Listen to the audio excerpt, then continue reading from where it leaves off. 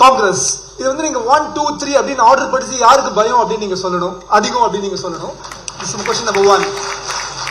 Question number 2 sir, இன்னைக்கு வந்து monthly 2 times in fact ஒரு பிராக்டிஸா போச்சு ஏடிஎம்கேக்கு வந்து பிஜேபியோட அலையன்ஸ் இல்ல அப்படின்னு சொல்லி இன்ஃபேக்ட் ரீசெண்டா எஸ்டிபிஐ மீட்டிங் கூட எடப்பாடி அவர்கள் அட்டன் பண்ணிட்டாரு. இதுக்கு மேலே எதுக்கு பாஜக ஒரு சைலண்ட் மோட்லயே இருக்கு, பேச மாட்டேங்குது? இதுக்கு மேலே பாஜக பேசவில்லை ஏதாவது சொல்லி. அந்த ஃபைனல் கொஸ்டின்ஸ் ஆடியன்ஸ்க்காக, அண்ணாமலை அவர்கள் தமிழக முதல்வராக எந்த வருஷம் வருவாரு? உங்க கணிப்பு என்ன, உங்க ஆர்வம் என்ன? Thank you sir. கிட்டத்தட்ட இங்க வந்திருக்க திமுக பாஜக தோன்றர்களை நீங்க டிஎம்கே தோன்ற மாதிரி விசில் அடிக்க வச்சுட்டீங்க. நீங்க பாஜகவை பத்தி யாருக்கு பயம்னு கேக்குறீங்க. ஸ்டாலின் சொல்றார் பாஜக ராகுல் காந்தியை கண்டு அஞ்சுகிறது. அதனால யாருக்கு யாரை பார்த்து பயம் அப்படிங்கிறதுலயே பெரிய டிஃபரன்ஸ் ஒப்பீனியன் இருக்கு. பாஜகவை பத்தி ஏன் எல்லோரும் அஞ்சுகிறார்கள் என்றால், பாஜக ஒரு கட்சி மாத்திரம் அல்ல, அது ஒரு இயக்கம், அது ஒரு சித்தாந்தம், அது ஒரு வாழ்க்கை முறை. இது ஏதோ ஒரு நாள் 2 நாள்ல இது உருவாகல. 100 ஆண்டு RSS இதுக்காக தபஸ் செய்திருக்கிறது. RSS இல்லாத பாஜக மற்ற கட்சிகள் போலதான் இருக்கும். அதற்கு ஒரு தேசபக்திங்கிற ஒரு தன்மை இருந்தா கூட அது நாணயம், நேர்மை, கட்டுப்பாடு, இந்த கடமை கண்ணியம் கட்டுப்பாடுன்னு சொல்றாங்களே, அது RSS தான் இருக்குது. அதனால பாஜகவுக்கு பின்னால ஒரு பெரிய சக்தி இருக்கிறது என்றதை நாம புரிந்து கொண்டால்தான் ஏன் பாஜகவை கண்டு அஞ்சுகிறார்கள் என்பது புரியும். அடுத்து ஏடிஎம்கே பத்தி கேட்டார். ஏடிஎம்கேங்கிறது ஒரு கட்சியே கிடையாது, அதுக்கு லீடரே அந்த ரெட்டையில தான். அதனால அது எடப்பாடி தலைவர்னு சொல்லி நாம அதை பத்தி ஏடிஎம்கே வந்து தள்ளியும் வைக்க கூடாது, அதை தழுவவும் கூடாது. அதுதான் பாஜகவுடைய லட்சியம். அவங்க வந்து நல்லா தெரியும், அவங்களுக்கு அரசியல் பண்றதுக்கு பாஜகவோட ஒரு நல்ல ஒரு யுக்தியான ஒரு பார்ட்டியை நீங்க பார்க்க முடியாது. எல்லாரும் சத்தீஸ்கர்ல காங்கிரஸ் தான் ஜெயிக்கும்னு எல்லாரும் காங்கிரஸ்காரங்களே படுத்து தூங்கிட்டாங்க. என்ன ஆச்சுன்னு உங்களுக்கு தெரியும். ஏன்னா தெரு தெருவா எந்த இடத்துல எத்தனை ஓட்டு நமக்கு இருக்கும்னு பாஜகவுக்கு தெரிந்த ஒரு தலைவர் இருக்கார், அவர் பேர் அமித்ஷா. அதனால பாஜக எந்த ஏதாவது பேசினாலும், பேசாமல் இருந்தாலும், விரோதமாக பேசினாலும், மௌனமாக இருந்தாலும், நட்பாக இருந்தாலும் அதுக்கு ஒரு காரணம் இருக்குங்கிறத மாத்திரம் நீங்க புரிந்து கொள்ளுங்கள்.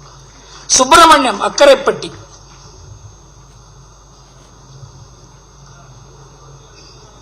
அக்கரைப்பட்டி சுப்பிரமணியம் இல்லையா? அடுத்தது பட்டாபிராமன், சென்னை. சரி, அண்ணாமலை எப்ப சிஎம் ஆவார்னு கேட்டு அதுக்கு எப்ப வழிபறக்கணும் கேட்கிறாரு, அது சொல்லுங்கன்னு பதில் கேட்கிறாங்க. அதுவும் பாஜக முடிவு செய்யும் எப்பொழுது சொல்வது என்பது. எப்பவுமே ஒரு தயாரிப்பு இல்லாத ஒண்ணு சொல்லக்கூடாது. தயாரிப்புடன் தான் எதையுமே செய்ய வேண்டும். எனக்கு அரசியல்ல ரொம்ப நாள் 1976, 77 ரொம்ப ஆழ்ந்த ஒரு ஈடுபாடு உண்டு. நான் கண்டது என்னவென்றால், எதைக்குமே ஒரு தீவிரமான ஒரு தயாரிப்பு இருக்கணும். ஒரு கூட்டத்தை கூட்டி பவரை கையில சீஸ் பண்ணா என்ன ஆகுங்கிறதுல தமிழ்நாட்டில் திமுக பவருக்கு வந்ததுலேன்னு தெரிஞ்சது. ஒரு தயாரிப்பு இல்லாத, அதுக்கு ஒரு மனநிலை உருவாகாத, அதற்குண்டான அதற்கு தன்னை சாக்ரிஃபைஸ் பண்ணக்கூடிய ஒரு தொண்டர் படை இல்லாத, அதுக்கு நம்பர் இவ்வளவெல்லாம் இல்லாத அண்ணாமலையை மாத்திரம் சீஃப் மினிஸ்டராக செய்து விட்டால் அந்த கட்சிக்கு நல்ல பேர் வருமா கெட்ட பேர் வருமா என்று யாரும் சொல்ல முடியாது. அந்த தயாரிப்பில் ஈடுபட்டு இருக்கு பாஜக. அண்ணாமலையுடைய யாத்திரையை அதற்காகத்தான். ஒருவரை முதல்வராக்குவது மாத்திரம் ஒரு கட்சியினுடைய நோக்கமாக இருக்கக்கூடாது. அவர் முதல்வராக்கி அந்த தமிழ்நாட்டுக்கு என்ன நல்லது செய்ய முடியும் அந்த கட்சியால அப்படிங்கிற ஒரு தயாரிப்பும் தேவை. சுப்பிரமணியம் அக்கரைப்பட்டி வந்திருக்காரா? பட்டாபிராமன் நீங்களா சார்? சுப்பிரமணியம் சரி, பட்டாபிராமன் கேளுங்க, அப்புறம் சுப்பிரமணியம். லேட்டா வந்துருங்க. எனது பேர் பட்டாபிராமன். அனைவருக்கும் மாலை வணக்கம். நான் 40 வருடங்கள் மேல துக்ளக் படித்துக் கொண்டிருக்கிறேன். முதல் கேள்வி, காமன் சிவில் கோட். நிறைய டிஸ்பியூட்ல சொத்தும் சரி, விவகாரத்து கேஸ்லையும் சரி, நிறைய டிஸ்பியூட்ல சுப்ரீம் கோர்ட் ஒரு தீர்ப்பு சொல்லியிருக்கு. இதுக்கு தீர்வு வந்து காமன் சிவில் கோட் தான். அதை நடைமுறைப்படுத்துவதற்கு என்ன சாதக பாதகங்கள் அதை வந்து ஆசிரியர்கள் விளக்க வேண்டும். இரண்டாவது கேள்வி, மாலத்தீவில் திடீர்னு இந்தியாவுக்கு எதிராக எதுக்கு அந்த அவங்க வந்து அறிக்கைகள் கொடுக்குறாங்க? அந்த அதிபரே அது மாதிரி மோடிக்கும் திரு மோடி அவர்களுக்கும் இந்தியாவுக்கு எதிர்த்தாப்புல அறிக்கை கொடுக்கிறார்கள். அதை பற்றி வராமல் ஆசிரியர் கூற வேண்டும். வணக்கம், நன்றி. மாலத்தீவில் வந்து 100% முஸ்லிம்கள். அங்கே ஏராளமான பாகிஸ்தானுடைய இன்ஃப்ளூயன்ஸ், தீவிரவாதிகளுடைய இன்ஃப்ளூயன்ஸ் பெருகி கொண்டே போய் கொண்டிருக்கிறது. நமக்கு அவங்களுக்கு நல்ல உறவு இருக்கு. அதில் இருக்க நல்லவர்கள் பலவர் நம்மோட சேர்ந்து வேலை செய்யணும்னு நினைக்கிறாங்க. அதில் இந்த பர்டிகுலர் தேர்தலில் நமக்கு எதிரானவர்கள் வெற்றி பெற்றதுனால இந்த மாதிரி ஒரு நிலை, இந்த நிலை நீடிக்காது. ஆனால் இதை வந்து சீனாவும் பாகிஸ்தானும் அவங்களுடைய நலனுக்காக பயன்படுத்திக் கொள்வதனால இன்றைக்கு ஒரு பெரிய பிளவு ஏற்பட்டிருக்கிறது. இது நீடிக்காது என்பதுதான் எனக்கு தெரிஞ்சவர்கள். அதை சசி தரூர் அதை பற்றி கூறலாம். எனக்கு தெரிந்த வரையில் இது நீடிக்காது என்று தான் தோன்றுகிறது. பொது சிவில் சட்டம் என்பது ரொம்ப நாளா இந்த நாட்டுக்கு வந்து பொது சிவில் சட்டம் என்பது எல்லோரும் ஒரு மாதிரி இருக்க வேண்டும் என்பது பொது சிவில் சட்டம் அல்ல. எல்லோருக்கும் சில அம்சங்கள் பொதுவாக இருக்க வேண்டும். ஏனென்றால் பிரச்சனைகள் வாழ்க்கையில் பாருங்களேன், ஒரு விவாகம் என்பது எல்லா மதத்திலையும் எல்லா சமுதாயத்துக்கும் எல்லோருக்குமே முக்கியமானது. ரெண்டாவது, விவாக ரத்து வருகிறது, குழந்தை பிறக்கிறாங்க, அதில் பிரச்சனை வருது. குடும்ப பிரச்சனையெல்லாம் எல்லா மதத்துக்கும் எல்லா சமுதாயத்துக்கும் எல்லா இனத்துக்கும் பொதுவானதுனால பொது சிவில் சட்டம் தேவை. அது அந்த மதத்தினுடைய நம்பிக்கைகளையோ அந்த மதத்தினுடைய கோட்பாடுகளையோ அது வந்து அதுக்கு எதிராக இருக்க போறதில்லை. ஆனால் இப்போ என்ன அதுக்கு தோற்றம் கொடுக்கப்படுகிறது என்றால், இந்த பொதுவான விஷயங்களில் கூட அந்த மதத்தினுடைய கோட்பாடுகள் தான் இருக்க வேண்டும். ஃபார் எக்ஸாம்பிள், சொன்னார் அந்த நெக்டரில் 4 பேரை திருமணம் செய்து கொள்ள வேண்டும். அது ஒரு கோட்பாடு இல்லை. அந்த காலத்தில் அரேபியாவில் அந்த மாதிரி ஒரு நிலைமை இருந்தது. அதற்காக அங்கே இருந்ததை இங்கே அது வந்து மதத்தினுடைய உரிமைன்றது மாத்திரம் இல்லாத அந்த மதத்தினுடைய நம்பிக்கை என்று ஆக்கிவிட்டார்கள். இந்த மாதிரி பிரச்சனைகள் அரசியல் மூலமா, அரசியல் கட்சிகள் மூலமா, வாக்கு வங்கி மூலமா நம்ம அரசியல் சாசனத்துல இந்த பொது சிவில் சட்டம் வர வேண்டும் என்று கூறியும் இவ்வளவு நாள் வராதிருப்பதற்கு காரணமே அரசியல் தான். அதை வந்து சுப்ரீம் கோர்ட் பொது சிவில் சட்டம் வர வேண்டும் என்று கூறியதனால இந்த பொது சிவில் சட்டம் வரப்போவதில்லை. மக்கள் மனதை மாற்றியாகணும்.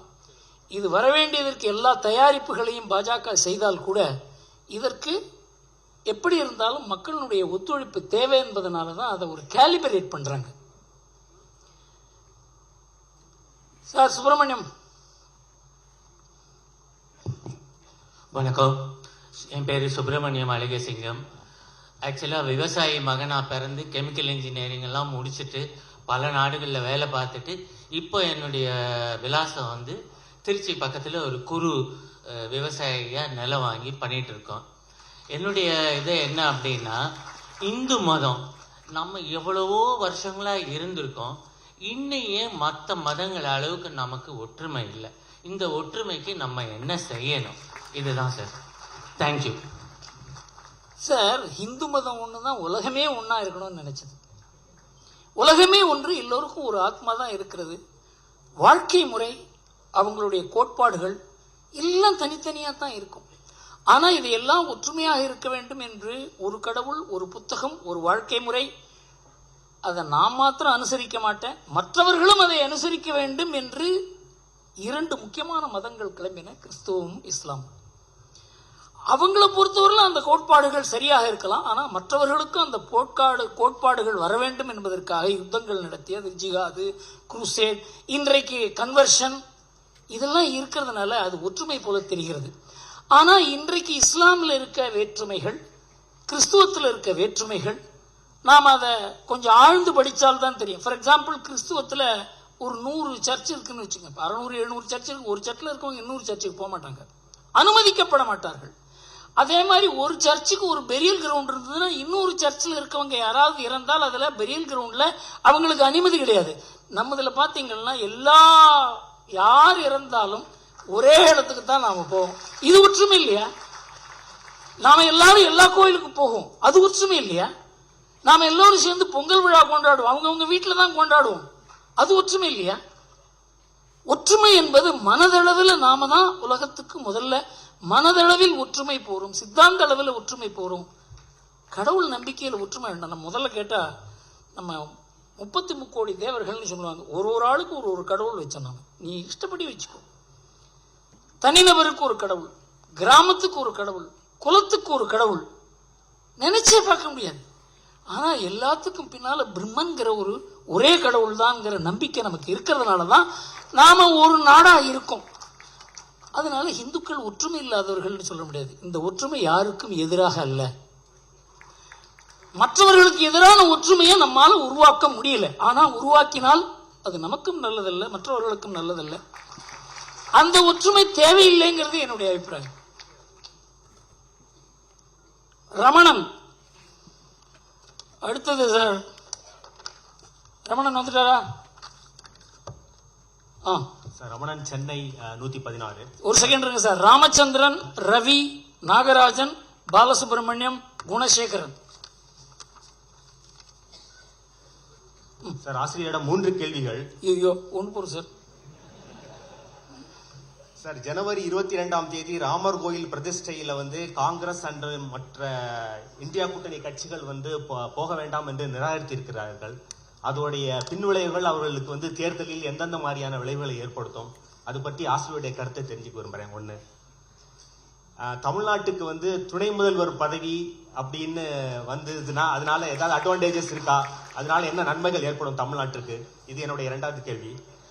3வது கேள்வி, இந்த அரவிந்த் கெஜ்ரிவாலுக்கு நிறைய சம்மன் மேல சம்மன் கொடுத்துட்டு இருக்காங்க. அவர் எதுக்குமே ஆஜராக மாட்டேங்கிறாரு. அவருடைய ஹானஸ்டி இஸ் பிகம் கொஸ்டின்டு. அதை பத்தி ஆசிரியருடைய கருத்து என்ன, அதை பத்தி சொல்லணும்னு கேட்கிறேன். தேங்க்யூ. அரவிந்த் கெஜ்ரிவால் ஆனஸ்டி இப்பதான் கொஸ்டின் இவருக்கு தெரியும்.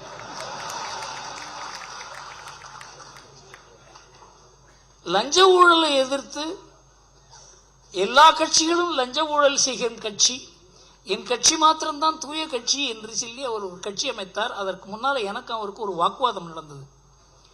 அதாவது அந்த பெரிய ஒரு அண்ணா ஹசாரேனுடைய ஃபாஸ்ட் இருந்தது, அதுக்கு 2 நாளைக்கு முன்னால. அப்போ என்ன ஸ்ரீ ரவிசங்கர் கூறி என்ன அரவிந்த் கெஜ்ரிவால் பார்த்தார். அது காரணம் என்னவென்றால் 2011 இந்த உண்ணாவிரதம் நடக்கிறது. இது எப்படி 2014 தேர்தல் வரைக்கும் இந்த போராட்டத்தை எப்படி தொடர்வது? எனக்கு ஆச்சரியம் என்னன்னா, இவர் அரசியல் இல்லாத, எதிர்கட்சி அரசியலே ஈடுபடாத, கட்சி அமைக்காத இவருக்கு ஏன் தேர்தல் பத்தி இந்த மாதிரி ஒரு நோக்கம் வந்தது? அப்போ நான் கேட்டேன், அவரை நீங்க என்னதான் பண்ண போறீங்க? நான் எந்த கட்சியோடய சேர போறதில்லை, எல்லா கட்சியும் ஊழல் கட்சி, அதனால நான் ஒரு தனி போராட்டம் அமைக்க போறேன். சரி, ஆட்சி அமைக்க போறீங்களா? இல்ல இல்ல இல்ல, நான் அரசியல் பக்கமே போக மாட்டேன். நான் சொன்னேன், சார் நீங்க அரசியல் பக்கம் போக மாட்டீங்க, எல்லா கட்சியும் வீழ்த்துவீங்க, என்ன புரட்சி பண்ண போறீங்களான்னு கேட்டேன். அப்புறம் உடனே சொன்னார், என்ன சார் பண்ணலாம், 3 வருஷம் இதை தள்ளணும். நான் சொன்னேன், நீங்க எதிர்கட்சிகளை வச்சுதான் ஆளும் கட்சியை வீழ்த்த முடியும். அந்த எதிர்கட்சி பதவிக்கு தவறு செய்ததுன்னா மற்ற எதிர்கட்சிகளை வச்சுதான் அந்த ஆளும் கட்சியை வீழ்த்த முடியுமே தவிர, ஜனநாயகத்துல 2 பக்கமும் கட்சி இருக்க போகிறது. நீங்க எல்லாரையுமே வெறுத்து ஒரு அரசியல் செய்ய முடியாது. அது தேசிய அரசியலாக இருந்தா கூட. என்ன இப்போ நான் ரொம்ப I have move too far, என்ன செய்வதுன்னு கேட்டார். நான் சொன்னேன், இது அண்ணா ஹசாரே அவர் உண்ணாவிரதம் இருக்கும்பொழுது நீங்கள் மற்ற காங்கிரஸ் எதிர்ப்பு கட்சி தலைவர்கள் எல்லாம் அழைத்து அவருக்கு மாலை போட்டு அவரோட கொஞ்சம் ஸ்டேஜில் ஒரு 5 நிமிஷம் 10 நிமிஷம் உட்கார வச்சிங்க அப்படின்னு சொன்னால், எதிர்கட்சிகள் எல்லாம் அண்ணா ஹசாரே தலைமையில், அன்றைக்கு ஜெயபிரகாஷ் நாராயண் தலைமையில் 1977 ஒன்றா வந்த மாதிரி வர முடியும் அப்படின்னு சொன்னேன். இல்லை சார், அவங்களெல்லாம் எதிர வேணா உட்காரட்டும், அண்ணா ஹசாரே பக்கத்தில் உட்காரக்கூடாதுன்னு சொன்னேன். அத்வானி போன்ற தலைவர்கள்லாம் பப்ளிக் மீட்டிங்கில் உட்கார்ற மாதிரி உட்காரணும், அவங்க அண்ணா ஹசாரே பக்கத்தில் உட்காரக்கூடாது அப்படின்னு சொன்னார். நான் சொன்னேன், சரி உங்களுக்கு அரசியலும் தெரியல, இதை நீங்கள் எப்படி கொண்டு போக போறீங்கன்னு தெரியல, இது ஒரு பெரிய இந்த காங்கிரஸினுடைய ஊழல்னால ஒரு பெரிய ஒரு ஊழல் எதிர்ப்பு இயக்கம் தயாராகி கொண்டிருக்கிறது. அன்பார்ச்சுனேட்லி அண்ணா ஹசாரே உங்க கையில் சிக்கி கொண்டிருக்கிறார், நீங்க பெரிய ஆபத்தில் நீங்க சிக்க போறீங்கன்னு சொன்னேன். அரசியலுக்கு மாத்திரம் நுழைய மாட்டேன் நான், நீங்க எப்படி வேணா எழுதிக்கலாம் அப்படின்னு சொன்னார். அதை வச்சு பின்னால் ஒரு அரசியல் அவர் கட்சி ஃபார்ம் பண்ண உடனே நான் ஒரு கட்டுரை எழுதினேன் இந்தியன் எக்ஸ்பிரஸ்ல. அவருடைய எண்ணங்கள் அப்போவே நேர்மையாக இல்லை, அதனால அவரால் நேர்மையாக இருக்க முடியாதுங்கிறது தான் என்னுடைய அபிப்பிராயம். ரெண்டாவது, தமிழ்நாட்டில் டெப்டி சிஎம் வந்தால் என்ன ஆகும்? முதல்ல டெப்டி சிஎம்ங்கிறது நாம நியமிக்கிறது இல்லை, அது நியமிக்க போகிறது இங்கே நம்ம ஒரு குடும்பம் தான் நியமிக்க போகிறது. அது வந்தால் என்ன ஆகுங்கிறது அவங்களும் ஏதாவது ஒரு ஆய்வு செய்திருப்பாங்க. என்னை பொறுத்த வரைக்கும் டெப்டி சிஎம்னு யாரையாவது அனௌன்ஸ் பண்ணாக்க அந்த கட்சிக்கு நல்லது இல்லைங்கிறது தான். ஆனால் அவங்களுக்கு நல்லதாக இருக்கலாம், குடும்பத்துக்கு தெரியல என்ன ஆகும். ராமர் கோவிலுக்கு கட்சிகள் எதிர்ப்பு தெரிவிக்கிறாங்களே சேர்றதுக்கு. நீங்கள் காங்கிரஸ் ராமர் கோவில் கும்பாபிஷேகத்துக்கு போக போகிறதில்லைன்னு அழைத்த 3 தலைவரும் கூறியிருக்கிறார்கள். ஆனால் காங்கிரஸுக்கு நிறைய பேர் போக போகிறாங்க. இன்னைக்கு நைட்டு நியூஸில் கேள்விப்பட்ட சித்தராமையாவே போகிறார். சிவகுமார் இருக்காரு அந்த டெப்டி சீஃப் மினிஸ்டர். 35,000 கோவில்லையும் விசேஷ பூஜை நடக்கும். அங்க இமாச்சல் பிரதேசில் அந்த மினிஸ்டர் ஒருத்தர், நான் போவேன், RSS பிஜேபி செஞ்சா என்ன, அவங்க தான் நல்ல காரியம் பண்ணியிருக்காங்க, கோவில் கட்டுறாங்க, நான் போனா என்ன தப்பு? இந்த மாதிரி காங்கிரஸ்ல பெரும் பிளவு ஏற்பட்டிருக்கிறது. எந்த கட்சியுமே இதை புறக்கணிக்கும் கட்சியில் பிளவு ஏற்பட்டு கொண்டிருக்கிறது என்றுதான் இப்ப தெரிகிறதே தவிர 22ஆம் தேதி தான் அதனுடைய முக்கிய விவரங்களும் தெரியும். ராஜகோபால்,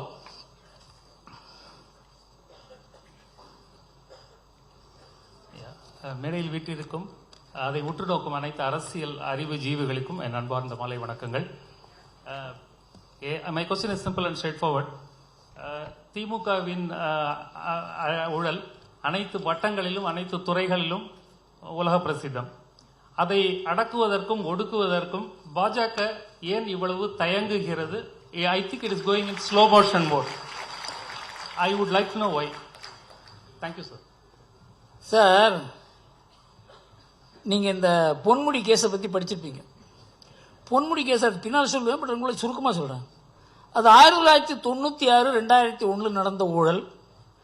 அதுக்கப்புறம் அந்த கேஸை போட்டாங்க ஜெயலலிதா அதை என்ன பண்ணாங்க, 2004 அந்த மேஜிஸ்ட்ரேட் இந்த கேஸில் ஒன்றுமே கிடையாதுன்னு தள்ளுபடி பண்ணிட்டார். அதை மறுபடியும் உயர்நீதிமன்றத்துக்கு கொண்டு போனால் உயர்நீதிமன்றமும் சொல்லிட்டு அதில் ஒன்றும் இல்லை இந்த கேஸில் அப்படின்னு. உச்சநீதிமன்றத்துக்கு போய் 2015 உச்சநீதிமன்றம் இந்த வழக்கில் ஆதாரம் இருக்கிறது, இதை நீங்க இன்வெஸ்டிகேட் பண்ணணும். எப்போ 1995 நடந்த 2015 உச்சநீதிமன்றம் கூறுகிறது இதை விசாரணை செய்ய வேண்டும் என்று. அதை விசாரணை செய்து அது ஒரு ஸ்பெஷல் கோர்ட் அமைக்கிறாங்க. ஏன்னா இது சாதாரண கோர்ட்டா இருந்தாக்க அவங்க ஒரு மாதிரியா மேனேஜ் பண்ணிடுறாங்க. விசேஷ கோர்ட் அமைத்து அவர்களுக்கு இந்த கேஸ் கொடுக்கப்படுகிறது. அந்த கேஸ் நடந்து 169 சாட்சியங்கள் அவங்க எக்ஸாமின் பண்ணிட்டாங்க. திடீர்னு அந்த மேஜிஸ்ட்ரேட் ஒரு லெட்டர் எழுதுறார் 2022 ஜூன்ல. நான் இந்த கேஸ் சட்டுன்னு முடிக்க சொல்லியிருக்காங்க, அதனால 4 விடுமுறை நாட்களில் இந்த கேஸை நடத்திடலான்னு இருக்கேன் அப்படின்னு. அந்த கேஸ் இந்த வெங்கடேஷ் ஜட்ஜி இருக்காரு, அவர்கிட்ட போகுது. அவர் தான் அந்த கட்சியை அந்த கிரிமினல் கேஸ் எல்லாம் பார்க்குற நீதிபதி. அவருக்கு ஏதோ ஒரு மாதிரியா இருக்குடா, இந்த மாதிரிலாம் ஒரு ரெக்வஸ்ட் வருது அப்படின்னு. அதெல்லாம் நீங்கள் ஒன்றும் பண்ண வேண்டாம், நீங்களே இந்த கேஸை நடத்தக்கூடாது அப்படின்னு சொல்லிட்டார். ஏன்னா இது அவசரமாக நடத்துவதால இதுக்கு பின்னால் ஏதோ ஒரு பின்னணி இருக்கிறது என்பது அவருக்கு புரிந்து விட்டது.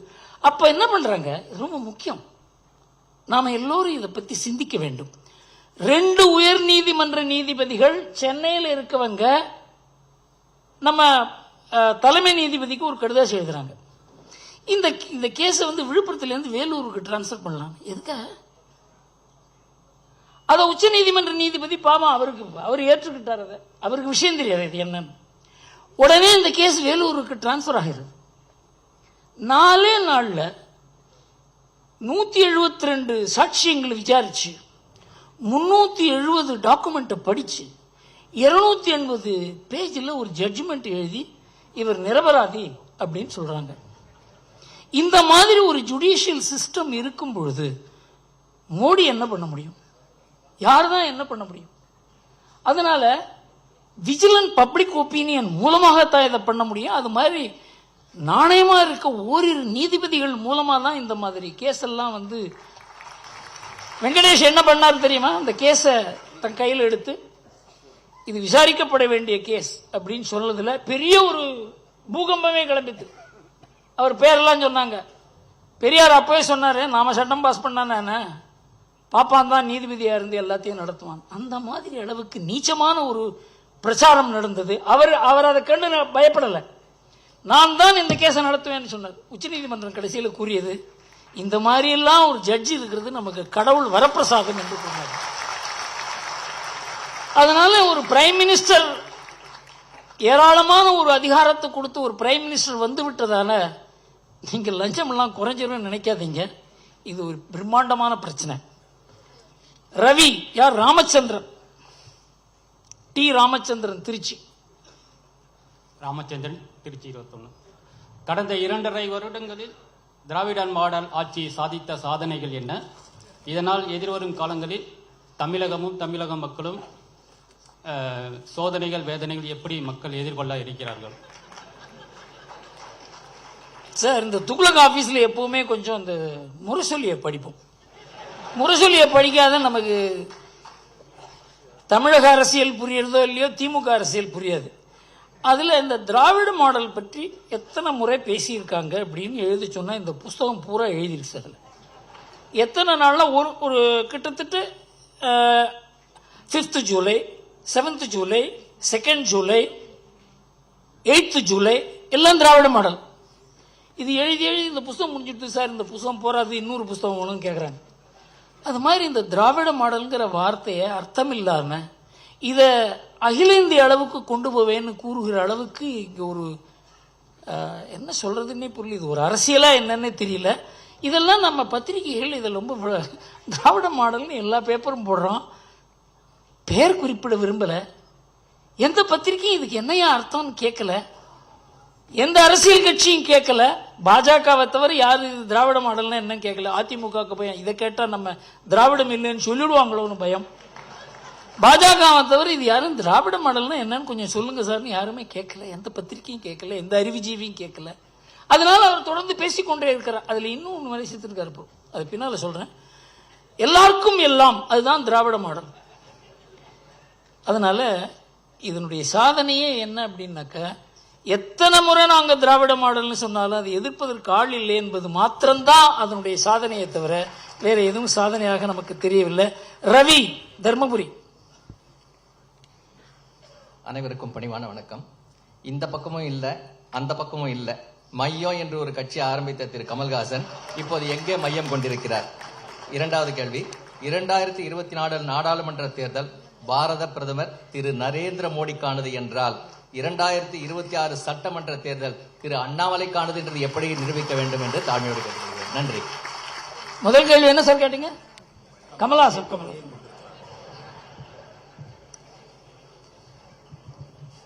சார், இந்த எம்ஜிஆரை பார்த்து எல்லாருக்குமே என்ன தோணுதுன்னா, அரசியலுக்கு வந்தா நமக்கு அரசியலில் பெரிய பதவி வந்துடும், நம்ம ஆட்சியை பிடிக்கலாம்.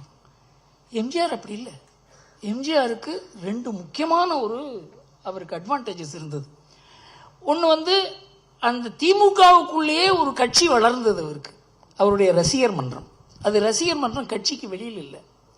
அவங்க பூத் மெயின்டெனன்ஸ்ல இருந்து, அவங்க எலெக்ஷன்ல நிக்கிறதுல இருந்து அது ஒரு தனி பொலிட்டிக்கல் பார்ட்டியாவே உள்ள இருந்தது. அவர் வெளியில வந்த உடனே ஒரு political party, readymade political party இருந்தது, யாருக்குமே இல்லை. நான் ரஜினியோட இதை பத்தி பேசியிருக்கேன். அவர் அரசியலுக்கு வரணும்னு சொன்ன போது இதெல்லாம் பேசும்பொழுது, சார் உங்களுக்குன்னு ஒரு அமைப்பு இல்லாத இந்த ரசிகர் மன்றத்தை மாத்திரம் வைத்து ஒரு கட்சி நடத்த முடியும் என்று எனக்கு தோன்றவில்லைன்னு நான் சொல்லியிருக்கேன் அவர்கிட்ட. வெளியில எல்லாரும் என்ன நினைச்சாங்க, நான் அரசியலை அவர் இழுக்கிறேன்னு நினைச்சாங்க. கிடையாது, அவருக்கு ஆலோசனை தான் கூறினேன் நான். அதனால எல்லாரும் என்ன நினைக்கிறாங்க, நமக்கு கூட்டம் வந்தாக்க நாம ஒரு கட்சி நடத்தி விடலாம். அது மாதிரி ஏமாந்தவர் தான் கமல்ஹாசன். எங்கிட்ட பேசினார். அவர் பிரைவேட் கான்வர்சேஷன் தான், கொஞ்சம் சொல்லலாம் இருக்கேன். நான் கேட்டேன், சார் நீங்க 5 பேர் இருக்காங்களா சார் நீங்க நம்புற மாதிரின்னு கேட்டேன். 5 பேர். ஆனா உன் நாணயமா இல்லைன்னு சொல்றாரு. முதல்ல என்னதான் கூப்பிட்டு கேட்டார். பல பேர் கேட்டுருக்கலாம், ஆனா என்ன முதல்ல ஆரம்பத்திலே கேட்டார். நான் சொன்னேன், அப்ப நீங்க கட்சி ஆரம்பிக்காதீங்க சார் சொன்னேன். 5 பேர் நம்பிக்கையா இல்லைன்னா ஒரு கட்சி ஆரம்பிச்சா எப்படி நடக்கும்? அதனால இதெல்லாம் ஒரு ஃபோர்தாட் இல்லாத, கற்பனை இல்லாத, பவர் கையில வந்தா என்ன ஆகும், என்ன மாதிரி ஆள்லாம் நம்ம சுத்தி இருக்கான், அவன்லாம் என்ன செய்வான், இந்த மாதிரி ஒரு சிந்தனை இல்லாத ஒரு போக்கு இருக்கிறதுனால கூட்டம் சேருவதால் மாத்திரம் ஒரு கட்சி அமைக்க முடியாது என்பதை நிறைய பேர் பார்த்துருக்கோம். ஓரளவுக்கு சக்ஸஸ் ஆனது விஜயகாந்த், அவராலையும் முடியாத போச்சு. அதனால் கூட்டத்தால் மாத்திரம் இன்றைக்கு ஒரு கட்சி அமைக்க முடியாது என்பதற்கு கமலஹாசன் உதாரணம். சார், 2024 பாஜக எந்த அளவுக்கு தமிழ்நாட்டில் ஒரு ஈர்ப்பை காமிக்கிறதோ அதுக்கு தகுந்தபடி 2026 பாஜக அண்ணாமலையை ப்ரொஜெக்ட் பண்ணும்.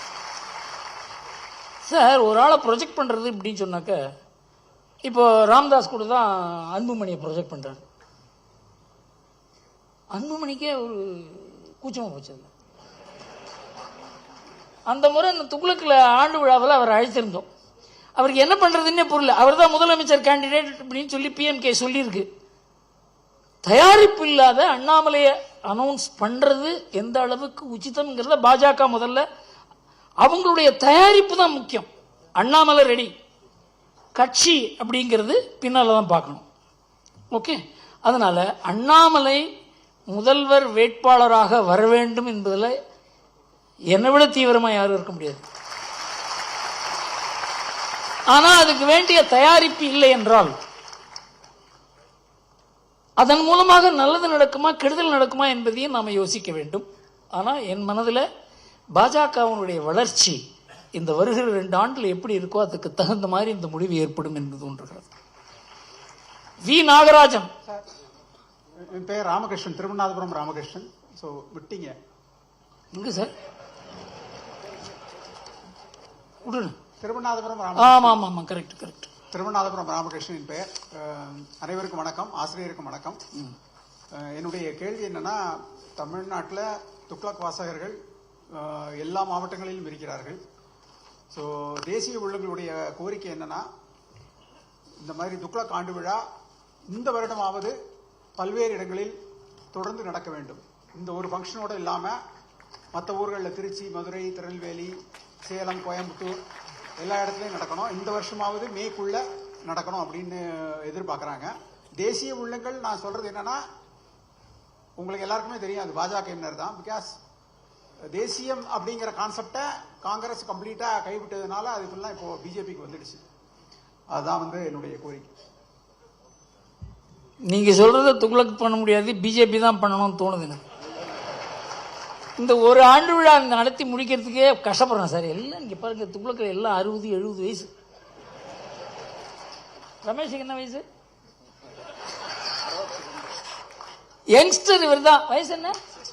62. இவர் தான் எங்க யங்ஸ்டர். அதனால எங்க கஷ்டம் உங்களுக்கு தெரியாது. துக்ளக் ஆண்டு விழா நடத்துவது என்பது ஒரு தடவை நடத்தினோம். ஸோ இது எந்த இதில் நடத்தினோம்? 2049 50வது பொன்விழா போது நடத்தினோம். பெரிய சக்சஸ். எங்க போனாலும் கூட்டம் வரணும் வரணும் அப்படின்னு சொல்லி எங்களால் தான் முடியல. அதனால துக்ளக்கு இருக்க வரவேற்பை வைத்துக்கொண்டு அங்கங்க ஆண்டு விழா நடத்த வேண்டும் என்றால் அதற்காக ஒரு தனி அமைப்பு தேவை. இதெல்லாம் இன்னைக்கு யோசனை பண்ற ஸ்திதியில் நாங்கள் இல்லை. இந்த எலெக்ஷன்லாம் முடியட்டும். எல்லா கட்சியுமே அப்படிதான் இருக்காங்க. நம்ம கட்சியெல்லாம் பற்றி எழுதுகிற நம்ம துக்ளக் மாத்திரம் மாறுபட்டு இருக்க முடியாது. நல்ல ஐடியா தான், ஆனால் கஷ்டமா இருக்கு. அடுத்தது V. Nagarajan. Balasubramanian, Chennai sir. Sir எங்க சார் இருக்கீங்க? பாலசுப்ரமணியன் சென்னையா? ஆமாம் சார். கூப்பிட்டீங்க சார். ஆமாம் கரெக்ட். ஆமாம் sir. India alliance, a group of gangsters, they are venom towards Modi and their anger to come to power. I feel they will do anything to come to power, like provoking the Muslims to do terror activities. Do you feel the BJP government is prepared to face them? Thank you. Sir, இந்த கூட்டணி அமைக்கிறதுன்றது இருக்கு, அது எவ்வளோ கஷ்டம்னு எனக்கு தெரியும். 1989 ரொம்ப தீவிரமாக இருந்தவன் நான். கூட்டணின்னு எப்போ அனௌன்ஸ் பண்ணாங்களோ அப்போவே ஆபத்து வந்துடுதுன்னு அர்த்தம். நாங்கள் என்ன 1989 நாங்கள் என்ன முடிவு பண்ணோம், அது பின்னால் சொல்லலான்னு இருக்கேன். கூட்டணிங்கிற பேரையே உபயோகப்படுத்தாதீங்க. அந்தந்த ஸ்டேட்டில் என்னென்ன அட்ஜஸ்ட் பண்ண முடியுமோ பண்ணுங்க அப்படின்னு சொல்லி தான் 1989 ராஜீவ்காந்தியை தோற்கடிக்க முடிஞ்சது.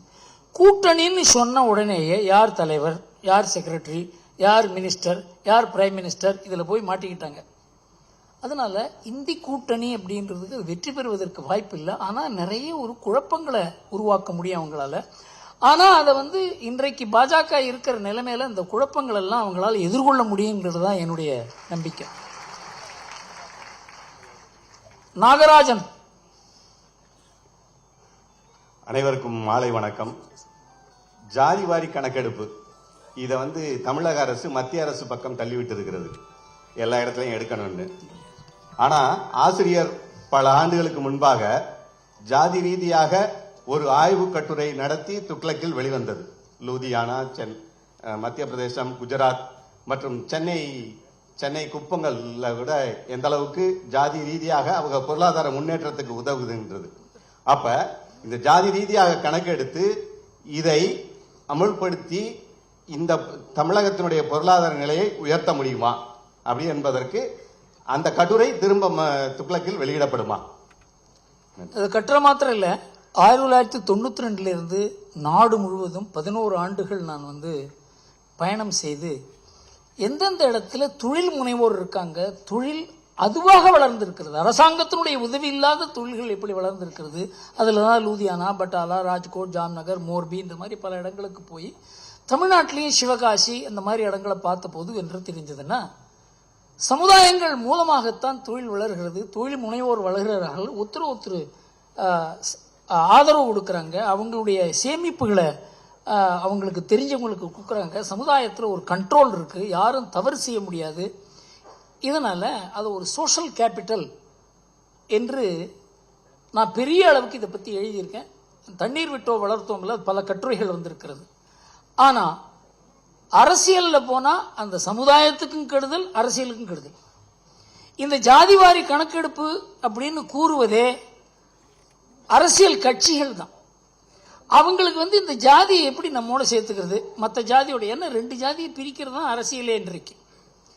ஆனால் யார் வியாபாரம் பண்ணுறாங்களோ, தொழில் பண்ணுறாங்களோ, மற்ற ஜாதியோட நல்ல உறவு இருக்கணும்னு நினைப்பாங்க. ஸோ பொருளாதாரத்தில் ஜாதி எல்லோரையும் இணைக்கிறது, அரசியல்ல ஜாதி எல்லோரையும் பிரிக்கிறது. அதனால cost in politics is dangerous, cost in economics is prosperity அப்படிங்கிறத பற்றியே நான் ஆர்டிக்கல் எழுதியிருக்கேன். ஜாதி என்பதை 2 விதமாக பார்க்க முடியும். ஒன்று ஆக்கப்பூர்வமாக பார்க்க முடியும், அது ஒரு கலாச்சார பண்பு நாகரிகம் உள்ள, அதாவது ஒரு பழக்க வழக்கம் உள்ள, ஒருத்தருக்கு ஒருத்தர் புரிந்து கொண்டு வேலை செய்யக்கூடிய அளவுக்கு ஒரு பெரிய ஒரு அன்இன்கார்பரேட்டட் கம்பெனி போல அது. ஆனால் அதையே அரசியலில் கொண்டு வரும்பொழுது ஜாதியும் பிரிகிறது, அரசியலையும் பிரிக்கிறது.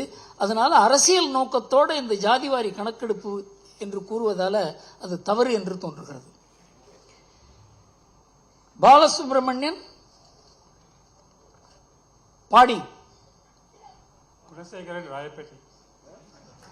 குணசேகரன் பேசுறாரா? பாலசுப்ரமணியம் பாடின்னு ஒன்று போட்டிருக்க. இல்ல வேற இது வேலை பாலசுப்ரமணியம் தப்பு இருக்கு. அனைவருக்கும் வணக்கம். 3 கேள்விகள். 3 கேள்வியா? சின்ன சின்ன கேள்விகள். சரி சரி. தேசிய அளவில் பாரதிய ஜனதா கட்சி 60% மேலான தொகுதிகளை பெற வேண்டும் என்று மதிப்பு காட்டுகிறார்கள். தமிழகத்திலே பொறி வைத்து, உட்பொருள் வைத்து, காவலும் செய்து திரு அண்ணாமலை மேற்கொள்ளும் பெரும் முயற்சிகள் 60% தொகுதிகளை தமிழகத்தில் பெற்றுத் தருமா? இரண்டாவது, சிறுவயதில் என் வீட்டில் சாராய கடைகளை பார்த்து மிகவும் அவசரப்பட்டவன் நான். ஆகவே கல்லுண்ணாமை என்ற அதிகாரம் திருக்குறளில் இருக்க வேண்டுமா, மாற்றப்பட வேண்டுமா, அல்லது நீக்கப்பட வேண்டுமா? ஏனென்றால் அண்ணாமலை அவர்கள் கள்ளுக்கடை வேண்டும் என்று சொல்கிறார், இது புரியவில்லை. மூன்றாவது, 3 முறை முதல்வர், 3 பாரத பிரதமர், நிகழாண்டில் பெரும் உலகத் தலைவர்கள் ஒருவரான மோடி அவர்கள் எப்போது உன்னத உலகத் தலைவராக வருவார்? 26க்கு பிறகா, அதற்கு முன்பேயா? இதுதான். நன்றி சார். இந்த கள்ளு சாராய விஷயம் இருக்க, அது மனிதனுடைய குணத்தை சம்பந்தப்பட்டது. இதற்கு காந்தி ஒரு பெரிய மூவ்மெண்ட்டே நடத்தினார் அதுக்கு எதிராக. அதெல்லாம் இப்போ பண்ணுறதுக்கு ஆள் இல்லை. இன்றைக்கு நாம் போலீஸை நம்பி தான் இதை பண்ணுறோம். இந்த மதுவிலக்கை கொண்டு வரும்போது கள்ளச்சாராயம் காய்ச்சறாங்க, அது போலீஸும் கள்ளச்சாராயம் காய்ச்சறவங்களும் சேர்ந்துக்கிறாங்க. அதனால இது ஒரு பிரம்மாண்டமான பிரச்சனை. இதை வெறும் அரசியல் நோக்கத்தோடு மாத்திரம் பார்க்க முடியாது. எல்லா எதிர்கட்சியும் இதை இந்த சாராயத்தை ஒதுக்கி விடணும் என்று கூறுவார்கள். ஆனால் ஆளுங்கட்சியான உடனே அவங்களுடைய இது இங்கே திமுக என்ன பாருங்க, இது கனிமொழி தான் சொன்னாங்கன்னு நினைச்சாங்க. ஒரே ஒரு பொய் தான் சொன்னோம், மதுவிலக்கு கொண்டு வருவோம்னு சொல்லி. 1000 பொய்யை சொல்லி ஒரு கல்யாணத்தை பண்ணுன்னு சொல்லுவாங்க. நாங்கள் ஒரே ஒரு பொய்யை சொல்லி தானே ஆட்சிக்கு வந்தோம்னு கேட்டாங்க. அதாவது எல்லாருமே எதிர்கட்சியில் இருக்கும்பொழுது கூறுவதெல்லாம் ஆளுங்கட்சியாக இருக்கும்போது அவங்களால செய்ய முடிவதில்லை. அதில் மதுவிலக்கும் ஒரு முக்கியமான விஷயம். இதற்கு பெரிய நம்ம ஆன்மீகவாதிகள், சமுதாய தலைவர்கள் இதுக்காக நேரம் கொடுக்கணும். எல்லாரும் டிவி எதிர உட்காந்துருக்கிறது, எதையாவது பொழுதுபோக்குறது, அது மாதிரி இல்லாத சமுதாயத்துக்கு வேலை செய்ய நிறைய பேர் தயாராகணும். ஒரு காலத்தில் இருந்தாங்க அப்படி, நானே பார்த்துருக்கேன். நான் இளைஞனாக இருக்கும்போது எத்தனையோ பேர் சமுதாயத்துக்காக வேலை செய்யப்பட இருந்தாங்க. இப்பெல்லாம் யாருமே அந்த மாதிரி வரதில்லை. காரணம் என்றால் அரசியல் அந்த அளவுக்கு நம்ம மனசை தாக்கி இருக்கிறதுனால பொதுவாழ்வு என்றாலே அரசியல் என்று ஆகிவிட்டது. அதனால தான் இந்த மாதிரி பிரச்சனைக்கெல்லாம் நம்ம தீர்வு காண முடியல. இந்த பிரச்சனைக்கு தீர்வு காண வேண்டும் என்றால் இது ஆன்மீகவாதிகளும் சமுதாய நலன், தேச நலன், நம்ம குடும்ப நலன், பெண்கள் நலன், இதில் ஈடுபாடு உள்ளவங்கள்லாம் சேர்ந்தாதான் இந்த காரியம் முடியுமே தவிர ஒரு கட்சியால் இது முடியும் என்று எனக்கு தோன்றவில்லை. அடுத்தது 60% என்ன சார் கேள்வி? 300க்கு மேல வரும் பிஜேபின்னு சொல்றாங்க. 60% தொகுதி வருமா தமிழ்நாட்டில் பிஜேபி? சார், தமிழ்நாட்டில் பிஜேபி 60% தொகுதி வருமானு நீங்க இப்ப கேட்டீங்கன்னா அதுக்கு என்னால் பதில் சொல்ல முடியாது. ஆனா பிஜேபி இந்த தேர்தலில் தனியாக நின்றால் கூட பெருமளவு வாக்குகள் வாங்கும் என்பது மாத்திரம் தெரியும். எந்த தொகுதியில் அவங்க ஜெயிப்பாங்க? பல தொகுதியில் அவங்க சில தொகுதியில் ஜெயிக்க கூட முடியும். பல தொகுதிகளில் அவங்க 2வது ஸ்தானத்தில் கூட வர முடியும்னு சொல்றாங்க. இந்த தேர்தலில் தான் அது தெரியுமே தவிர அதுக்கு முன்னால் ஒரு கணிக்க முடியும் என்று தோன்றவில்லை. அடுத்தது மோடியினுடைய தலைமை. சார், மோடி தான் இப்போ உலக தலைவரே. உயர்றதெல்லாம் கிடையாது. இந்த நாட்டுக்கே ஒரு பெரிய உயர்வு வந்திருக்கிறது. அதுல மோடிக்கு ஒரு பெரிய பங்கு இருக்கிறது. ஏனென்றால் அந்த மாதிரி முடிவுகள் எடுத்தார். அந்த மாதிரி இந்த நாட்டை திரட்ட முடிஞ்சது, நாட்டை சக்தியை உருவாக்க முடிந்தது. அதை பின்னால கூறுகிறேன். அதனால மோடி பெரிய தலைவரா இனிமே உருவாவாரா இல்லை, உருவாகி இருக்கிறார்ங்கிறத நாம் ஏற்றுக்கொள்ளவும். தேவகுமார் தீக்ஷிதர்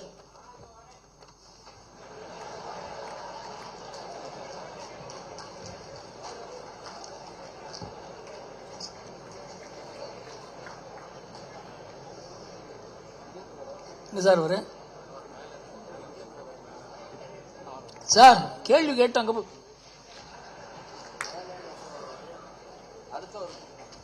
அவ்வளவுதான் கடைசின்னு நினைக்கிறேன். மகாதேவன். மகாதேவனா? மகாதேவன் ஒரு பேரே இல்லையே. சரி கேட்டுருங்க சார், வந்துட்டீங்க கேட்டுருங்க. பேசுறமா? கேட்டுருங்க. எஸ் மகாதேவன், கோடம்பாக்கம்.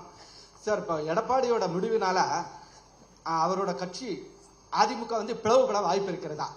ஏன்னா அவங்க திமுக பாஜக வரக்கூடாது, தான் ஜெயிக்காட்டாலும் பரவாயில்ல, பாஜக வரக்கூடாதுங்கிற எண்ணத்துல இந்த முடிவு எடுத்திருக்காரா? ஏன்னா அவங்க ஆல்ரெடி 2 பேருமே பங்காளிஸ். அங்க உள்ள அறிவாளிகள் ஆல்ரெடி பேசியிருக்காங்க. அடுத்தது திமுகவும் சிறுபான்மை ஓட்டை பிரிக்கணுங்கிறதுக்காக ஏதோ ஒரு நிர்பந்தத்தால இந்த முடிவு எடுத்திருக்காரா?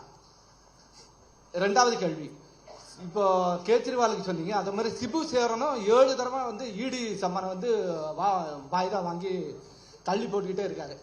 இது எப்படி இடி ஒரு அராஜகம் பண்ணாதான் அவங்களை கைது பண்ணுவாங்களா? இல்ல சட்டத்துல என்ன சொல்லியிருக்கு? 3 தடவை தான் வாய்தா அலவுடு, 4வது தடவை அவங்க அரெஸ்ட் பண்ணி தான் ஆகணும். ஸோ இது பற்றி உங்களோட கருத்து என்ன? 3வது, திராவிட கட்சிகளின் காலம் முடிந்து இப்ப அண்ணாமலை காலம் தொடங்கிவிட்டது. ஸோ இதற்கு பத்திரிகைகள், ஏன்னா ஆல்ரெடி ஷோ நம்மளுடைய பாரத பிரதமர் அவர் இவர் நிறைய தடவை ப்ரமோட் பண்ணியிருக்காரு. இங்க கூட்டிட்டு அதுக்கு முன்னாடி பாரத பிரதமர் நரேந்திர மோடி யாருக்குமே தெரியாது. துக்ளக் தான் அவர் நல்லா அறிமுகப்படுத்தியது. அது போன்ற பத்திரிகைகள் திரு அண்ணாமலை அவரோட உழைப்பு கடுமையாக இருக்கு. ஸோ இதை அது விழலுக்கு இறைத்த வீணாக போயிடக்கூடாது.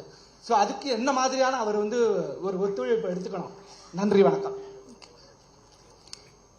இப்போ நாம் எப்பவுமே ஒரு தலைவரை வச்சு தான் ஒரு வாய்ப்பு இருக்கா இல்லையான்னு, தலைவர் ரொம்ப முக்கியம். மோடி ஒரு தலைவராக உருவாக்குறதுக்கு அந்த ஒரு பெரிய ஒரு கட்சி, அதனுடைய சித்தாந்தம், அதுக்கு பின்னால் இருக்க தொண்டர்கள் தான் இருந்தாங்க. மோடி தலைவராக தனி மனிதனாக உருவாகலை. அதுபோல தமிழ்நாட்டில் ஒரு மாற்றம் வரணும். இந்த திராவிட சித்தாந்தத்துக்கு மரியாதை குறைந்து கொண்டிருக்கிறது, அது பின்னால் பேசுகிறேன் எப்படி என்று. அதற்கு மாற்று கொண்டு வருவதற்கு பெரிய முயற்சி இன்றைக்கு பாஜக செய்து கொண்டிருக்கிறது. அதுக்கு ஒரு வெற்றி வர வேண்டும் என்று நாம் எல்லாரும் நினைக்கிறோம். எல்லாருமே அதுக்கு ஒத்துழைப்பு கொடுக்கணும். ஆனால் இப்போ தான் நடக்கும், நாளைக்கு நடக்குமா, இவர் மூலமாக அப்படியே நடந்துருமா அப்படின்னு கேட்டால் அது என்னால் பதில் சொல்ல முடியாது. அடுத்தது இடி பற்றி சொன்னீங்க. சிபுசோரன் நம்ம சாதாரணமான ஆளுகள்லாம் 2வது சம்மன்லேயே அரெஸ்ட் பண்ணிடுவாங்க. அரசியல்வாதியாக இருந்து அதுவும் பதவியில் இருந்தாக்க அது பண்ண முடியாது. அரசியல்வாதிக்கு ஒரு இந்த சட்டம் அரசியல்வாதிக்கு இருக்கக்கூடாது. சட்டம் எப்போது அரசியல்வாதியை நெருங்குகிறதோ அப்போ அவருக்கு அது காழ்ப்புணர்ச்சியால் செய்கிறார்கள் என்று சொல்லுவாங்க. இந்த காழ்ப்புணர்ச்சிக்கும் இதுக்கு சம்பந்தமே கிடையாது. ஆனாலும் இன்றைக்கு இந்த இந்தி கூட்டணி எதுக்காக அமைச்சிருக்காங்கன்னா, இது பாஜகவுக்கு எதிராக இல்லை, இது ஈடிக்கு எதிராகத்தான் இந்த கூட்டணி அமைக்கப்பட்டிருக்கிறது. அதனால ஈடி ரொம்ப கேர்ஃபுல்லாக தான் இதெல்லாம் பண்ணிட்டு இருக்காங்க. ஆனால் எப்படி இருந்தாலும் இப்போ பெங்காலில் பண்ணாங்க இல்லையா, அது மாதிரி நடக்கும். எடப்பாடியை பற்றி கேட்டாங்க. எடப்பாடியை பொறுத்த வரைக்கும் அவர் என்னால் புரிஞ்சிக்க முடியல. ஆனால் ஒன்று மாத்திரம் நிச்சயம், பின்னால் அது கொஞ்சம் டீட்டெயிலாக சொல்லலாம்னு நினைக்கிறேன். திமுக எதிர்ப்புங்கிறது அவருக்கு முக்கியமாக இல்லை. இன்றைக்கு எது அதிமுகவினுடைய ஆத்மாவோ, எது அதிமுகவுக்கு பலத்தை கொடுக்கிறதோ, எது அதிமுகவுக்கு பெருமளவுக்கு இந்த அரசியல் நாட்டம் இல்லாதவர்களுடைய ஆதரவை கூட கொடுக்கிறதோ, வாக்குகளை கூட கொடுக்கிறதோ, அந்த திமுக எதிர்ப்பை அவர் கைவிட்டது அதிமுகவுக்கு பெரிய பலவீனமாக மாறும் என்பதுதான் என்னுடைய அபிப்பிராயம். இவர் போய் தொப்பி போட்டு கொண்டு வந்ததுக்கால விபூதி அழித்து விட்டு அங்கே பிஎஃப்ஐ கான்ஃபரன்ஸில் போவதனால முஸ்லீம்கள் அவர்களுக்கு வாக்கு கொடுப்பாங்கன்னு தோணல எனக்கு. முஸ்லீம்களை மோடிக்கு எதிராக திருப்பி வைத்திருக்கிறது திமுக. அவங்களுக்கு தான் ஓட்டு போடுவாங்கங்கிறது என்னுடைய மனதில் இருக்கிறது. அதிமுக பிளவுபடுமா என்னங்கிறத பற்றி நான் சொல்ல தயாரில்லை. ஆனால் இந்த தேர்தலில் ஒரு பெரிய ஒரு அதிமுக அடி வந்தது அப்படி என்று சொன்னால் அதற்கு வாய்ப்பும் இருக்கிறது. தேவகுமார் தீக்ஷிதர் சார். எல்லாருக்கும் நமஸ்காரம். நான் ஒரு ஸ்லோகம் சொல்லிடுறேன், அதுக்கப்புறம் 2 கேள்வி மட்டும் கேட்கிறேன். யாரும் கொஞ்சம் பொறுமையா இருங்கோ, என்னுடைய வழக்கம் அது. ஓம் சர்வ தர்ம கணாதீஷம் சர்வ தர்ம ஜகத்குரும் வந்தேஹம் சர்வ பாவஜ்ஞம் சர்வபோத பிரபோதமோம். என்னுடைய 2 கேள்வி. அதாவது இப்ப நம்ம ராமர் கோவில் கட்டின்னு இருக்கோம். ராமர் கோவில் பாரம்பரியமான சரித்திரபூர்வகமான கோவில்னு சொல்லி கட்டப்படுறது. ஆனா நம்முடைய முன்னோர்கள் பாரம்பரியமான கோவில் எல்லாத்துக்கும் துவஜஸ்தம்ப பிரதிஷ்டை பண்ணினதுக்கு அப்புறம் தான் பிராண பிரதிஷ்டை பண்ணுவா. அப்படிதான் சாஸ்திரங்கள் வேதங்கள் சொல்றது. அப்படி இருக்குச்சே, ஏன் துவஜஸ்தம்ப பிரதிஷ்டை பண்ணாத அங்க பிராண பிரதிஷ்டை பண்றா இப்படின்றது என்னுடைய கேள்வி. துவஜஸ்தம்பம் ரொம்ப முக்கியம், வேத பிரகாரத்துக்கும் ஆகம சாஸ்திரங்கள் பிரகாரத்துக்கும். அதுல நம்மளுடைய தமிழ்நாட்டில் பார்த்தா ஆகம சாஸ்திர பிரகாரம் கோவில் தமிழ்நாட்டுக்கு தான் சிறப்பு வருது. இப்ப எப்படி செங்கோல் ஸ்தாபனம் பண்ற போது தமிழுக்கு ஒரு சிறப்பு கிடைச்சதுன்னு நம்ம சொல்றோமோ, அந்த மாதிரி இதுலயும் தமிழுக்கு ஒரு வாய்ப்பு இருக்குது. அந்த வாய்ப்பு அங்க ஏன் வரல, துவஜஸ்தம்ப பிரதிஷ்டை பண்ணல? இதை தமிழ்நாட்டில் இருக்கிற பண்டிதர்களோ சாஸ்திரம் தெரிஞ்சவங்களோ ஏன் கேட்கல? இத பத்தி வேதபூர்வமான பிராண பிரதிஷ்டை துவஜஸ்தம்ப பிரதிஷ்டை பண்ணணும், இத பத்தி ஏன் பண்ணல? இத பத்தி விசாரம் பண்ணி அதை பத்தி ஒரு சபை கூட்டுறதுக்கு நம்முடைய ஆசிரியர் அவர்கள் தன்னுடைய சோர்சஸ் மூலமா எனக்கு வாய்ப்பு ஏற்படுத்தி தருவாரா? இத பத்தி நான் பண்டித சபை எல்லா சபைகள் மூலியமா நான் பேசுறதுக்கு ரெடியா இருக்கேன். அதுக்கு இவர் ப்ராப்பர் சேனல் மூலமா இதை கொண்டு போவாரான்னு ஒரு கேள்வி கேட்கிறேன். 2வது என்னுடைய கேள்வி என்னன்னா, இப்ப நம்ம ராமர் கோவில் கட்டுறது இந்த நம்மளுடைய ஆஜாதி கா அமிர்த மகோத்சவம்னு சொல்ற நம்மளுடைய அமுத பெருவிழா, இதனுடைய ஒரு அங்கமாக தான் நம்ம ராமர் கோவில கட்டுறோம்னு நான் படிச்சேன் நிறைய இடத்துல. அதுல முக்கியமா கர் கர் திரங்கா நம்முடைய மதிப்பிற்குரிய நரேந்திர மோடி பிரதம மந்திரி அவர்கள் சொன்னார், எல்லாரும் வீடுதோறும் மூவர்ண கொடி ஏத்த வேண்டும்னுட்டு. ஆனா ஏன் ராமரனுடைய வீட்டுல மூவர்ண கொடி ஏத்தப்படவில்லை அப்படின்றது என்னுடைய 2வது கேள்வி. ராமரனுடைய வீடு முதல்ல ஏத்தப்பட்டு இருக்கணுமே, ஏன் துவஜஸ்தம்ப பிரதிஷ்டையும் அங்க ஆகல? ராமரனுடைய வீட்டுல மூவர்ண கொடி ஏன் கர் கர் திரங்கா வீடுதோறும் மூவர்ணம்னாக்கா ஏன் அந்த இடத்துல ராமரனுடைய வீட்டுல அந்த இடத்துல மூவர்ண கொடி ஏத்தப்படவில்லை அப்படின்றது என்னுடைய மனசுல ஒரு ஆத்தங்கமா இருக்குது. அதனால இந்த 2 கேள்வியை நான் இந்த இடத்துல சமயம் சுருக்கமா இருக்கிறதுனால நம்ம ஆசிரியர் மூலமா இதுக்கு ஏற்பாடு பண்ணி தருவாரா, இதை ப்ராப்பர் சேனலுக்கு கொண்டு போவாரா, இதுக்கு தர்ம சபையை கூட்டுவாரா, எனக்கு ஏற்பாடு பண்ணி தருவாரான்னு அவரை நான் கேட்டுக்கிறேன். வாய்ப்பு வந்தாக்கா நான் அதுக்கு தர்ம சபையில பேசுறதுக்கு ஒத்துழைக்கிறதுக்கு ரெடியா இருக்கேன். இதுதான் என்னுடைய கேள்வி. 2 கேள்வியை சுருக்கமா முடிச்சுக்கிறேன். நீங்கள்லாம் கேட்டதுக்கும் ஆசிரியர்களுக்கு நன்றி சொல்லிக்கிறேன். சார், ஆகம சாஸ்திரங்கள் எதுவுமே விந்தியாசுக்கு மேல கிடையாது. ஆகம சாஸ்திரங்கள் பூரா விந்திய மலைக்கு கீழே தான். இங்கேயே இருக்க எல்லா கோயிலும் ஆகம கோவில்கள் இல்லை. அதனால விந்திய மலைக்கு மேல இருக்க எல்லா கோவில்களுமே ஆகம சாஸ்திரத்துக்கு கட்டுப்பட்டது இல்லை. பல கோவில்ல துவஜஸ்தம்பங்கள் கிடையாது. இந்த கோவில் கட்டுற சாஸ்திரங்கள் எல்லாம் அந்தந்த இடத்துக்கு தகுந்தபடி அமைத்திருக்கிறார்களே தவிர, நீங்க போய் இதுல கேதார்நாத்தில் ஏன் இப்படி இல்லை, பத்ரிநாத்தில் ஏன் இப்படி இல்லை, இதெல்லாம் கேட்க முடியாது. ஏன்னா அந்தந்த இடத்துக்கு தகுந்த சாஸ்திரங்கள் அதுதான் நம்ம இந்து மதத்தில் பெரிய விஷயம். பிள்ளையாருக்கு கோவிலே வேண்டாம், அது ஒரு மரத்தடியில் வைக்கலான் இருக்கு. அது அலோவ் பண்ணியிருக்காங்க. அதனால இந்த துவஜஸ்தம்பம் தேவை, இப்படித்தான் கும்பாபிஷேகம் நடத்த வேண்டும் என்பதெல்லாம் ஒரு ஆகம சாஸ்திரங்கள் உள்ள ஒரு இடத்துல, அதுவும் சவுத்துல தான் இருக்கு. அதுலேயும் எல்லா ஆகம கோவில்கள் இல்லைங்கிறத நாம புரிஞ்சு கொள்ள வேண்டும். அதுல வைதிக கோவில்கள் இருக்கின்றன. காமாட்சி அம்மன் கோவில் வைதிக கோவில், அதே மாதிரி திருவானைக்காவல் வைதிக கோவில், மற்றதெல்லாம் ஆகமத்தில் வைதிகம் இல்லாத கோவில். அதனால இப்படித்தான் ராமர் கோவில் கும்பாபிஷேகம் நடக்க வேண்டும் என்று யாரும் கூற முடியாது. அங்க இருக்கவங்க, காசியில் இருக்கவங்களை அந்த ஊர்ல இருக்க எக்ஸ்பர்ட்ஸை கன்சல்ட் பண்ணி அதை பண்றாங்க. அதுல எந்த அரசியல் தலையீடும் இல்லை, எந்த கட்சி இதை முடிவு பண்ணல, எந்த அரசாங்கமும் முடிவு பண்ணல. இதை தெளிவுபடுத்தி இருக்கிறார்கள். இதுலேயும் அரசியல் வந்திருக்கிறது. இதுலேருந்து நாம தெளிவு பெற வேண்டியது ஒன்று என்னவென்றால், இதெல்லாம் பண்ணினவங்க இதுக்காக ரொம்ப கஷ்டப்பட்டிருக்காங்க. அவங்கள நான் கண்ணால பார்த்தேன். எத்தனையோ பேர் உயிரை இழந்திருக்காங்க. அதனால் அவங்கெல்லாம் ஒரு தவறான டிசிஷன் எடுக்க மாட்டாங்கிறதுல நமக்கு நம்பிக்கை இருக்க வேண்டும். பத்திரிகைகளை நம்பி இதை நாம பேசக்கூடாது என்று என்னுடைய அபிப்பிராயம்.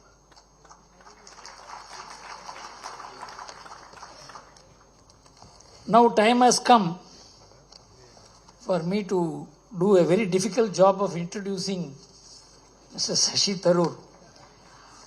அவர் நம்ம அண்ணாமலையும் அவரும் இருந்தாக்க சேர்த்து இன்ட்ரடியூஸ் பண்ணாக்க இருக்க. 2 பேரும் வித்தியாசமானவர்கள். ஆனால் 2 பேருக்குள்ளேயும் நிறைய வித்தியாசம் இருக்கிறது. இவர் லண்டன்ல பிறந்தவர், அமெரிக்காவில் படித்தவர். அதாவது இந்த நாட்டினுடைய வாசனையோடு செய்திருக்கிறார். அதை அவர் எழுதிய புத்தகங்கள்லாம் நம்ம நாட்டினுடைய கலாச்சாரம், பண்பு, பாரம்பரியம், இது சார்ந்த அரசியல். அவர் ஹிந்து நோக்கத்தை கூட, அதாவது வேற பார்வையில அதை பார்த்திருக்கார். 20 புத்தகங்கள் எழுதியிருக்கிறார். உலக அளவில் பெரிய எழுத்தாளர், அறிவுஜீவி, சர்வதேவ அரசியல் நிபுணர். 30 ஆண்டுகள் நான் சொன்ன கோஃபி ஆனன் கீழே இருந்திருக்கார். இவர் யுனைடெட் நேஷன் செக்ரட்டரி ஜெனரல் பதவிக்கே போட்டி போட்டவர். உலகம் பூரா இவர், நம்ம நாட்டை விட வெளிநாட்டில் அதிகம் தெரியும். இவரை பற்றி தெரியும். 3 முறை நம்ம திருவனந்தபுரத்திலிருந்து மக்களவை தேர்தலில் தேர்வாகி வெளியுறவுத்துறை துணை அமைச்சராக இருந்தவர், மினிஸ்டர் ஸ்டேட்டாக இருந்தவர். புத்தகங்களுக்காக விருது பெற்றவர். எல்லாரும் புத்தகம் எழுதுறாங்க, நான் கூட தான் எழுதுறேன். ஆனா அவருக்கு உலக அளவில் பெரிய ஒரு விருதுகள் கிடைச்சிருக்கு. காமன்வெல்த் ரைட்டர்ஸ் பிரைஸ், இதெல்லாம் நமக்கெல்லாம் கிடைக்காத சமாச்சாரம். அதே மாதிரி crossword life time achievement award, இது ரொம்ப பிரபலமான ஒரு அவார்டு, அது கிடைச்சிருக்கு. சாகித்ய அகாடமி அவார்டு கிடைச்சிருக்கு. அதனால இவர் ஏன் இவர் அழைத்தேன் என்றால், இவருக்கு எனக்கு ஒரு உறவு இருந்தால் கூட ஒரு வெறுப்பில்லாத பேசக்கூடிய, நிறைய பேர் பார்ப்பாங்க கண்ணாபின்னா பேசுவாங்க, இந்த சபைக்கு ஏற்ற மாதிரி பேசக்கூடியவர் என்றதால் அவர் அழைத்தேன். பிரான்ஸ் நாட்டில் ஷெவாலியர் விருது பெற்றவர். உங்களுக்கு தெரியும், இந்த ஷெவாலியர் விருதை வச்சு நம்ம ஊரில் படுத்துற பாடு இருக்க. அந்த ஷெவாலியர் விருதை வாங்கி பாக்கெட்டில் வச்சுட்டு இருக்கார், யாருக்குமே தெரியாது. அவரை பற்றி பேசிக்கொண்டே போகலாம். பல முக்கியமான பல்கலைக்கழகங்கள் அவருக்கு டாக்டர் பட்டம் கொடுத்துருக்காங்க, ஹானரி டாக்டர் பட்டம். இப்போ அவர் அந்த டாக்டர் பட்டத்தை அவர் போட்டுக்கிட்டு கிடையாது. ஏனென்றால் அந்த பல பேர் இந்த ஒரு பட்டம் இருக்கிறதுனால அந்த டாக்டர் பட்டத்தை போட்டுப்பாங்க. நம்ம ஊரில் அதுவும் தமிழ்நாட்டில் ரொம்ப டாக்டர் கலைஞர் எல்லாம். அவரை பற்றி பேசிக்கொண்டே போகலாம். இறுதியாக ஏதாவது ஒரு இடத்தில் நிறுத்த வேண்டும் என்பதற்காக அவரை பேச அழைக்கிறேன்.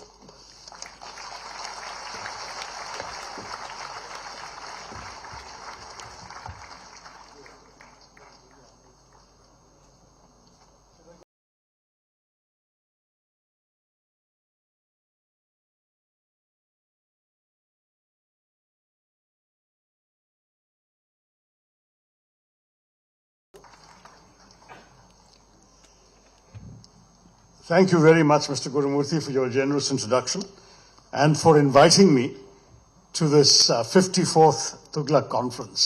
Anevarukkum vanakkam.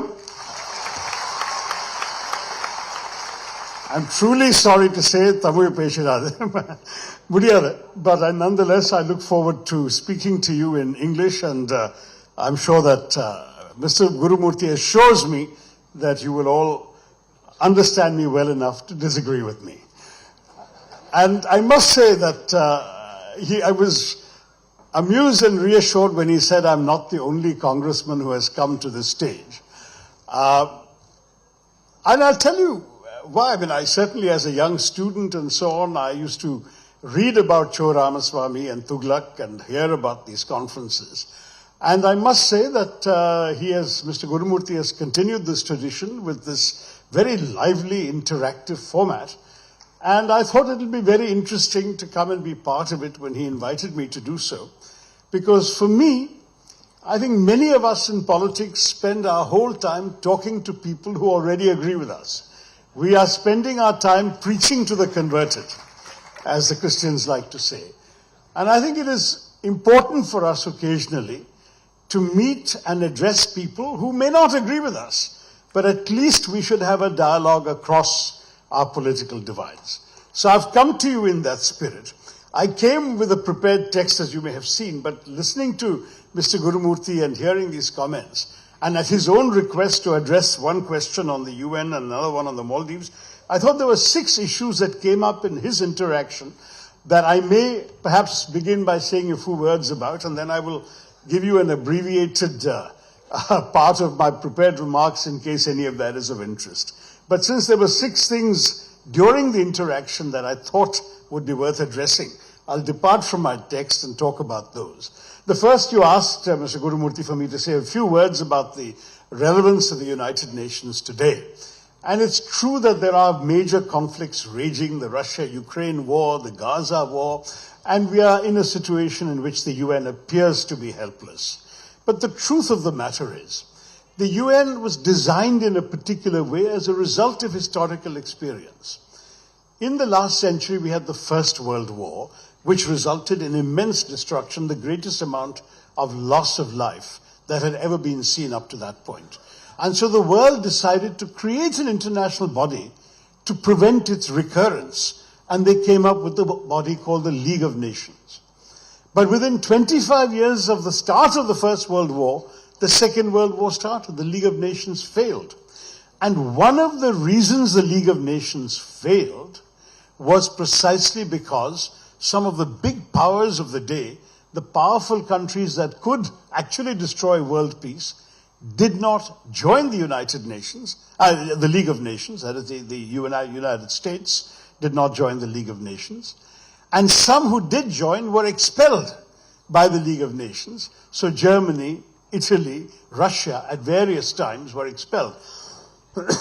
And when the World War started, they were not even in the body for the body to influence their behavior. So when the United Nations was created at the end of the Second World War, the countries of the world wanted to avoid the mistakes that had crippled the League of Nations.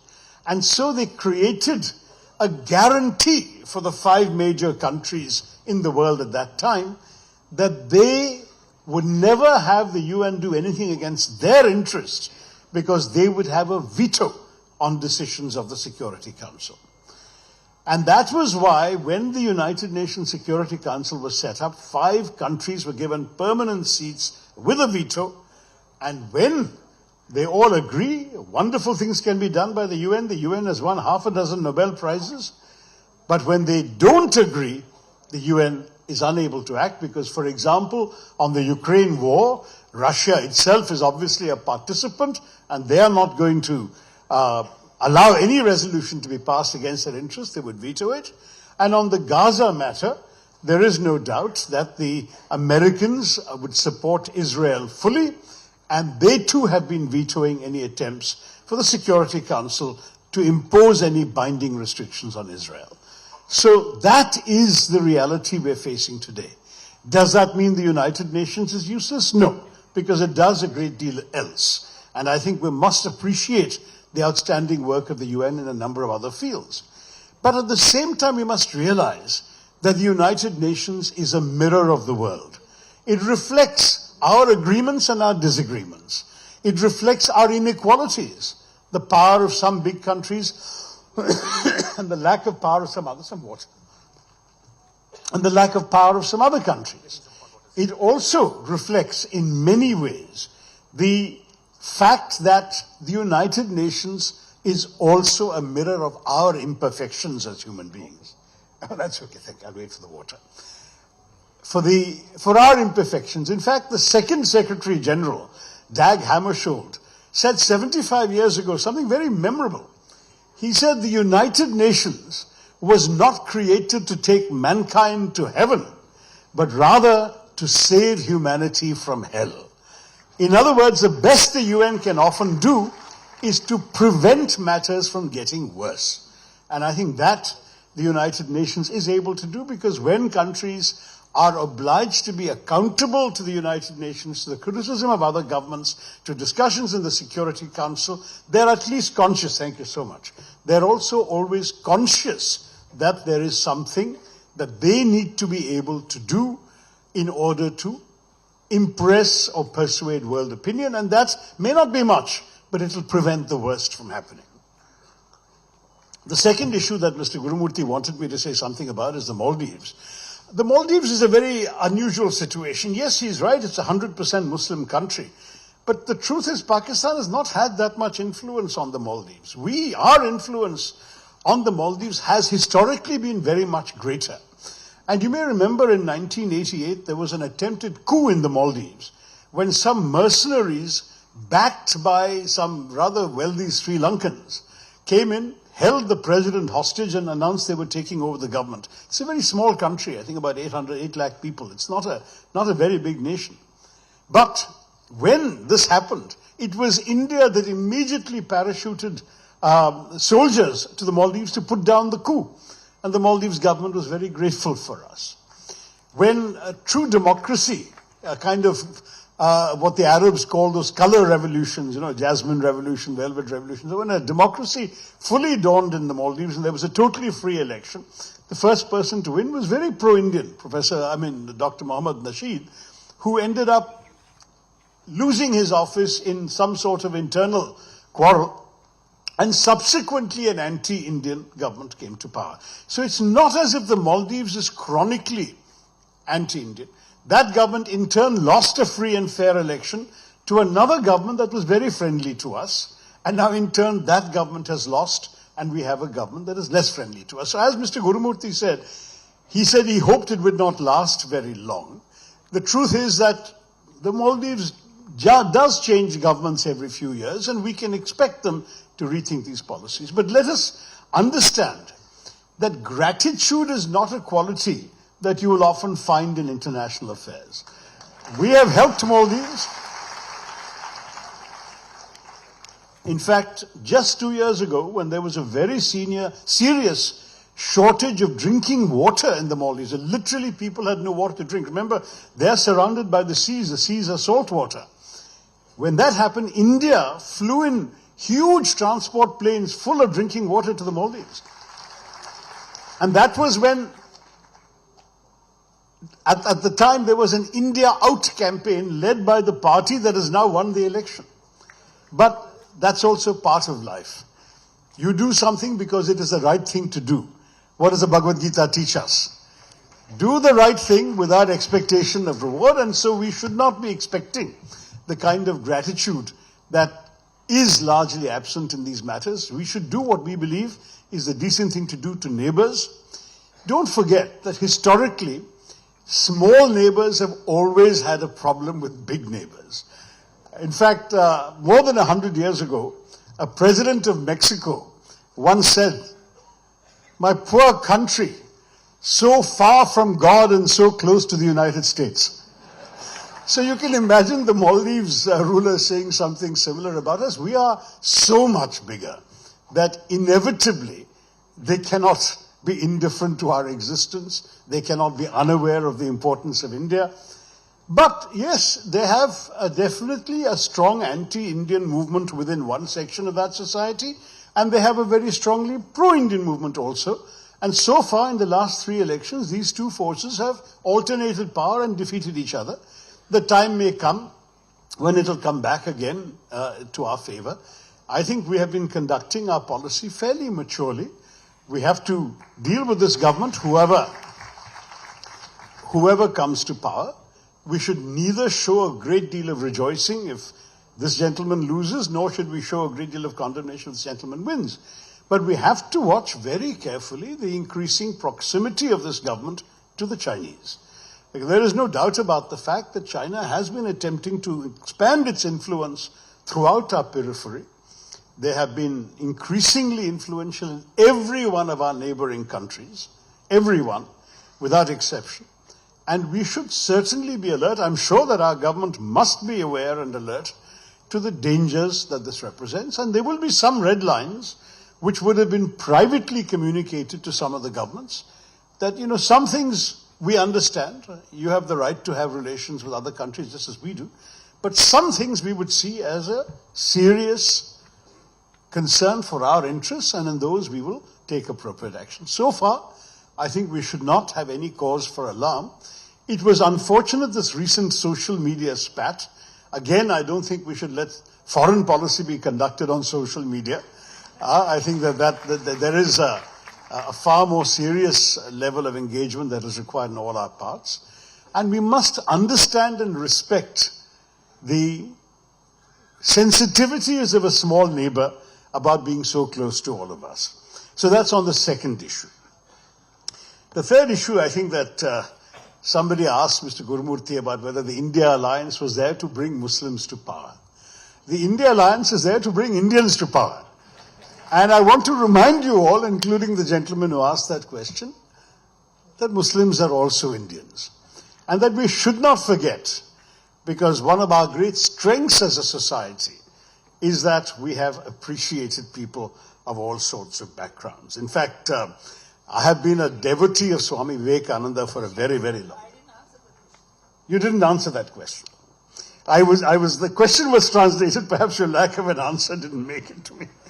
But the reason I mention that, frankly, is also that as a devotee of Swami Vivekananda, as a young man, I learned and imbibed very much his vision.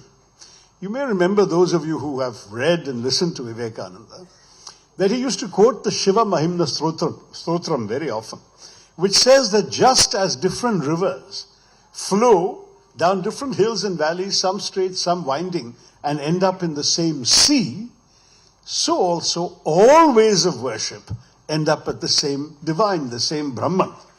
There is ultimately, in his view, no difference. This is why he would say, Ekam Satya Vipra Bahuda Vadanti. There is only one truth. The sages can call it by different names. One of his speeches in Chicago, he actually made a reference to the one whom some refer to in this word, some refer to this. He said, Jesus, Jehovah, Ram, Rahim, Allah, whatever. It doesn't matter for him. All are ultimately the same. And Hinduism has the great strength of being able to say, Loka Samastha, Sukhino Bhavantu, and at the same time to appreciate that ultimately, though we may be different, though we may worship differently, in fact, what does Hinduism do? Hinduism actually recognizes that since no one actually has a reasonable, logical basis to visualize Brahman or the Creator in any shape or form, we are free to imagine the divine in whatever way we like. That's why we have 330 crore forms and divinities and names for that what we worship. So, very frankly, if God can be imagined by somebody as a pot-bellied figure with an elephant head, and I'm a Ganesh Bhakt myself, why can't God also be imagined as a bleeding man suffering on a cross? The rishis would have had no problem with that. And I say this to you simply because this great sense is what makes me proud to be a Hindu, because what Vivekananda said in Chicago was, I am proud to speak of a religion that has taught the world not just tolerance but acceptance. That phrase I read as a teenager, it stayed in my mind. And I thought about it over and over again over the years. Because I used to go to school in history class and learn that tolerance is a virtue. A tolerant king is a good king, because he allows you to believe what he doesn't believe. But when you really think about it, tolerance is a very patronizing idea. Because what is the tolerant king saying? The tolerant king is saying, I believe I have the truth. You are in error, but I will magnanimously indulge you in your right to be wrong. That's all the tolerant king is saying. Vivekananda says that's not what Hinduism says. Hinduism says, I believe I have the truth. You believe you have the truth. I will respect your truth. Please respect my truth. And that is the Hindu principle of acceptance. And that is the principle by which I live. And that is why for me, all people of all faiths are Indians, and I see them as Indians. And I do not want a situation where any one community's members should feel demonized or seen as the other or relegated to a marginal role in our society. We should take all of them. I see this in our own history. You know, I often talk about the fact that in 1971, when the Pakistani generals were foolish enough to declare a jihad against the Hindu unbeliever, who were they facing militarily? We had an army commanded by a Parsi, General Manekshaw. The vice chief of the air staff for operations was a Muslim, Air Marshal Latif. The general commanding the Eastern Command, based in Calcutta, who was in charge of the troops that we were going to send into East Pakistan, was a Sikh, General Arora. The admiral commanding the Western Fleet that was blockading Karachi and keeping the Pakistani shipping away from us was a Christian, Admiral Kuruvilla. And the general we helicoptered into Dhaka to negotiate the surrender of the Pakistani forces was Jewish, General Jacob. Now that is India. And that is the country of the Hindu infidel they're talking about. Now, if you go to the island of Diu off the coast of Gujarat, there is a memorial to the one ship we lost. The only ship we lost in war with Pakistan was the INS Kukri, which went down with most of the hands on board. Captain Mullah was the captain. He went down with the ship. And there is a memorial to the Kukri itself, a little model, and then there is a wall with all the names of those who perished on board the Kukri, soldiers, sailors, Jawans. You will see there is no religion of India, no caste of India, no region of India that is not represented amongst those names. It brings tears to my eyes when I see there and I stand there and I see all these names. And I realize that everybody of every faith, of every background, has given their blood for this nation. Let us cherish that. Let us celebrate the Indianness of everyone. Let us not let anybody, because of their religion, feel that they're less Indian than we are. That is my conviction. North versus South. I think that was a question that perhaps Mr. Gurumurthy and I would answer differently. I believe that our federalism is really in trouble. The Prime Minister speaks of cooperative federalism, but it seems that the states are the only ones who are expected to cooperate, whereas the union government operates at its own sweet will. The government's decision in 2017 to change the terms of reference of the 15th Finance Commission to base allocations, financial allocations, on the basis of the 2011 census has already prized open a North-South divide, even if Mr. Gurumurthy says it doesn't exist.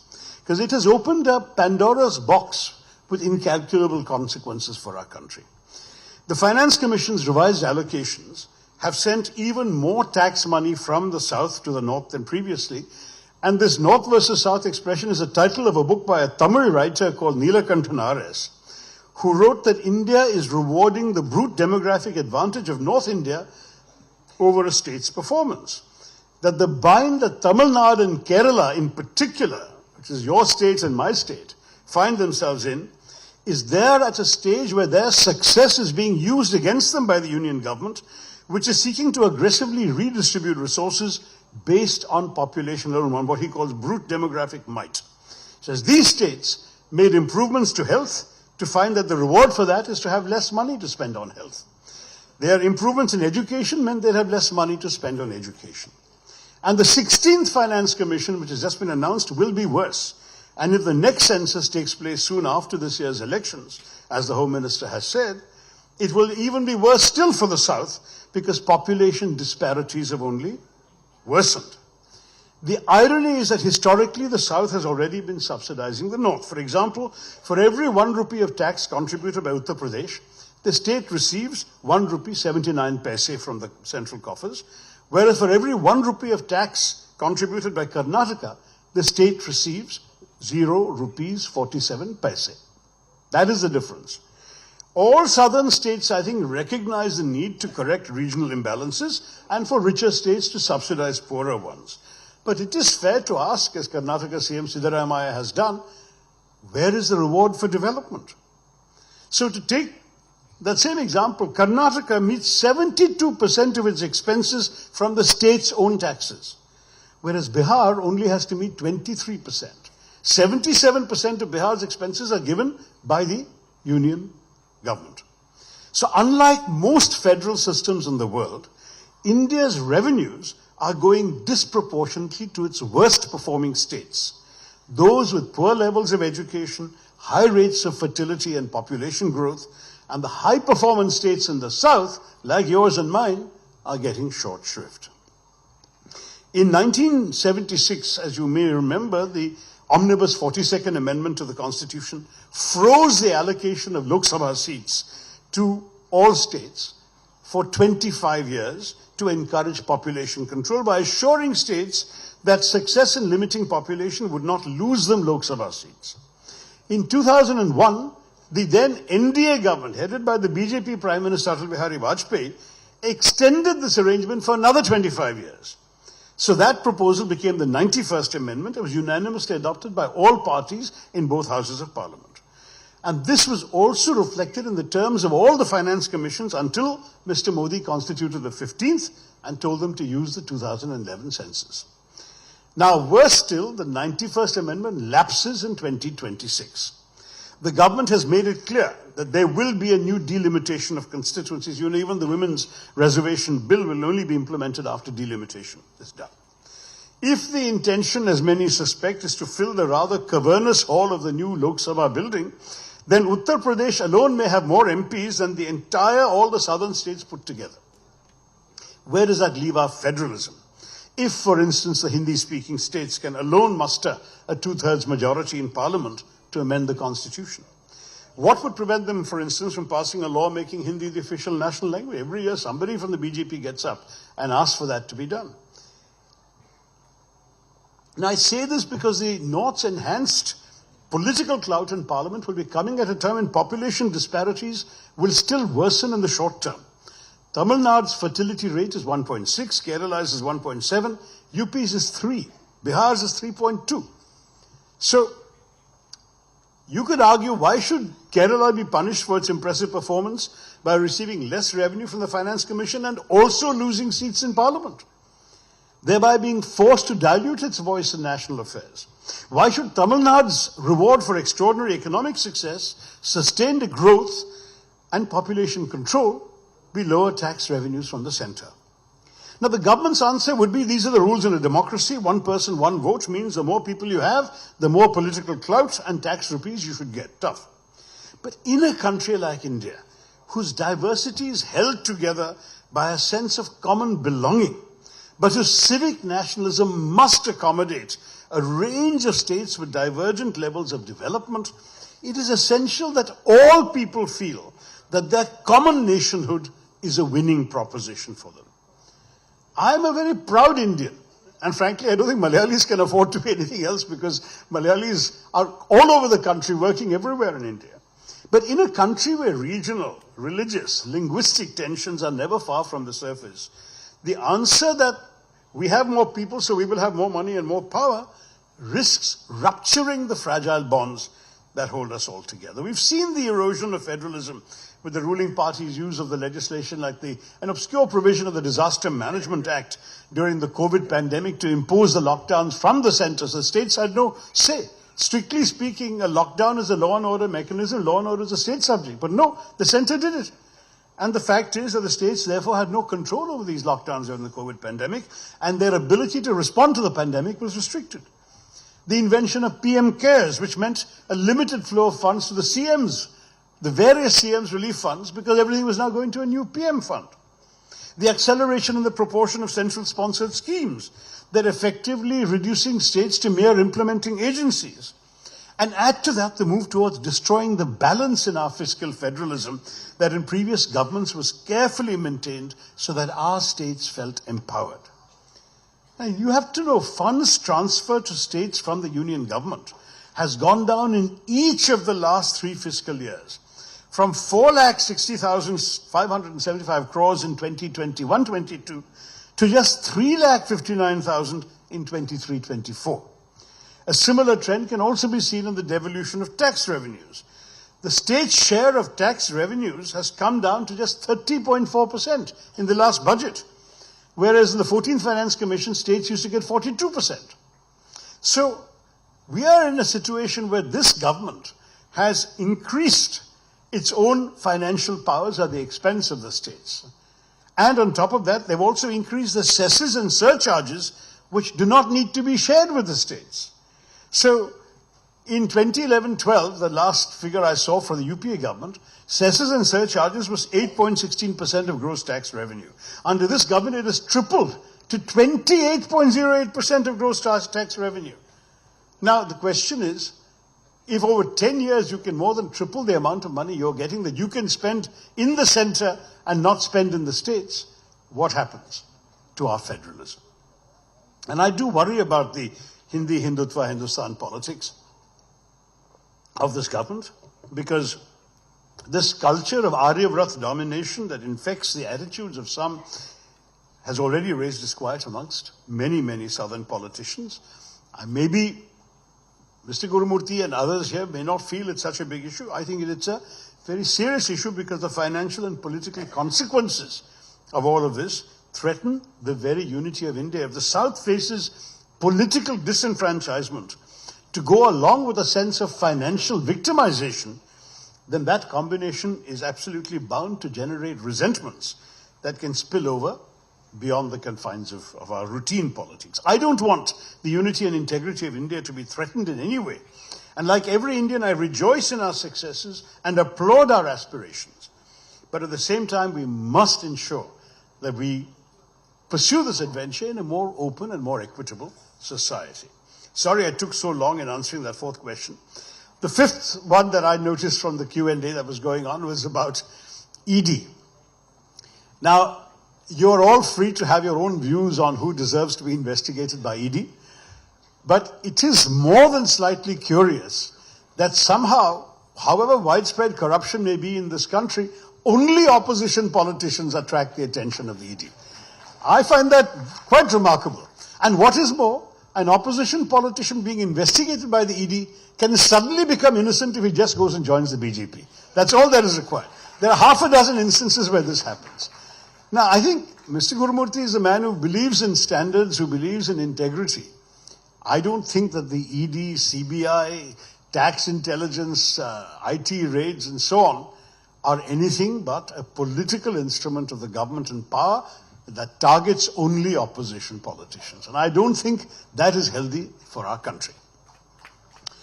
Finally, on the 6th point, which of course is the one that, my gosh, I've already taken most of the time Mr. Gurumurthy gave me, so maybe I'll skip the speech and just end with this. The 6th point was on the Ram Mandir inauguration. And I can see that there are many, many areas we can talk about. I must say I have some sympathy for Mr. Devakumar Dikshita, who came and talked about the missing Dhwaja Stambham, because the fact is that in Kerala all temples have a Dhwaja Stambham, and we following the Agama Shastras would normally expect this temple to have that. I'm not sure it's accurate to say there are no agamas in the north. The agamas are written everywhere, and as far as I'm aware, that Shastra applies in many northern temples also, but each temple has its own distinctive style. It's also part of the diversity that Hinduism celebrates. But having said that, when the four Shankaracharyas are all saying this is an incomplete temple, it cannot have a prana pratishtha at this time, the temple must be fully complete, and the prana pratishtha cannot be performed by a political leader, it has to be performed by a religious leader. I must say, as a Hindu, I find that a very persuasive argument. I don't think, fortunately I was not invited, so I don't have to be accountable for going or not going right now. And let me tell you, I do intend to go, but not on the 22nd of January. Because the 22nd of January for an incomplete temple is a date chosen by a prime minister for his own political benefit ahead of the elections. Let's be very honest about that. And therefore, to go there for that function, where the starring role is with the prime minister and the priests and pujaris and purohits are merely sort of playing supporting roles, and in a temple which is still under construction in many places, is to many of us a very troubling act. It is a purely political act. And I would love to see politics and Hinduism kept separate from each other. I don't believe that ours is a religion that prescribes any role for politicians in its conduct. Of course, kings were always powerful in the ancient days. And at the same time,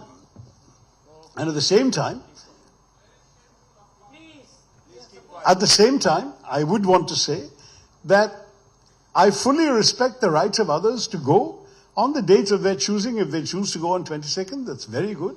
And I hope that those who wait to go until the temple is fully complete and choose a later date, which has nothing to do with elections and is ideally even after elections, those should also be respected. That is my final submission.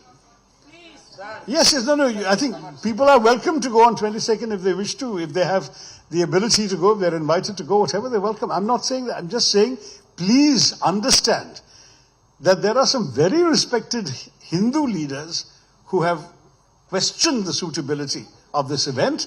And as a Hindu, you are free to take the advice of the Shankaracharya. You're also free to take the advice of the temple organizing committee. That is the great thing about our faith, is that we all have freedom. And since I have already, I think, reached 28 minutes out of the 30 I was given. Yeah? Shall I go on a little further? While we're waiting for Mr. Annamalai to arrive, I do have to move on though. No, I have plenty. I actually came with a text which I'm not going to bore you with now, but let me say a couple of things that's worth saying. I've often said that, when I came here, I expected to be speaking after Mr. Annamalai, and I thought that, it's also true. There's a very well-known saying that any truism about India can be immediately contradicted by another truism about India. And anything you can say about India, the opposite is also true. So our country's national motto emblazoned on the governmental crest is Satyameva Jayate. Truth alone triumphs, but you can ask the question, whose truth? And it's a question to which there are at least 1.4 billion answers if the absence of a census for the last 13 years hasn't underestimated us again. But that sort of an answer is no answer at all, and so another answer to this question has to be sought. And this may lie in a simple insight that I would like to offer you, which is that the singular thing about India is that you can only speak of it in the plural. There are, in the hackneyed phrase, many Indias. The very idea of India is of one land embracing many. The idea that a nation may endure differences of caste, creed, color, culture, cuisine, conviction, costume, and custom, and still rally around a consensus. And that's a very simple consensus, a democratic consensus, on the basic principle that in a large, diverse democracy under the rule of law, you don't need to agree on everything all the time, except on the ground rules of how you will disagree. The reason that we have survived all these years, all the stresses and strains of the last 76 years, and remember, including periods when many foreign observers predicted India's imminent disintegration. The reason we've held together is because we managed to maintain consensus on how to manage without consensus. Now, today, some people in positions of power in our country seem to be questioning those very ground rules. And that, sadly, is why it is all the more essential to reaffirm them now. And I want to speak a word for our constitutional democracy, because it is our constitution and our democracy that has given Indians of every imaginable caste, religion, culture, cause, the chance to break free of their lot and to fulfill their aspirations. And this possibility of thriving and flourishing excuse me, rests on free institutions created by the Constitution. I've written a book called The Battle of Belonging, where I talked about ours as a civic nationalism and not an ethno-religious nationalism. A civic nationalism rests on a constitution and institutions. An ethno-religious nationalism rests purely on identity. And my argument is that our liberal, inclusive, and just constitution, which is based on this principle of civic nationalism, has been the bedrock of keeping our society together and has secured the inalienable rights of all Indians. It has not only consolidated the best of our values, including those which our forefathers gave their lives for at the height of the nationalist struggle, but it's also served to liberate the collective aspirations of our people. And I would like to argue that the strength of India is that it's greater than the sum of its parts. I agree with Guru Murthy. We don't want people dividing our country. We want political leaders focusing much more on what unites us. But if that is what political leaders have to do, they should stop harping on the differences of some people in our society and see rather their common humanity and their common Indianness. I've often said the great strength about our Indian identity is and should be that we can be many things in one thing. You can be a good Tamil, a good Muslim, and a good Indian all at the same time. You can be a good Malayali, a good Christian, and a good Indian all at the same time. That is the magic of Indianness. Don't dilute that. Do not come into this temptation of seeing in our magnificent, soaring majesty of the Upanishads and the Vedanta, do not reduce it to a badge of identity like that of the British football hooligan, who says, if you don't support my team, I'm going to hit you on the head with my placard. That is not Hinduism. We have to stand up for the larger ideas that our country is all about. And this is essentially what I want to talk about, that the old India, the Prime Minister talks about new India, but the old India that was fought for by the blood of our forefathers and bathed in the crucible of our national struggle is one in which we had access to an inalienable set of freedoms, and the freedom of choice was prime. The freedom to choose what government you wanted, the freedom to choose what set of convictions to resonate with, the freedom to choose what to eat, who to love, how to love, the freedom to choose what to wear, or which language to speak, the freedom to move freely within the sovereign borders of our country, and the freedom to choose whether Ram or Rahim or Jesus or Jehovah or none of them was the force that guided and moved the cosmos. All these freedoms are enshrined in our Constitution. And they're embedded not just in the letter and spirit of the law, but in the lived experience of India and its peoples. And I think it would be a sad thing to threaten that by trying to impose an illusory and dangerous uniformity in the name of our unity. And that's the distorted version of the Indian idea that has been rising in some quarters, with a dangerous ethno-nationalism being fostered, where a narrow-minded majoritarianism is being promoted through incidents of communal violence and Gaurakshak vigilantes and mob lynching, zealots supported by the bulldozers of the state and draconian laws. Why do we want that? Why do we want to create what one writer has called a republic of fear across larger parts of northern India today?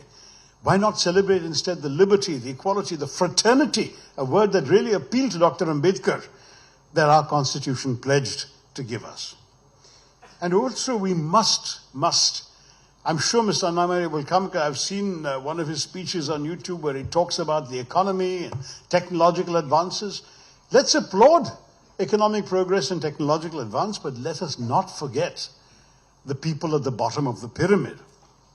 The fact is that many of the young people who voted for this government 10 years ago, in the expectation of getting jobs, getting a job, and who still don't have a job, What do we say to them? Many who do have jobs can't afford the same purchases as the market that they could 2 or 3 years ago. Unemployment and inflation are both up. Purchasing power is down. Real income growth has been stagnating in our country. Listening to apologists for the union, the government, reminds me of a cartoon I saw recently showing a government official glibly declaring that the fundamentals of the economy are strong. And the citizen responds, "But I'm not making enough money to survive." And the government official sagely replies, "That isn't one of the fundamentals." So that is the reality of life in India today. And I must say that it's all very well to celebrate a new India, but you can't afford to make a mess of the old India too. I'm going to try and stop there, not because I don't have more to say, but because I really do want to stop within a reasonable amount of time, and you hear other voices as well. But I just want to say, in conclusion, that for me, I celebrate the idea of a nation that is made up of many different kinds of people, an India where it should not and does not matter what religion you practice, what language you speak, what caste you were born into, what color your skin is. It only matters that you are Indian and that we respect all faiths, all beliefs, all cultures, all languages, all regions, and all classes. What we want is unity. What they want is uniformity. We believe in an India that unites our people, and they seek to divide us. Our ideology wants to bind people together. Theirs separates one Indian from another. I'm here to listen to you, and please do listen to me briefly. I'm about to finish. What we need in a new India is a strengthening of democratic institutions at all levels. We need transparency and accountability. We need to strengthen our Right to Information Act. We need to strengthen institutions that are currently being weakened. We cannot benefit from a parliament which is just a notice board for the government or a rubber stamp for the majority. We must have free discussion. If you felt there was any benefit in listening to me here, let us also have that benefit in parliament. Let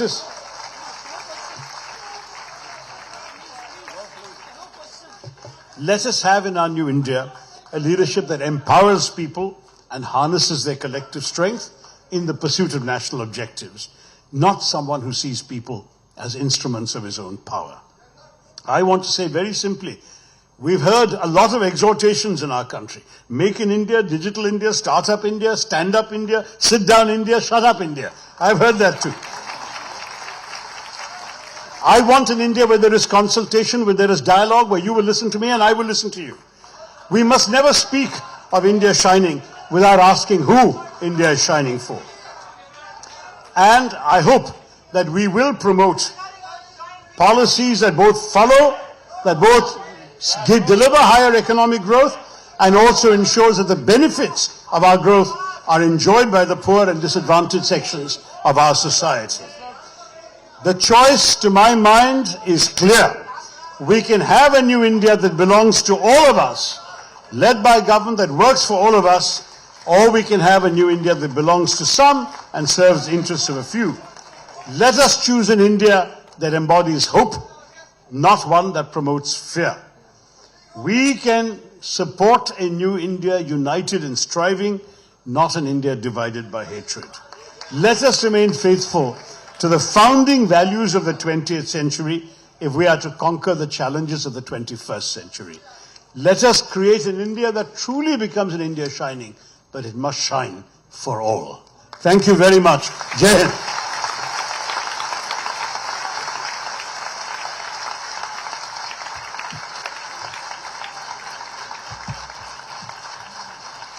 செல்வி ஸ்ருதி ஆத்மநாதன் அவர்கள் Tughlaq digital சார்பாக திரு சசி தரூர் அவர்களுக்கு நினைவு பரிசு வழங்குகிறார்.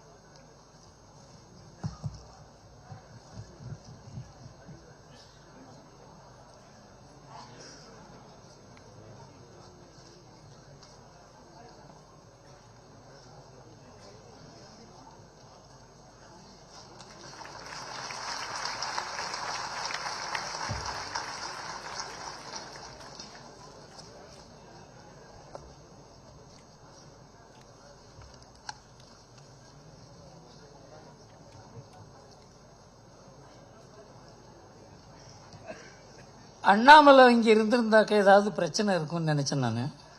அவர் இல்லாதையே கூட பிரச்சனை இருக்கும்னு இப்போ தான் தெரியுது.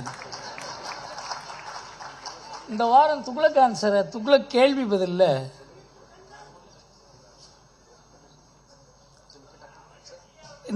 இந்த வாரம் கேள்வி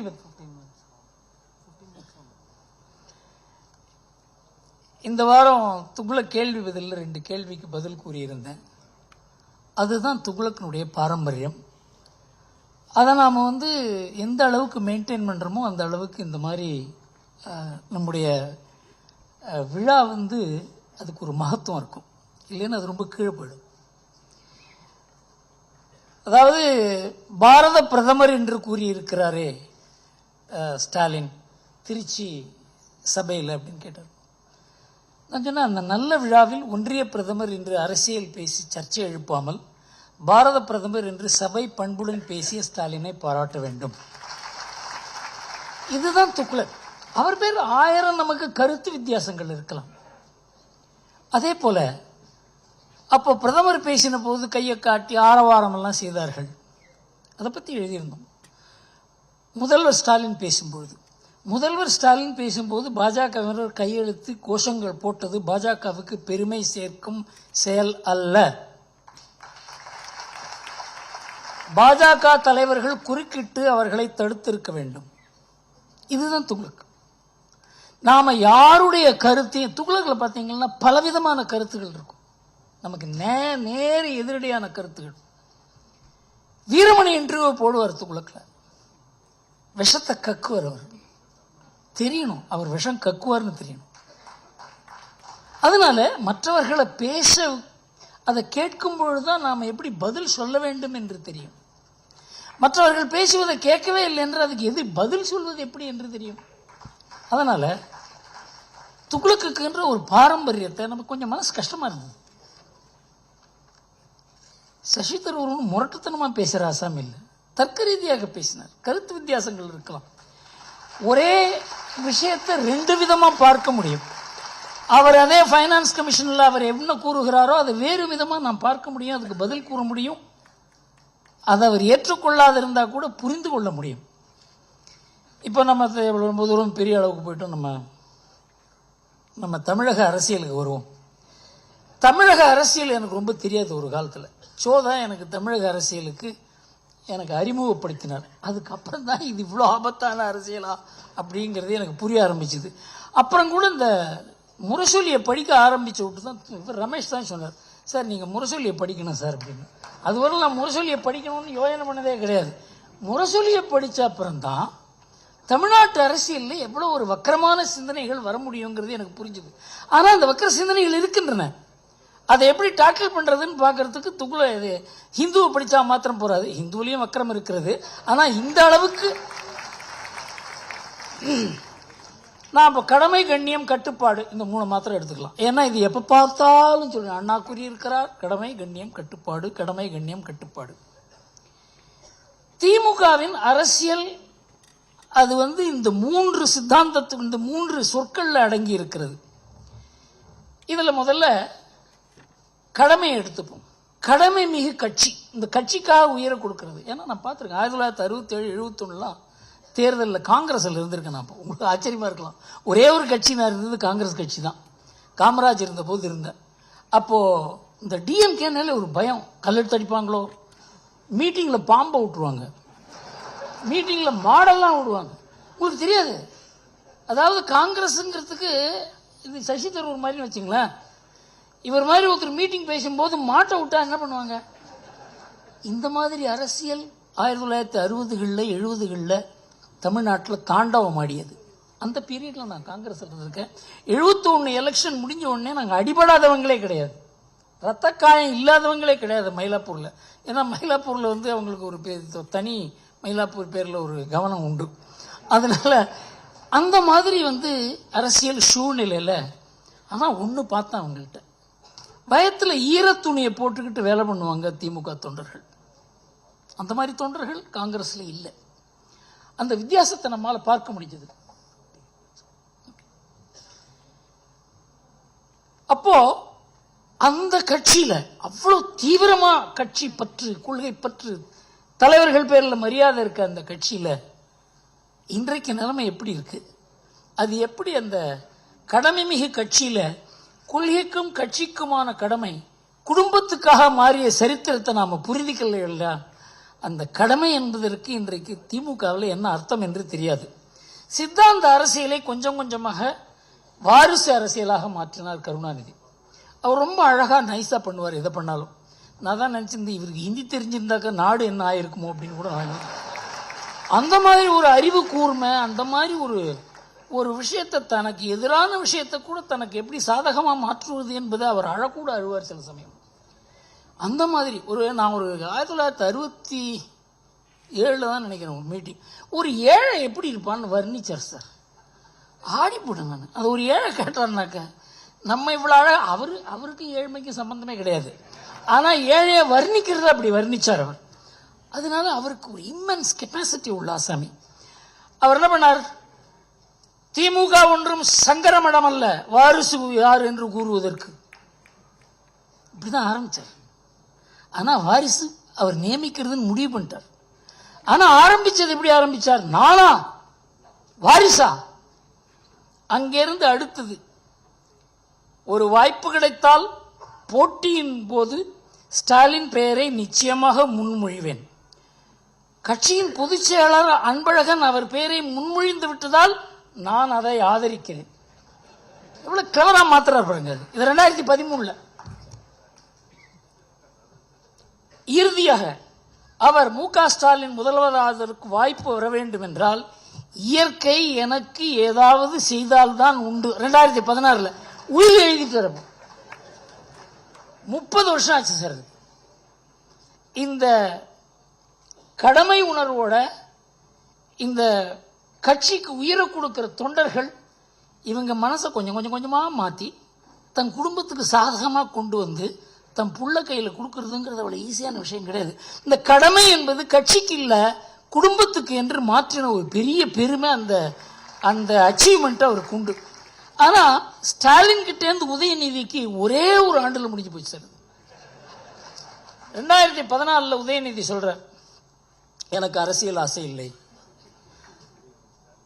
2016 சன் டிவி இன்டர்வியூல ஸ்டாலின் சொல்றார் என் மகனோ மருமகனோ அரசியலுக்கு வரமாட்டார்கள். 2019 உதயநிதி இளைஞரணி செயலாளர் ஆகிறார். 2018 எந்த சூழலிலும் நான் தேர்தலில் நிற்க மாட்டேன். 2021 தேர்தலில் போட்டியிடுகிறார். 2022 அமைச்சராக எனக்கு ஆசை இல்லை. மே மாசம், நவம்பர் மாசம் அமைச்சராவேன் என்பது வதந்தி. 2022 டிசம்பர்ல அமைச்சர் ஆனார் அவர். எப்படி அப்படியே ஒரே வருஷத்துல அந்த கட்சியினுடைய சொரூபமே, அதாவது கருணாநிதி எவ்வளவு கூச்சப்பட்டு கஷ்டப்பட்டு தயக்கப்பட்டு பண்ணாரோ அதெல்லாம் ரொம்ப வெளிப்படையா இந்த கட்சி குடும்பத்து கட்சி தான் அப்படிங்கிறத ஒரே வருஷத்துல நிர்தாரணம் செய்து கருணாநிதி கூச்சப்பட்டு செய்த அரசியல், வாரிசு அரசியலை இப்ப கிட்டத்தட்ட பெருமைப்படுற அளவுக்கு ஆயிடுச்சு. வாரிசு அரசியல் தான் செய்கிறோம். யார் வாரிசு? பெரியார் வாரிசு, அண்ணா வாரிசு, கலைஞர் வாரிசு. முதல் 2 பேருக்கு வாரிசே கிடையாது. அப்ப என்ன அர்த்தம்? கருணாநிதி வாரிசு அரசியல் தான்ங்கிறத ஓப்பனா, அதாவது பிரதம மந்திரி இங்க வாரிசு அரசியலை பத்தி பேசின உடனே நாங்க வாரிசு அரசியல் தான் செய்கிறோம் என்று பெருமையாக கூறினார் ஸ்டாலின். ஒரு ஆண்டுல எப்படி தமிழ்நாட்டினுடைய மனசு இன்னைக்கு எப்படி அந்த கட்சி இருக்குங்கிறத பத்தி சொல்றேன் கேளுங்க. எங்களை யாரும் புகழ வேண்டாம்.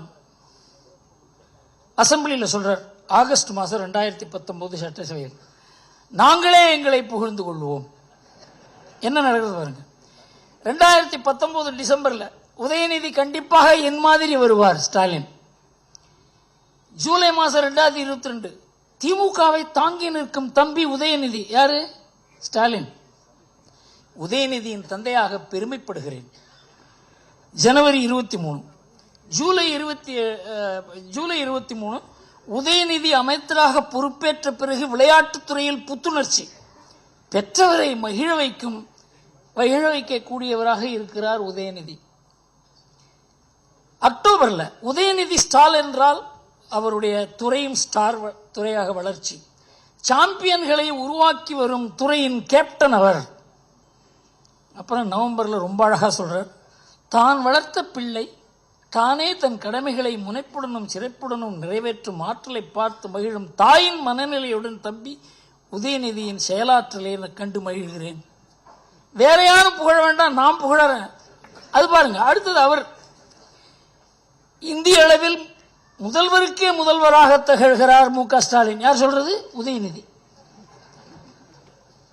நம்பர் 1 முதல்வர் ஸ்டாலின். மு.க. ஸ்டாலின் சிறப்பாக செயல்பாடு காரணமாகவே உள்ளாட்சி தேர்தலில் திமுக வெற்றி. இந்தியாவின் நம்பர் 1 முதலமைச்சர் என்ற பெயருடன் திராவிட மாடல் ஆட்சியை நடத்தி வருகிறார் நம் முதலமைச்சர். முதல்வர் மு.க. ஸ்டாலின், தோனி இருவரும் உழைப்பால் உயர்ந்தவர்கள். ஸ்டாலின் நன்றாக கிரிக்கெட் விளையாடுவார். அவர் பந்து வீசினால் யாரும் விளையாட முடியாது. இதெல்லாம் ஒரு குடும்பத்து அரசியல். அது வெளியில இந்த அளவுக்கு பிரசித்தமாக பேசப்படுகிறது. இதெல்லாம் பார்த்து பத்திரிகை எல்லாம் மௌனமா இருக்கிறார்கள். சசி தரூர் சொன்னார், இதெல்லாம் கேள்வி கேட்கணும். இதெல்லாம் யாருமே கேட்க முடியாது. தமிழ்நாட்டில் there is no media which questions any of these petty statements which are being made. I don't know whether they could translate it in the way in which it appeared in the media. இதை பார்த்தாங்க மற்ற அமைச்சர்கள்லாம் என்ன பண்ணுவாங்க, கையை பேசிட்டு உதயநிதியின் புத்தி கூர்மை. Please.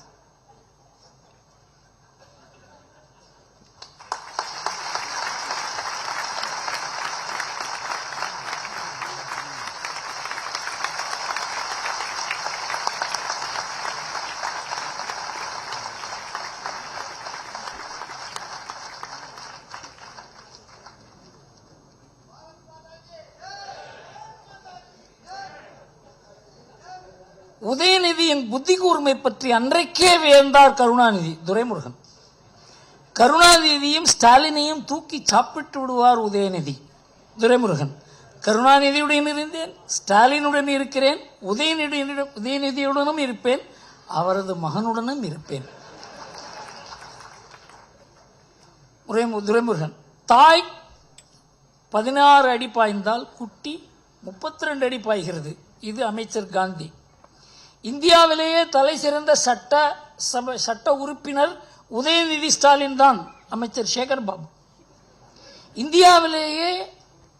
இந்தியாவின் தலைவரே உதயநிதி தான். இது ஏவா வேலு. பேரரசர் போல ஸ்டாலின், சிற்றரசர் போல உதயநிதி. இது KN நேரு. இதுதான் இன்னைக்கு கடமை கண்ணியம் கட்டுப்பாட்டில் கடமை உணர்வோடு இருந்த ஒரு கட்சியில் இந்த மாதிரி ஒரு நிலைமை. சித்தாந்தம் என்ற உணர்வை மறந்து, கட்சி உணர்வு மறந்து, இன்றைக்கு திமுகவில் இருக்கிறது வெறும் கூடுதான், கட்சி தான். அந்த கட்சி ஆட்சி இருப்பதனால தான் அது இருக்கிறது. இன்றைக்கு அண்ணாமலைக்கு பெரிய வாய்ப்பே திமுக இன்றைக்கு இருக்க நிலைமையில தான் அவருக்கு பெரிய ஒரு வாய்ப்பு ஏற்பட்டிருக்கிறது. இதை ரீசெண்டா இப்ப பார்த்திருப்பீங்க, ஒரு வீடியோல வந்திருந்தது. கலைஞர் சென்டினரி, கலைஞர் 100, அது அந்த வீடியோ வந்திருந்தது. அதில் கிட்டத்தட்ட ஒரு 5000-10,000 சேர் போட்டிருந்தாங்க. அதில் இருந்தது 200 பேர் தான். என்னுடைய நண்பர் அங்கே பேச போயிருந்தார். என் ஃப்ரெண்டு ஒருத்தர் பேச போயிருந்தார் அங்கே. அவருக்கு மெசேஜ் அனுப்பிச்சேன், என்ன சார் நடந்தது உண்மைதான்? நான் உண்மைதான் சார் அப்படின்னார். நீங்கள் தான் அதுக்கு விக்டிமா சார் அப்படின்னு. ஆமா அப்படின்னு சொன்னார். அதாவது எந்த அளவுக்கு அங்கே கூட காசு கொடுத்தா தான் ஆள் வருவாங்கங்கிற நிலை. இன்றைக்கு திமுகவினுடைய நிலைமை மாறி இருக்கிறது. இப்ப அடுத்தது கடமை மிகு ஆட்சியை பார்ப்போம். திராவிட மாடல், எல்லோருக்கும் எல்லாம் பஜனை. 34 அமைச்சர்கள்ல 12 பேர் பேர்ல ஊழல் வழக்குகள். அவர்கள்டேந்து இடி கைப்பற்றிய தொகை 82 கோடி.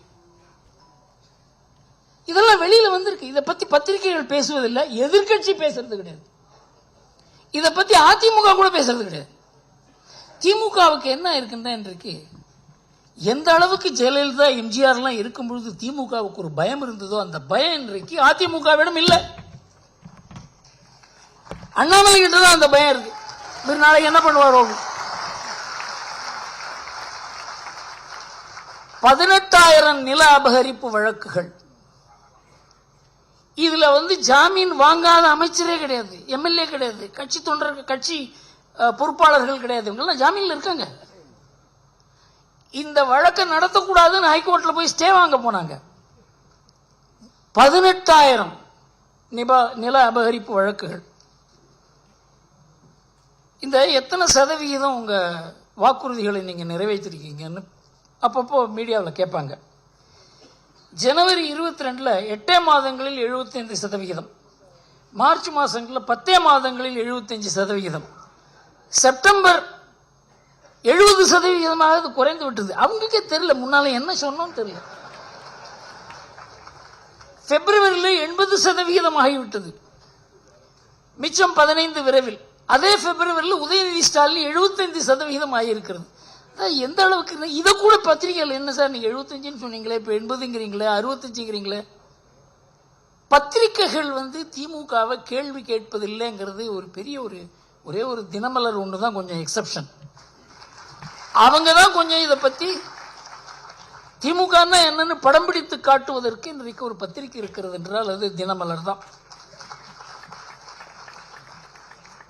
இது கட்சி ஆட்சியினுடைய கடமை. கண்ணியத்தை பார்ப்போம். உங்க அப்பா வீட்டு சொத்தா என்று பேசிய உதயநிதியை பார்த்து அந்த அம்மா கொஞ்சம் டீசென்ட் லேடி, அவங்க வார்த்தை அளந்து பேசுங்க, கண்ணியமா பேசுங்கன்னு சொன்னாங்க. அதுக்கு ஒரு நம்ம பதில் சொன்னார், யார்கிட்ட எப்படி பேசணும் என்று எங்களுக்கு பெரியார், அண்ணா, கலைஞர்கள் சொல்லி கொடுத்திருக்காங்க, அப்படி நாங்க செய்வோம். நான் அவருக்கு சில சஜஷன்லாம் கொடுக்கலாம் பார்க்கிறேன். ஈவேரா, அண்ணா, கருணாநிதி யார்கிட்ட எப்படி பேசணும் என்று சொல்லி கொடுத்திருக்கிறார் பாருங்கள். முதல்ல பெரியார் ரம்ஜான் கூடுதல்ல என்ன பேசலாம்னு பெரியார் சஜஷன் கொடுத்திருக்காரு. பாப்பானுக்கு பயந்தும் முஸ்லீம்களுக்கு அதிக இடம் கொடுத்து வந்தோம், அதன் பலனை இன்று அனுபவிக்கிறோம். இது சாணியை மிதிக்க அசிங்கப்பட்டு மலத்தின் மேல் காலை வைத்து நேர்ந்த பழமொழியாக மாறிவிட்டது. மைனாரிட்டிகளுக்கு அளிக்கும் சலுகையும் உரிமையும் துரோகம், பச்சை துரோகம். இதைதான் பெரியார் சொல்லி கொடுத்திருக்காரு. மைனாரிட்டி மீட்டிங்ல இதை பேசுவாங்களா? தாழ்த்தப்பட்ட ஒரு மாநாட்டில் என்ன பேசலாங்கிறத சொல்லியிருக்காரு பெரியார். பறச்சி புலைச்சி எல்லோரும் ரவிக்கை சட்டை போட ஆரம்பிச்சுட்டா அதனால் துணி விலை உயர்ந்து விட்டது. பள்ளு பறையனெல்லாம் படிக்க ஆரம்பிச்சதானுங்க, அதனால வேலையில்லா திண்டாட்டம். சசி இல்லைங்க, அதை கேட்கலாம். இந்த பெரியார தான் அவர் சொல்லியிருக்காரு. இவர் எங்களுக்கு சொல்லி கொடுத்திருக்காரு என்ன பேச வேண்டும் என்று. தமிழ் மாநாட்டில் தமிழை நான் ஒரு காட்டுமிராண்டி மொழி என்று 40 ஆண்டுகளாக கூறுகிறேன். தமிழ் காட்டுமிராண்டி காலத்து மொழி. தமிழ் ஒரு நியூசன்ஸ். தமிழ் புலவர்கள் பொய்யர்கள், எதிரி, சமூக எதிரிகள். இவரைத்தான் சொல்ற நிர்மலா சீதாராமன் எங்களுக்கு பெரியார் சொல்லி கொடுத்திருக்காரு எப்படி பேசலாம் சொல்லி. திமுக மகளிரணி மாநாட்டில் என்ன பேசலாம்? அவர் பெண்கள் சுயேட்சைக்கு கர்ப்பம் கொடிய விரோதி, எனவே பெண்கள் கண்டிப்பாக பிள்ளை பெறுவதை நிறுத்தியே ஆக வேண்டும். ஆண்கள் 2 வைப்பாட்டி வைத்துக் கொண்டால் பெண்கள் 3 ஆசை நாயகர்களை வைத்துக் கொள்ள வேண்டும். இதுதான் பெரியார் மண். இந்தி கூட்டணியில் என்ன பேசலாம் சொல்றோம்? தேசிய காங்கிரசும் காந்தியும் அழிந்தொழிவது ஏழை மக்களுக்கும் சமத்துவத்துக்கும் அவசியம். காங்கிரஸ் அழியணும். அடுத்தது கம்யூனிஸ்ட் பத்தி பொறுக்கி தின்னும் பேசியிருப்பார். பொறுக்கி தின்னும் இந்த கம்யூனிஸ்டுகள் காலித்தனம், பலாத்கார தூண்டுதல் மூலம் ஒன்றும் முடியாது.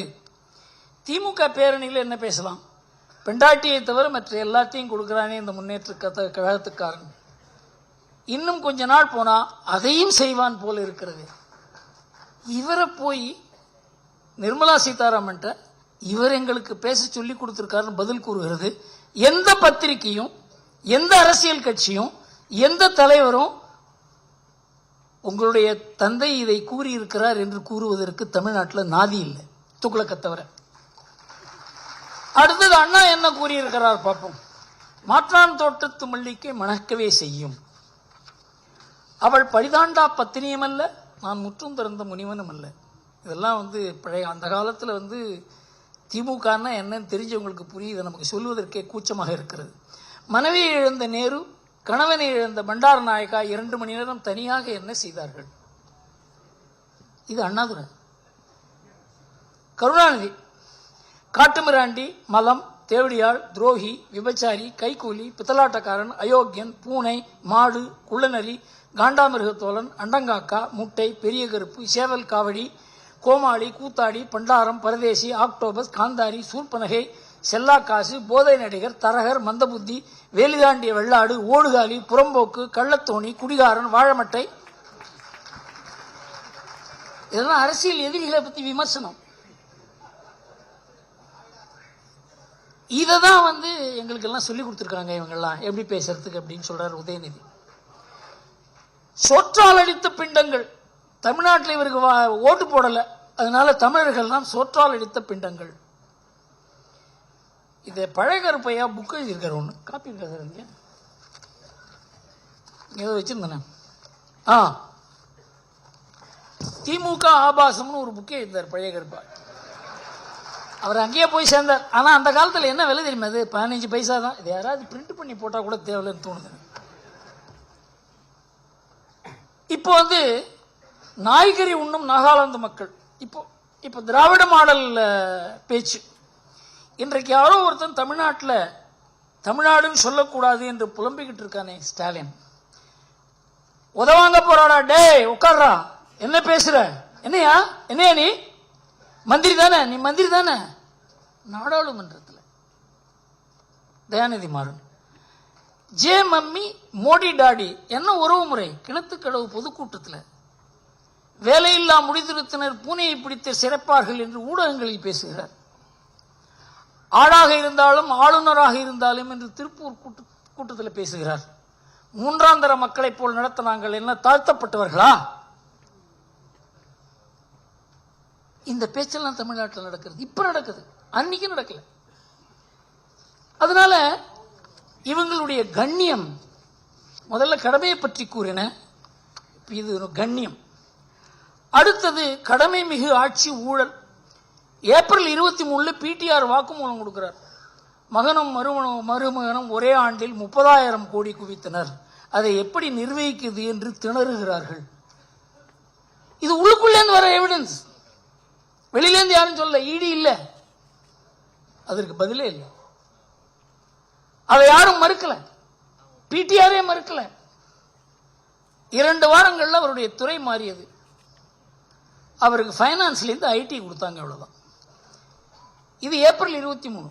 நவம்பர் 23 உயர்நீதிமன்றத்தில் இடி பிரமாண பத்திரம் கொடுக்கிறது. கடந்த 1-2 ஆண்டுகளில் எடுக்கப்பட்ட மணல் விலை 4,700 கோடி ரூபாய். அரசுக்கு கிடைத்த வருமானம் 36 கோடி ரூபாய் தான். இதுக்காகத்தான் இது இடி ரெய்ட் பண்றாங்க. 34 அமைச்சர்கள் 12 அமைச்சர்கள் ஊழல் வழக்கு சொன்னேன். கைப்பற்றப்பட்ட கொள்ளையை பத்தி சொன்னேன். மணல் ஊழல்ல செந்தில் பாலாஜி பேரில் ஆக்ஷன் எடுத்த உடனே அங்க யார் இன்கம் டாக்ஸ் ரெய்ட் பண்ண வந்தாங்களோ அவங்களை கல்லெடுத்து அடிச்சு அவங்கெல்லாம் ஹாஸ்பிட்டல் அட்மிட் ஆகி, அதை பத்தி என்ன சொல்றாரு பார்ப்போம். இந்த செந்தில் பாலாஜியை பத்தி 2016 ஸ்டாலின் அவருக்கு என்ன சர்டிபிகேட் கொடுத்தார். இந்த மாவட்டத்தில் ஒரு அமைச்சர் இருந்தார், அவர் பேர் செந்தில் பாலாஜி. அவரை பற்றி சொல்ல வேண்டிய அவசியமே இல்லை. அந்த அம்மா ஜெயிலுக்கு போனப்போ யாரை முதலமைச்சராக தேர்ந்தெடுக்கலாம் என்று சொல்லப்போ பட்டியலில் இவர் கெட்ட கேடு இவர் பேரு இருந்துச்சுங்க. இது செந்தில் பாலாஜிக்கு ஸ்டாலின் கொடுக்கிற சர்டிபிகேட்.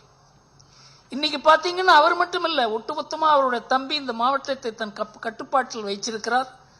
கட்டுப்பாடுன்னா கொள்ளை அடிக்கிறதுல, ஊழல் செய்யறதுல, லஞ்சம் வாங்கறதுல. அந்த தம்பி இன்னைக்கும் இடி கிட்ட சம்மன் கொடுக்க போறாங்க, அவங்க கிடைக்கல, தலைமறைவா இருக்கார். எந்த தம்பியை பத்தி இவர் பேசினாரோ அந்த தம்பியை இடி தேடிக்கிட்டு இருக்காங்க. இப்ப செந்தில் பாலாஜிய அவர் அமைச்சராக வைத்திருக்கிறார். அது இந்த வழக்குகள் நீதிமன்றத்துக்கு போச்சு. துறையில்லாத அமைச்சர் என்பது அரசியல் சாசனத்தை பரிகாசம் செய்வது போல.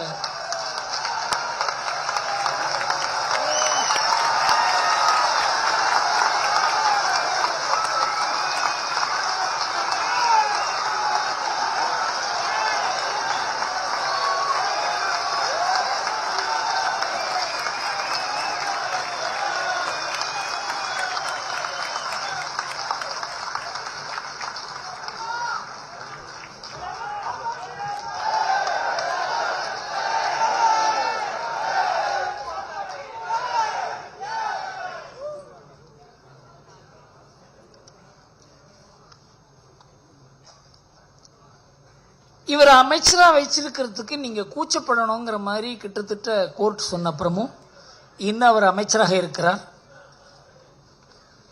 இந்த சமயத்தில் தான் இவங்கெல்லாம் என்ன பண்ணாங்க, ஒரு சாதகமான சூழ்நிலை வரும்போது சாதகமான ஒரு நீதிபதியை வச்சு சாதகமான ஒரு தீர்ப்பு வாங்குவது என்பது இப்போ வழக்கமாகிவிட்டதுனால இந்த ஆனந்த் வெங்கடேஷ்ன்ற ஒரு ஜட்ஜு கண்ணில் இது மாட்டிடுது.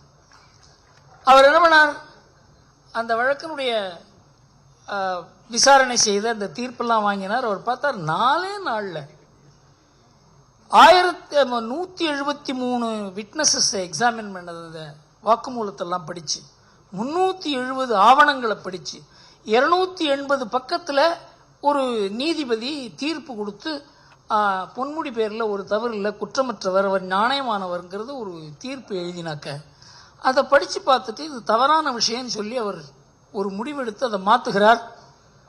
அதுக்கு திமுக ஐடி விங்கிலிருந்து போடுறாங்க ட்வீட். பெரியார் கூறியிருக்கிறார், நாம் சட்டம் இயற்றினாலும் பார்ப்பான் நீதிபதியாக வந்து நிற்பான். எந்த மாதிரி ஒரு அரசியல் சூழ்நிலையை உருவாக்குறாங்க பாருங்க. மணல் குவாரி வழக்கு இது வெறும் சொத்து குவிப்பு வழக்கு மாத்திரம் இல்லை பொன்முடி பேரில்.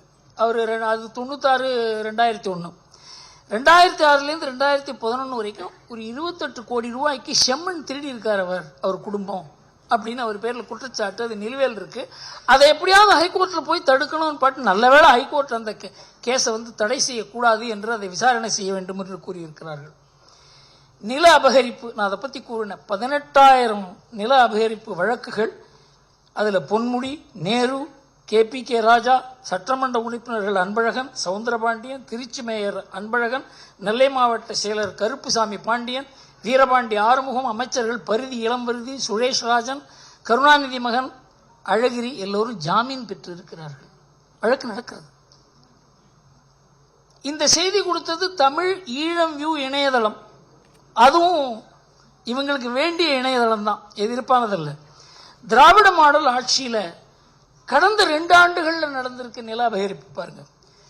ஜூனில் துறைப்பாக்கத்தில் ஒரு குடிநீர் தொட்டியை போய் திமுக காரங்க எடுத்துக்க அந்த ஊர் பொம்பளைங்கள்லாம் போய் அடித்து அவங்கள விரட்டியிருக்காங்க.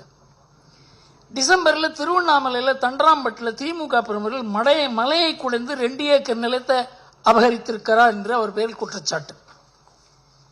திருப்பூரில் கோவில் நிலத்தை திமுக பெருமர் ஆக்கிரமித்ததாக திருப்பூர் மாவட்ட ஆட்சியர் முன் மக்கள் புகார். திருநெல்வேலி தாமரை செல்வி கிராமத்தைச் சேர்ந்த நீர்நிலை நிலத்தைச் சேர்ந்த திமுகவினர் மீது திமுகவினரே கொலைவெறி தாக்கல். நீயா நானா இதை எடுத்துக்கிறதுக்கு 7.5 ஏக்கர் நில ஆக்கிரமிப்பு செய்ததாக திமுக பிரமுகர் வெங்கடேசன் மீது புகார். இதெல்லாம் 2021 அப்புறம். நெல்லை மாவட்டம் சங்கர் பகுதியில் திமுக செயற்குழு உறுப்பினர் பேச்சு பாண்டியன் வேறொருவருக்கு சொந்தமான நிலத்தை ஆக்கிரமிப்பு செய்ய முயற்சித்து அதை எதிர்த்த உரிமையாளர்கள் தந்தை மகன் 20 பேரும் கொலைவெறி தாக்குதல். மேடவாக்கம் குணசேகரன் நிலத்தை திமுக கவுன்சிலர் ஆக்கிரமிப்பு, குணசேகரன் தீக்குளிக்க முயற்சி. மெட்ரோ ரயில் நிலையத்துக்கு சொந்தமான நிலத்தை திமுக MP கலாநிதி வீராசாமி ஆக்கிரமிப்பு. பொது மருத்துவமனை கட்டி வசூல். உயர் நீதிமன்றம் 1 மாதம் கெடு வெடித்திருக்காங்க, இதை திருப்ப கொடுக்கணும்னு சொல்லி. 186 ஏக்கர் நிலம் நீர்நிலைகள் அபகரிப்பு. திமுக நாடாளுமன்ற உறுப்பினர் TRVS ரமேஷ் மீது உயர்நீதிமன்றம் விசாரணை செய்ய உத்தரவிட்டு குற்றச்சாட்டுகளின் தன்மையும் பட்டா நிலங்கள் மாற்றப்பட்ட அரசு நிலத்தின் அளவையும் நீர்நிலைகளையும் பட்டா நிலமாக மாற்றியதை பார்த்து எங்களுக்கு அதிர்ச்சி என்று கூறியிருக்கிறது. பாருங்க, அந்த DNA-வில் இந்த நில அபகரிப்பு அப்படிங்கிறது ஊறி இருக்கிறது. அதில் இந்த இவர் இருக்கார மா சுப்பிரமணியன், அவர் ஒரு மீட்டிங்கில் பேசும்போது அதை வீடியோ எடுத்துட்டாங்க. நாங்கள் இந்த ஆக்கிரமிப்பு நிலத்தெல்லாம் திருப்பி எடுக்கணும்னு நம்ம நினைக்கிறது இல்லை, இந்த கோர்ட்டு பண்ணுற ஒரு தொந்தரவால தான் நாங்கள் இதை பண்ணுறோமே தவிர, இல்லைன்னா நாம் ஒன்றும் பண்ண மாட்டோம், உங்களுக்கெல்லாம் ஆதரவாக தான் இருக்கார் முதல்வர்னு பேசுகிறார் சார்.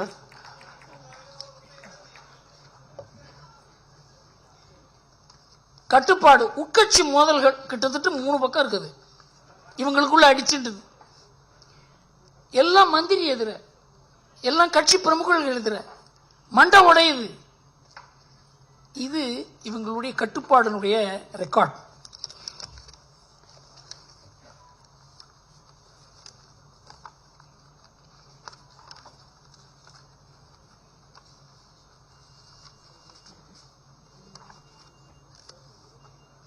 இதெல்லாம் பார்க்கிறார்.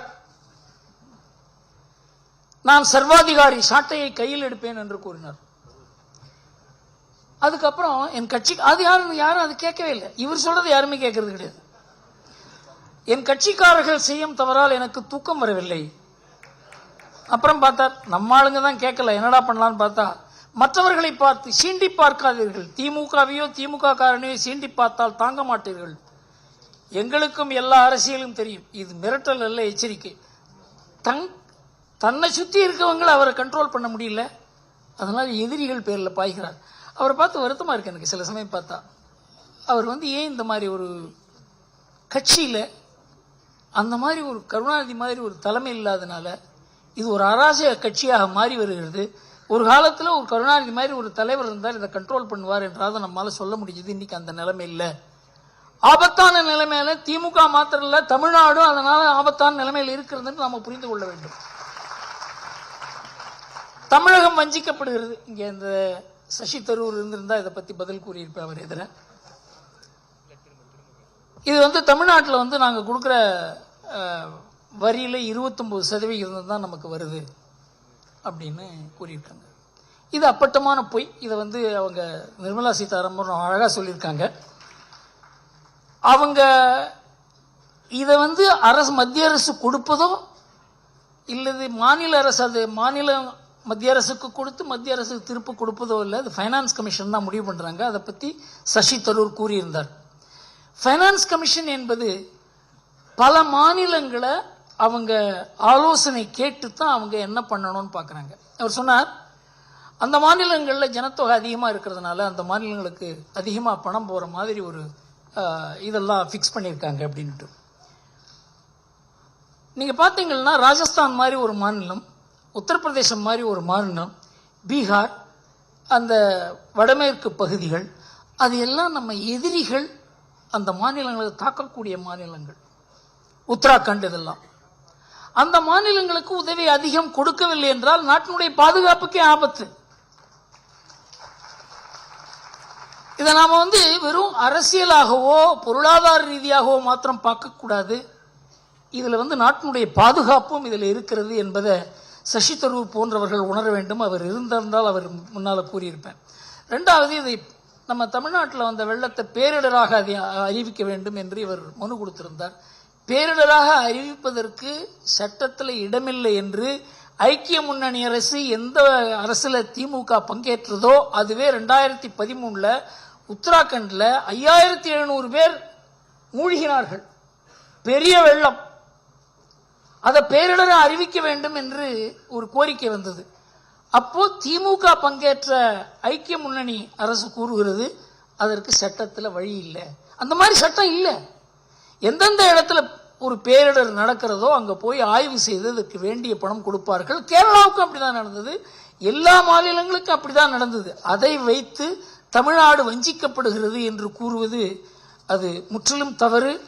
அதை நம்ம பத்திரிகைகளும் அதை எடுத்து எழுதுவதில்லை. பெரிய எதிர்கட்சி இப்ப அண்ணாமலை ஒருத்தர் இருக்காரோ ஏதோ பேச்சு நடக்குது, இல்லைன்னா அது நடக்கிறதுக்கு வாய்ப்பே இல்லை.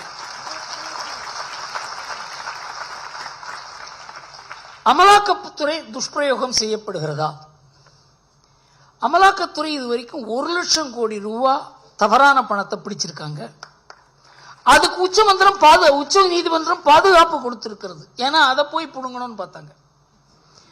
இதுல வங்கி மோசடியில 41,000 கோடி ரூபாய் பணத்தை பிடிச்சிருக்காங்க. வங்கி மோசடி செய்ததுல அதுல மல்லையா, நிரவ் மோடி இவங்கெல்லாம் 22,000 கோடி ரூபாய் மோசடி செய்ததுல 19,000 கோடி ரூபாய் சொத்து அவங்கள்ட்ட இருந்து பிடிச்சிருக்காங்க அமலாக்கத்துறை. இதெல்லாம் யாராவது பேசுறாங்களா? அத வங்கிகளுக்கு அதை வித்து 15,000 கோடி ரூபாய் திருப்ப கொடுத்திருக்காங்க இடி. லஞ்ச ஊழலை பொறுத்தவரையில் 5,400 கோடி ரூபாய் தான் இதுவரைக்கும் பணம் பிடிக்கப்பட்டிருக்கிறது. இதுலதான் பிரச்சனையே. இவ்வளவு பெரிய விஷயத்தை இடி பண்றாங்க, அவங்க சொத்தெல்லாம் பிடிக்கிறாங்க. அதெல்லாம் ஒரு ஸ்டேட்மெண்ட், இடி நல்ல காரியம் பண்றாங்கன்னு ஏதாவது ஒரு எதிர்கட்சி, ஏதாவது ஒரு பத்திரிகை, ஏதாவது ஒரு அறிவிஜீவி சொல்லி கேட்டிருக்கோமா? நம்ம இவ்வளவு நல்ல காரியம் பண்றாங்களேன்னு. அவர்களை தொட்டால் தான் பிரச்சனை. கத்தையா பணம் கிடைக்குது. ஒரு பார்த்தா சாட்டர்ஜின்னு ஒரு அமைச்சர்கிட்ட இருந்து. அவர் பேர்ல ஒரு நடவடிக்கை எடுத்தா இது பழிவாங்கல். இப்ப தமிழ்நாட்டில் 82 கோடி ரூபாய் கிடைச்சிருக்கு, ஜார்க்கண்ட்ல 340 கோடி ரூபாய் கிடைச்சிருக்கு. இதெல்லாம் ஈடி நடவடிக்கை எடுக்காத கிடைக்குமா இதெல்லாம்? ஆனா இந்த நடவடிக்கை எடுக்கும்போது இது காழ்ப்புணர்ச்சி, இது பழிவாங்கல் என்று கூறி இது பாஜகவினுடைய எதிரிகள் மேலே இது பிரயோகம் செய்கிறார்கள் என்று சொல்கிறார்கள். பாஜக கர்நாடகா தவிர எந்த இடத்துல அது ஆட்சி செய்தாலும் அதன் பேரில் எந்த லஞ்ச குற்றச்சாட்டும் இல்லை. கர்நாடகாவில் மாத்திரம்தான் குற்றச்சாட்டு இருக்கே தவிர 27 ஆண்டுகளாக குஜராத் ஆட்சி செய்கிறது குற்றச்சாட்டு இல்லை. இந்த தரம் மத்திய பிரதேசில் பாஜக எப்படி ஜெயிச்சது என்பதை பல வல்லுநர்கள் எழுதினார்கள். அதற்கு காரணம் 18 ஆண்டுகளாக அவங்க ஆட்சி பண்றாங்க, யாரும் அவர்களை பார்த்து நீ ஒரு தப்பு பண்ணேன்னு சொன்னது கிடையாது அப்படின்னு. நீங்க பாஜகவில் யாரையாவது பிடிச்சி இது எதிர்கட்சியில் அரெஸ்ட் பண்றதுக்காக ஒரு ஆளு நீ வாய் அவனை அரெஸ்ட் பண்றேன்னு சொல்ல முடியும்? எதிர்கட்சியில் ஃப்ராடு இருக்குங்கிறதுல சந்தேகமே கிடையாது. அதனாலதான் இந்த நடவடிக்கைகள் எடுக்கப்படுகின்றன. யூபியை எடுத்துங்க, பாஜக சர்க்கார் எப்படி நடக்கிறதுங்கிறது தெரிஞ்சிடும். யூபியில் தடி எடுத்தவன் தண்டல்காரன் இருந்தது, அங்க ஆட்டிக்குன்னு ஒருத்தர் இருந்தார். அதனால பேப்பர்ல படிச்சீங்களா இல்லையான்னு தெரியல, துக்ளக்கில் எழுதியிருக்கோம் அதை பத்தி. 10,000 கோடி ரூபாய் அவர் ஒரு சாம்ராஜ்யமே நடத்தினார். 54 கம்பெனி. இந்திரா காந்தியினுடைய குடும்பத்தினுடைய சொத்தை அவர் பிடிங்கினார். காங்கிரஸ் ஒண்ணுமே செய்ய முடியல. இந்த ஆர்டிக்கை என்கவுண்டர்ல பினிஷ் பண்ண யார் காரணம்னாக்க, ஒரு முஸ்லிம் பெண் அந்த ஆர்டிக்கை எடுத்து போராடினான். அதற்காக அவர் அந்த ஆர்டிக் எலிமினேட் ஆன உடனேயே யூபி ஆடி விட்டது. 10,000 கோடி ரூபாய் பணத்தை பிடிச்சாங்க அவர்கிட்ட. இதுவரைக்கும் யூபியில என்ன ஒரு உறுதியான ஒரு கட்சி ஆட்சி செய்யும் பொழுது என்னென்ன மாதிரி அதுக்கு விளைவுகள் இருக்குன்றத நம்ம பார்க்கணும். நல்ல விளைவுகள்.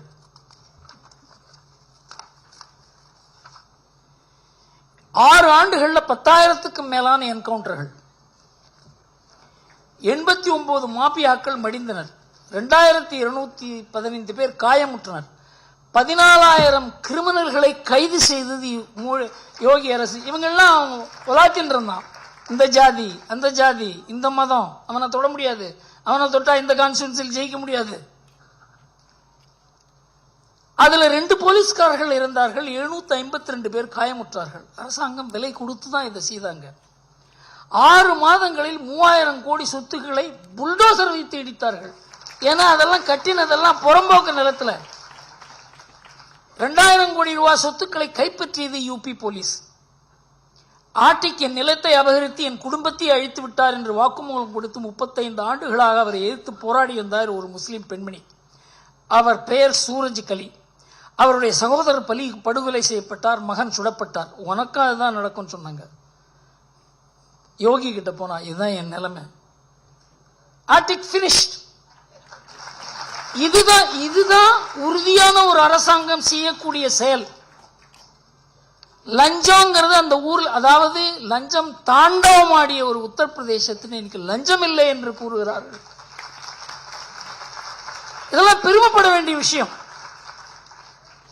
அலகாபாத் நகரே 40 ஆண்டுகள் அந்த ஆட்டிக்கை கண்டு நடுங்கியது. போலீஸ்காரங்களை அவரை கேட்டுன்னு தான் கமிஷனர் போட முடியும். இதெல்லாம் பேப்பர்ல வந்த விஷயங்கள். இப்போ நம்ம நாட்டில் என்ன, எப்படியாவது ராகுல ஒரு பிரதம மந்திரி வேட்பாளராக கொண்டு வரணும்னு முயற்சி பண்ணாங்க. அதுக்கு ஒரு பெரிய ஒரு நாடு பூரா ஒரு நடைப்பயணம் நடந்தது. அதற்கப்புறம் கர்நாடகாவில் ஜெயிச்ச உடனே அவரால் தான் ஜெயிச்சாங்க அப்படின்னு சொல்லி இப்போ இந்த 3 தேர்தலில் படுதோல்வி அடைந்த உடனே அவரை எப்படி மறுபடியும் முன்னுக்கு கொண்டு வரதுங்கிறதுக்காக பெரிய முயற்சி நடக்கிறது தெரியும் நமக்கு. அதனால இப்போ பஸ் யாத்திரை இதெல்லாம் பண்றாங்க. இந்தி கூட்டணி அவரை ஏத்துக்க தயார் இல்லை. அதனால மம்தா என்ன பண்ணாங்க, நீங்க அவங்க கட்சியிலேயே கர்கே போடு அப்படின்னு. கர்கே ஐயோ நான் இல்லை, ராகுல் இருக்கும்போது நான் எப்படி இருக்க முடியும் அப்படின்னு அவர் விலக. இப்போ கர்கே இப்போ நிதிஷ்குமாரை போடுன்னா அவர் எனக்கு வேண்டாம் அப்படின்னு சொல்லி கர்கே இப்படி எப்படி வருது பாருங்க. இந்த மீட்டிங்ல யார் யார் அந்த சேர வேண்டுமோ அவங்க யாருமே சேரல. இந்த மாதிரி ஒரு கூட்டணி அமைகிறது. அந்த கூட்டணியினுடைய நோக்கமே எப்படியாவது மோடியை வீழ்த்த வேண்டும் என்பதுதான். அது நடக்க போறதில்லை. ஆனா எதுக்காக சொல்றேன்னா, விஷத்தை பரப்புகிறார்கள், தவறான கருத்துக்களை நம் நாட்டில் பரப்புகிறார்கள். இந்த கருத்து வெளிநாட்டுக்கு போகிறது. இவங்க என்ன சொல்றாங்களோ அதை வெளிநாட்டில் மோடி எதிரிகள், இந்த உலகம் பூரா இந்த பாரத நாடு எழுச்சி பெற்று வரக்கூடாதுங்கிறதுக்காக ஏராளமான சக்திகள் வேலை செய்கின்றன. அவருக்கு ராகுல் காந்தி என்னென்ன மாதிரி ஒத்தாசை பண்றாரு பாருங்க. இவர் வெளிநாட்டுக்கு எப்போ போறாருன்னே தெரியாது. 2014 2019 வரைக்கும் 5 ஆண்டுகள்ல 247 முறை அவர் வெளிநாட்டுக்கு போயிருக்கார். அவர் இப்ப கூட அவர் வெளிநாட்டுக்கு போவது ஒரு கட்சிக்கே தெரியாது, ஒரு வீட்டுக்கு தெரியாது. இப்ப யாரோ சொன்னாங்க இந்த யாத்திரை பீரியட்ல, அப்பா நல்ல வேளை நம்ம நாட்டில் இருப்பார் அவர். அவர் வெளிநாட்டில் என்ன பேசுறாரு பாருங்க. கேம்பிரிட்ஜ் பல்கலைக்கழகத்தில் இந்திய ஜனநாயகம் நெருக்கடியில் இருக்கிறது, தாக்கப்படுகிறது. நாடாளுமன்றம், பத்திரிகை சுதந்திரம், நீதித்துறைகள் கட்டுப்படுத்தப்படுகின்றன. எங்கள் அரசியலமைப்பின் அடிப்படை கட்டமைப்புகள் தகர்க்கப்படுகின்றன. இந்தியாவில் ஜனநாயகம் காப்பாற்றப்பட வேண்டும், இல்லை என்றால் உலகத்தில் ஜனநாயகமே இருக்காது.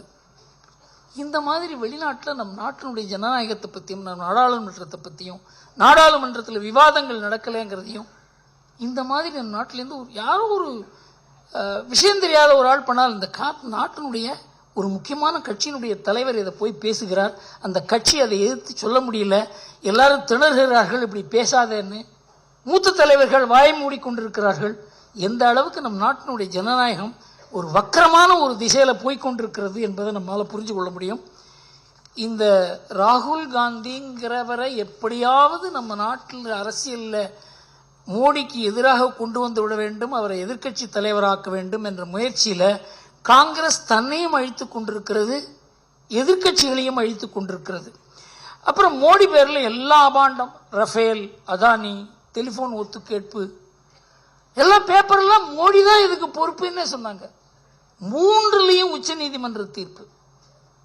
யாரோ ஒரு சிபிஐ வச்சு என்கொயரி பண்ணி அவர் சரி அப்படின்னு சொல்லுங்க.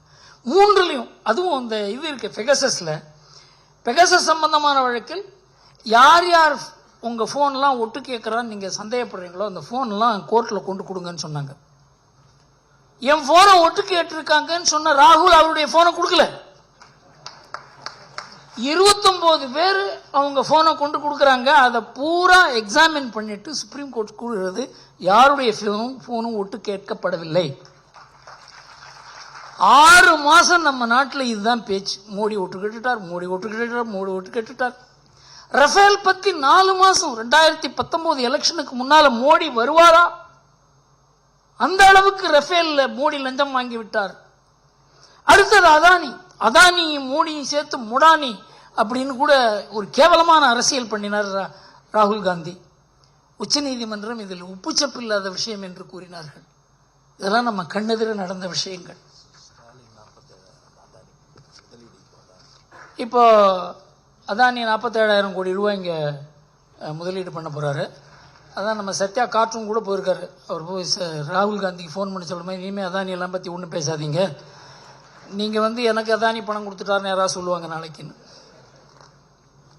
3 பிரம்மாண்டமான சாதனைகள் மோடி செய்திருக்கிறார். அதற்கு இந்த நாடு கடமைப்பட்டிருக்கிறது. ஒன்று, பிரிவு 370. இது மாற்றவே முடியாது. இது போன கதை. இது ஏதோ நம்மோட ஒட்டின்னு இருக்கு. காஷ்மீர் அதோட இருக்கட்டும். அவங்களுக்கு எவ்வளவோ பணம் கொடுத்து அந்த எந்த அளவுக்கு அவங்க மோசமான அரசியல் செய்தாலும் ஊழல் செய்தாலும் அவங்களோட ஒத்து போக வேண்டியதுதான். பாகிஸ்தானோட பேசுவோம், ஏதாவது ஒரு வழி கண்டுபிடிப்போம். இந்த மாதிரி திண்டாடி கொண்டிருந்த ஒரு நாட்டில் காஷ்மீர் எங்களுடையது. 370 போகும். அந்த 370 போவதற்கு முன்னால நான் எனக்கு அங்க உள்ள நடந்த சில டிஸ்கஷன்லாம் தெரியும். 3000 பேர் சாவார்கள். 50,000 பேர் இருக்காங்க அங்க, வெளியில இருந்து சுற்றுலாக்கு போனவங்க. அவங்களெல்லாம் 4 நாள்ல வெளில கொண்டு வந்தாங்க கவர்மெண்ட்ல. ஏனென்றால் இதெல்லாம் ரொம்ப நாளைக்கு 15 நாள் 20 நாள் பிளான் பண்ணி நடக்கிற விஷயம் இல்லை. 4 நாள்ல 50,000 பேர் சுற்றுலா. அங்க சினிமா ஆக்டர்லாம் போயிருக்காங்க, கிரிக்கெட் வீரர்கள் போயிருக்காங்க. அவங்கெல்லாம் ஐடென்டிஃபை பண்ணி மூட்டை கட்டி வெளியில கொண்டு வந்துட்டு 370 நீக்கிறாங்க. சாதாரணமான விஷயம் இல்ல. உலகத்துல யாரும் இது நடக்கும்னு நினைக்கல. இது ஏதோ பேனாவில் கையெழுத்து போட்டு நடக்கிற விஷயம் இல்லை. அங்க போய் டோவல் போய் நின்று என்ன வேணா நடக்கட்டும் அப்படின்னு சொல்லி ஒரு பாதுகாப்பு ஆலோசகர் அங்க போகிறார். இந்த நாட்டுக்காக உயிரை கொடுக்கக்கூடிய அதிகாரிகள் இருக்காங்க, அவர்களை நாம நியமிச்சிருக்காங்க மோடி. அவருக்கு ஒன்றும் விருப்பு இல்லை. இவர் நம்ம சம்பந்திக்கு தெரிஞ்சவரா, பக்கத்து வீட்டுக்காரர் தெரிஞ்சவரா, நம்ம ஜாதி ஆளா, இதெல்லாம் இல்லை. அதனாலதான் இந்த மாதிரி ஒரு அதிகாரிகள் குழாம தயார் பண்ண முடியுது. உலகமே வியக்கும் அளவுக்கு, அதாவது இந்த முஸ்லிம் நாடுகள்லாம் இதை சப்போர்ட் பண்ணாங்க. இதெல்லாம் நடக்கிற காரியமா? சீனாவுக்கு இதை அப்போஸ் பண்றதா சப்போர்ட் பண்றதாங்கிறதுல குழப்பமா இருந்தாங்க. டர்க்கி மாத்திரம் தான் சப்போர்ட் பண்ணாங்க. பாகிஸ்தானை பத்தி கேட்க வேண்டிய அவசியமே இல்லை. இன்றைக்கு பாகிஸ்தானுடைய நிலைமை என்ன? பாகிஸ்தான்ங்கிறது யாருமே போய் பார்க்கறது, பாகிஸ்தான்றதே மறந்துட்டாங்க எல்லாரும்.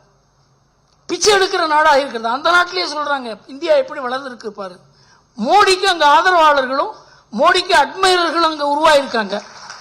எந்த நாட்டில்? 97% முஸ்லீம்கள் இருக்க நாட்டில் மோடிக்கு நல்ல பேர். இந்த மாதிரி நம்ம நாட்டில் ஒரு பிரைம் மினிஸ்டர் வரமாட்டாரா அப்படி இப்படியே பேசுறாங்க, டெலிவிஷன்ல பேசுறாங்க.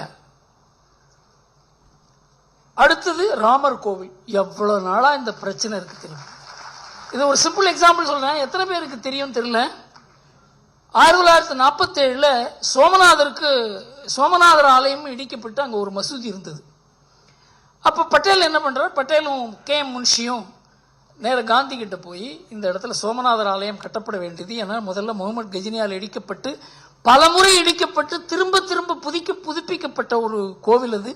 அந்த இடத்துல மசூதி இருக்கிறது, அதை மாற்ற வேண்டும் என்று மகாத்மா காந்தி யங் இந்தியாவில் 1925 ஒரு கட்டுரை எழுதியிருக்கார். யாராவது ஒரு முஸ்லீம் ஹிந்து நிலத்துல மசூதி கட்டினா அதை இடிக்கிறதுல தப்பு இல்லை அப்படின்னு எழுதியிருக்கார். அதையே கொண்டு நேரு கிட்ட காமிச்சாங்க. அந்த மசூதி இடித்து அந்த இடத்துல கோவில் கட்டுவதற்கு government of India cabinet resolution போட்டாங்க. அதுக்கு ஒரு ட்ரஸ்ட் கான்ஸ்டிடியூட் பண்ணாங்க. அந்த ட்ரஸ்டுக்கு கவர்மெண்ட் ஆஃப் இந்தியா பணம் கொடுக்கணும்னு சொன்னார். அந்த ரெசல்யூஷன்ல காந்தி சொன்னார் கவர்மெண்ட் பணம் கொடுக்கக்கூடாது, மக்கள் கிட்ட இருந்தா இந்த பணத்தை வாங்கி இந்த கோவிலை கட்ட வேண்டும் என்று. பட்டேல் இறந்த பிறகு கூட இந்த கோவில் கட்டுவதற்கு அரசாங்கம் எல்லா உதவியும் செய்தது. 1951 இந்த கோவிலுக்கு கும்பாபிஷேகம் செய்வதற்கு ராஜேந்திர பிரசாத் போகும்போது ஜவஹர்லால் நேரு கூறுகிறார், இது செக்யூலர் கவர்மெண்ட், நீங்க போகக்கூடாது என்று கூறுகிறார். அவர் சொல்றார், அரசாங்கத்தினுடைய முடிவு. அரசாங்கம் கட்டிய கோவிலுக்கு நான் போகக்கூடாது என்று கூறுவதற்கு உங்களுக்கு அதிகாரம் கிடையாது. அப்படித்தான் நம்ம நாடு மாற ஆரம்பித்தது. ஜவஹர்லால் நேரு கூறுகிற சமய சார்பின்மை தான் நம்ம நாட்டினுடைய சமய சார்பின்மை. காந்தியோ பட்டேலோ கூறுவது அல்ல என்கிற 2 ஸ்ட்ரீம் நம்ம நாட்டில் உருவானதுக்கு முதல் காரணம் ராஜேந்திர பிரசாத சோமநாதர் கோவிலுக்கு போகக்கூடாதுன்னு ஜவஹர்லால் நேரு சொன்னதுதான். காது வச்ச மாதிரி அயோத்தியா, மதுரா, காஷி எல்லாம் முடிக்க வேண்டிய விஷயம், அதை ஒரு பிரச்சனையாக்கி 1976 இந்திரா காந்தி போய் அந்த மசூதி பிபி லால் கமிட்டியை வச்சு கமிட்டி சொல்றாங்க, இங்க இருக்கிறதெல்லாம் கோவில் தாங்க, கீழே கோவில் மேல மசூதி. KK முகமதுன்னு அவர் புக்கே எழுதியிருக்கார். நான் ஒரு இந்தியன் மலையாளி. அவர் சொல்றாரு, நாங்கள்லாம் அந்த டீம்ல இருந்தோம். 1990 இந்த இடதுசாரி ஹிஸ்டோரியன்ஸ் தான் முஸ்லிம்ஸை தடுத்தாங்க, இதை கொடுத்துடாதீங்க ராம ஜென்மபூமியை, கொடுத்தாக்க பிஜேபி பெருசா வளர்ந்துரும், ராமரே இங்க பிறக்கல, அவர் எங்க ஈரான்ல பிறந்தாரு, ராமர் இருந்தாருங்கிறதுக்கு எவிடன்ஸே இல்லை. இந்த மாதிரி எல்லாம் சாதாரணமான மக்களுக்கு ஒரு மனசுல ஒரு வெறுப்பை ஊட்டி, ஆக்சுவலா இதெல்லாம் பண்ணல அப்படின்னாக்க பிஜேபியும் வளர்ந்திருக்காது, ராம ஜென்மபூமியும் விஸ்வரூபம் எடுத்திருக்காது, ராமர் இல்லை என்றால் இந்த நாட்டுக்கு இந்த பெரிய ஒரு எழுச்சியே ஏற்பட்டிருக்காது. ஏன்னா அந்த மூமெண்ட்லாம் நாங்க இருந்தோம், அந்த சமயத்தில் அனுபவிச்சோம். ராமருடைய பவர் என்னங்கிறத நான் சொந்த முறையில் அனுபவிச்சிருக்கேன். இன்றைக்கு நாடே மாறிவிட்டது. இதற்கு காரணம் ராமர் கோவில். அதை எப்படி பண்ணாங்க, எவ்வளவு அழகா பண்ணாங்க. அத உச்ச நீதிமன்றம் ஒரு மனிதாக தீர்வு கொடுக்கிறது. அதோட எல்லாரும் ஏற்றுக்கொள்ள வேண்டியதான். கரண் சிங் சொன்னார், உச்ச நீதிமன்றம் தீர்வு கொடுத்தப்புறம் ராமர் கோவிலுக்கு போவனா மாட்டேனான்னு சொல்றதுக்கு ஒரு அருகதையே கிடையாது. நீ போகணும், அதுதான் ஒரே கடமை. இன்றைக்கு என்னாச்சு, காங்கிரஸ் ராமர் கோவிலுக்கு போக வேண்டாங்கிற முடிவை ஏன் எடுத்தாங்க? அவங்களுக்கு பெரிய பிரச்சனையே முஸ்லிம் லீக் கேரளாவில் வயநாடு தொகுதியில் ராகுல் காந்தியை சப்போர்ட் பண்ணல அப்படின்னு சொன்னா ராகுல் காந்தி பார்லிமெண்ட்டுக்கு போக முடியாது. இதை நாம எழுதியிருக்கோம். முஸ்லீம் லீக் என்ன தெரியுமா சொன்னாங்க? இடதுசாரிகள்லாம் போக மாட்டேன்னு சொல்லிருக்காங்க, நீங்க போயிடுவீங்களா? Entire Congress, its electoral fortunes in North India has been compromised for one parliamentary seat. இதான் உண்மை. இது ராமர் கோயிலுக்கு எதிரான முடிவு இல்லை. அதனால என்னாச்சு, காங்கிரஸ்ல chief ministers, ministers, party leaders எல்லாரும் நாங்க கோயிலுக்கு போவோம்னு சொல்றாங்க. கட்சி எடுத்த முடிவு வேற, கட்சியில் இருக்கவங்க அதை பார்க்கறது வேற. அதனால இது ஒரு பெரிய பிரச்சனைகள், அதாவது 30, 40, 50 வருஷமா இருக்க பிரச்சனைகளை ஒரு அரசாங்கம் அவங்க சால்வ் பண்றதுங்கிறது அவ்வளோ ஈஸி கிடையாது. இதுல பாகிஸ்தானை அப்படியே அடக்கினது நம்ம மிரட்ட முடியாத சைனா. எப்ப பார்த்தாலும் மிரட்டுவாங்க. மிரட்டல் அப்படி என்றது எழுச்சி பெற்ற பாரதம். நம்பர் 1 தலைவர் நரேந்திர மோடிங்கிறத மார்னிங் கன்சல்ட்ங்கிற ஒரு, அது நமக்கு அதுக்கு சம்பந்தமே கிடையாது. உலகத்தில் இருக்க ஜனநாயக நாடுகளில் எந்தெந்த தலைவர்களுக்கு அதிக மதிப்பு இருக்கிறது என்று கணக்கிடும் ஒரு தனிநப ஒரு அமைப்பது 3 ஆண்டுகளாக 4 ஆண்டுகளாக மோடி தான் உலகத்திலேயே ஒரு தலையாய தலைவர் என்றுதான் அவங்க சொல்லிட்டு இருக்காங்க. எல்லாம் கீழே தான். எல்லா நாட்டு தலைவர்களும் பைடன் உட்பட எல்லாருமே கீழே தான். இது நம்ம நாட்டில் இதை பத்தி பெருமையா பேசுவது கூட கிடையாது யாரும். இது நாம செய்யறது இல்லை, உலகத்திலேருந்து நமக்கு வந்திருக்க Italy prime minister, Australia prime minister, France, British, Russia, Muslim நாடுகள் எந்த இடத்துல போனாலும் இவருக்கு பெரிய பெரிய விருதுகள். இவர் பாசன் கூப்பிடுறார் ஆஸ்திரேலியன் பிரைம் மினிஸ்டர். இவரை மாதிரி ஒரு அட்ராக்டிவ் லீடர் கிடையாதுன்னு சொல்றாங்க இத்தாலியன் பிரைம் மினிஸ்டர். இதெல்லாம் இந்த நாட்டுக்கு உள்ள அங்கீகாரம், ஒரு தனிநபர்களுடைய அங்கீகாரம் கிடையாது. நாடுனால அவருக்கு மதிப்பு, அவர்னால நாட்டுக்கு மதிப்பு. அதனால நம்ம நாட்டினுடைய பொருளாதார வளர்ச்சி, அரசியல் வளர்ச்சியை தவிர இது எனக்கு இந்த டிசிஷன் எப்படி எடுக்கப்பட்டது என்று கூட எனக்கு தெரியும். யுக்ரைன் 24 மணி நேரம் தான் டைம் இருந்தது பிரைம் மினிஸ்டருக்கு எந்த மாதிரி முடிவு எடுப்பது என்று. நம்முடைய வெளியுறவுத்துறை கூட இதுக்கு சாதகமா இருந்திருக்க மாட்டார்கள். அவர் இருக்கிறார். இந்த முடிவு தான் இன்றைக்கு உலகமே ஆடிவிட்டது. அந்த முடிவினால் உலகத்தினுடைய ஒரு நாட்டுக்கு இருக்க உறவுகள் மாறிவிட்டன. நடுநிலை நாடுகளுக்கு எல்லாத்துக்குமே ஒரு கையில ஒரு தனி அதிகாரம் வந்திருக்கிறது. உலக வல்லரசுகளுக்கு அவங்களுடைய அதிகாரம் குறைந்திருக்கிறது. The world order is changing because of India. இப்ப என்ன ஆயிடுது? ராமர் கோவிலுக்கு போக மாட்டேன்னு சொல்ற ராகுல் காந்தி, ராமர் அந்த இடத்துல கோவிலை இடிச்சு மசூதி கட்டின பாபர் சமாதிக்கு போறார். இந்த 3 பேரும் அந்த அயோத்தியா பக்கமே போல. அயோத்தியா பக்கம் போன ராகுல் காந்தி அங்க போய் ஹனுமார் கோவில் தரிசனம் பண்ணிட்டு வர்றாரு. அவர் யாராவது இங்க பரிகாரம் ஏதாவது சொல்லியிருப்பாங்க போடுறது, அதை போய் தரிசனம் பண்ணிட்டு வர்றாரு. கோவிலை பார்க்க போகல. ராமர் கோவிலுக்கு போகக்கூடாது என்று இந்த 3 பேரும் உறுதி பூண்டிருக்காங்க. ஏன்? இந்த ராமர் கோவில் அப்படிங்கிறது அவங்க பிஜேபி கையிலே கொடுத்துட்டாங்க. ராமர் கோவில மாத்திரம் இல்ல, வந்தே மாதரம், ராமராஜ்யம், இது எல்லாமே பிஜேபி கையில கொடுத்துட்டாங்க. இதுல என்ன ஆச்சுன்னாக்க, சுதந்திரத்துக்கு முன்னால் இருந்த காங்கிரசினுடைய அந்த ஸ்தானம் பிஜேபி கையில காங்கிரஸ் தானமாக கொடுத்து விட்டது. இது காரணம் வாக்கு வங்கி அரசியல். ஒரு கட்சி அழிவதற்கு இதெல்லாம் காரணங்கள் மாத்திரம் இல்ல, இதெல்லாம் அடையாளங்கள். இந்த இந்தி கூட்டணிங்கிறது ஒரு ஆபத்தான கூட்டணி. 1981 அனுபவத்தை கூறினேன். எங்களுக்கு ராஜீவ்காந்தியை தோக்கடிக்கணுங்கிற ஒரு எண்ணம் தான் போச்சோ. என்கிட்ட நிறைய பேசியிருக்கார், சார் நீங்க பண்றது தப்பு அப்படின்னு சொல்லி. நிறைய பேர் ஆர்எஸ்எஸ்லயே நிறைய பேர் சொன்னாங்க ராஜீவ்காந்தி தோக்கடிக்கிறது நல்லதில்லை, ஏன்னா ஆல்டர்னேட்டிவே கிடையாது. ஆனா எங்களுக்கு ராஜீவ்காந்தியை தோக்கடிச்சே ஆகணும். தப்பான சைடில் இருந்தேன் இப்போ. ஏனென்றால் இந்தியன் எக்ஸ்பிரஸே அழிந்து விடும். இந்தியன் எக்ஸ்பிரஸை காப்பாற்றணும்னா ராஜீவ்காந்தியை தோக்கடிக்கணும். ராஜீவ்காந்தியை தோக்கடிச்சாக்க இந்த மாதிரி ஒரு அராஜக கும்பல் தான் வரும் அப்படிங்கிறதெல்லாம் தெரிஞ்சு அப்போ சொல்லுவார். நான் ராம்நாத் கோயங்கா உட்காந்து பேசியிருக்கோம். ஆனா இன்னைக்கு அந்த நிலைமை இல்லை. ஏன்னா அன்றைக்கு ராஜீவ்காந்தி பேரில் போஃபர்ஸ் என்ற குற்றச்சாட்டு இருந்தது.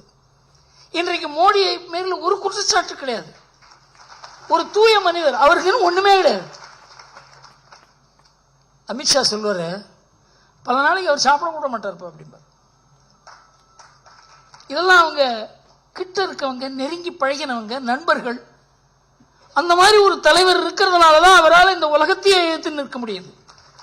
நம்ம நாட்டில் இருக்கவங்க எல்லாம் நத்திங். இன்னைக்கு அவர் உலக சக்திகள் அவரை ஏற்று அவரை டார்கெட் பண்ற மாதிரி நம்ம நாட்டில் யாருமே பண்ண முடியாது. அவர்களெல்லாம் ஏற்று நிற்கிறார் அவர்.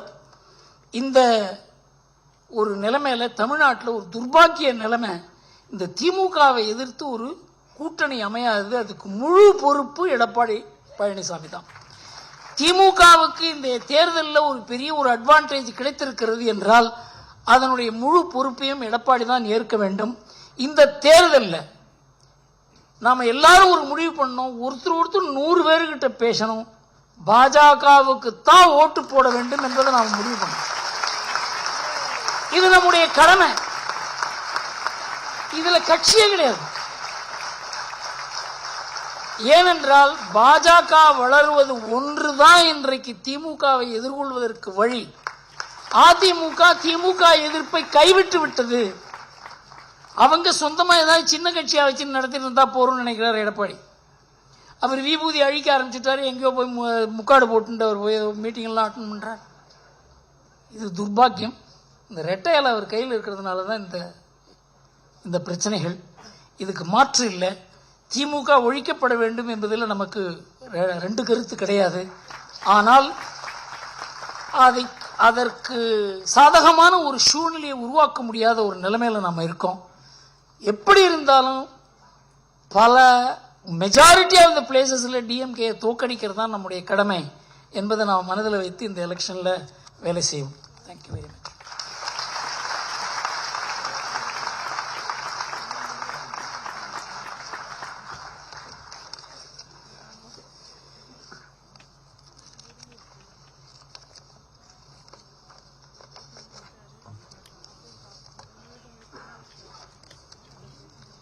இன்ட்ரோடக்ஷன் ஒரு நிமிஷம் உங்களை இன்ட்ரோடியூஸ் பண்ணிடுறேன்.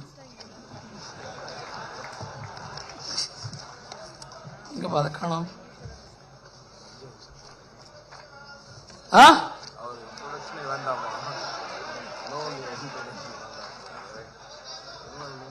இல்ல இவரை பத்தி இன்ட்ரோடக்ஷன் சிம்பிளா சொல்லணும். சார், சசி தரூர் இவரும் வித்தியாசமானவர் சொன்ன இல்லையா. அவர் லண்டன்ல பிறந்து அமெரிக்காவில் படிச்சார். இவர் கிராமத்தில் பிறந்து கிராமத்திலே படிச்சார். அவருடைய ஐபிஎஸ் அனுபவம் பன்முகத்தன்மை வாய்ந்தது. இவர் ஐபிஎஸ் ஆபீசரா இருக்கும் பொழுது அதை சொல்லலாம்னு நினைக்கிறேன். இவர் எதிர ரஜினிகாந்த் அரசியல் ரொம்ப தீவிரமா வரணும்னு நினைச்சார். அவர் சொன்னார், நான் சீஃப் மினிஸ்டரா வரமாட்டேன் சார். நீங்க சீஃப் மினிஸ்டர்லாம் வேற யார் சார் சீஃப் மினிஸ்டரா போடுவீங்க அப்படின்னு. சார் உங்களுக்கு தெரியுமா, அண்ணாமலைன்னு ஒருத்தர் இருக்காரு. எனக்கு அண்ணாமலையை பேப்பர்ல கேள்விப்பட்டிருக்கேன், அவ்வளவுதான். அவருக்கு அண்ணாமலைக்கு தெரியுமா தெரியாதான்னு தெரியாது.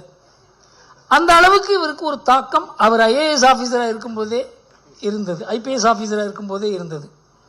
பாஜகவுடைய சித்தாந்தத்தால் ஈர்க்கப்பட்டு அவருக்கு பொது வாழ்வில் நாட்டினுடைய நலன்ல, நாணயத்துல, நேர்மையில அவருக்கு ஏற்கனவே நாட்டம் இருந்தது. ஒரு போலீஸ் அதிகாரிக்கு என்னென்ன குணங்கள் இருக்கணுமோ, ஒரு துணிவு, நேர்மை, நாணயம், ஒரு உழைப்புல நம்பிக்கை, இதெல்லாம் ஒரு போலீஸ் ஆபீசருக்கு இருக்கணும். அதெல்லாம் எத்தனை போலீஸ் ஆபீசருக்கு இருக்குன்னு தெரியாது. ஆனா இதெல்லாம் இருக்கணும். அந்த குணங்கள்லாம் பொருந்தியவர். அந்த குணம் இன்றைக்கு அரசியலுக்கு தேவை. ஆனா அவருக்கு அரசியல் ஈடுபடும். அரசியல்ங்கிறது ஒரு பெரிய சேலஞ்ச். அவருடைய வாழ்க்கையில நிம்மதியா இருந்த மனுஷன் இன்றைக்கு நிம்மதியெல்லாம் ஒரு ஓரத்தில் எடுத்து வைத்து விட்டு இன்றைக்கு அரசியல் இருக்காருங்கிறதுல சந்தேகமே கிடையாது. அவருடைய உழைப்பு, அவர் படுற கஷ்டம். நான் ஒரு தடவை ஓட்டு பார்க்கும்போது உடம்பு ஜாக்கிரதையா பார்த்துங்க சார், உடம்பு ஜாக்கிரதையா பார்த்துங்கன்னு சொல்லுவேன். அவர் இன்றைக்கு பாஜகவினுடைய நம்பிக்கை நட்சத்திரமாக திகழ்கிறார். அவருக்கு மேலும் மேலும் உடல், மனம், மன உறுதி எல்லாரையும் எல்லாம் கடவுள் கொடுத்து தமிழ்நாட்டுக்கு ஒரு மாறுதல் உண்டாக்கும் ஒரு கருவியாக மாற்றுவார் என்று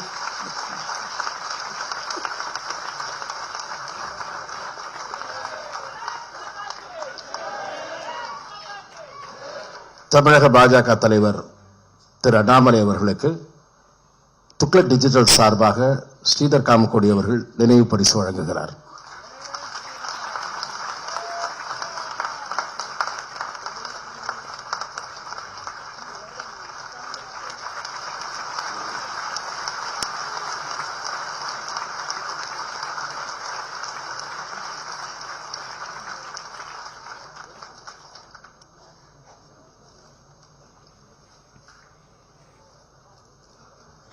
திரு அண்ணாமலை அவர்களை சிறப்புரையாற்ற அன்போடு அழைக்கிறோம்.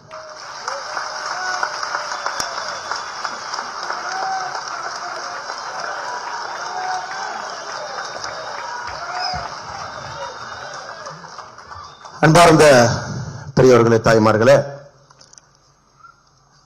எனக்கு தெரியும் இது ஒரு மதிப்பு மிகுந்த ஒரு மேடை, ஜாம்பவான்கள் நடந்திருக்கக்கூடிய மேடை, இந்தியாவுடைய அரசியலை 54 ஆண்டுகளாக தீர்மானித்த ஒரு மேடை, எப்பொழுதும் கூட உண்மையின் பக்கம் நின்ற ஒரு மேடை.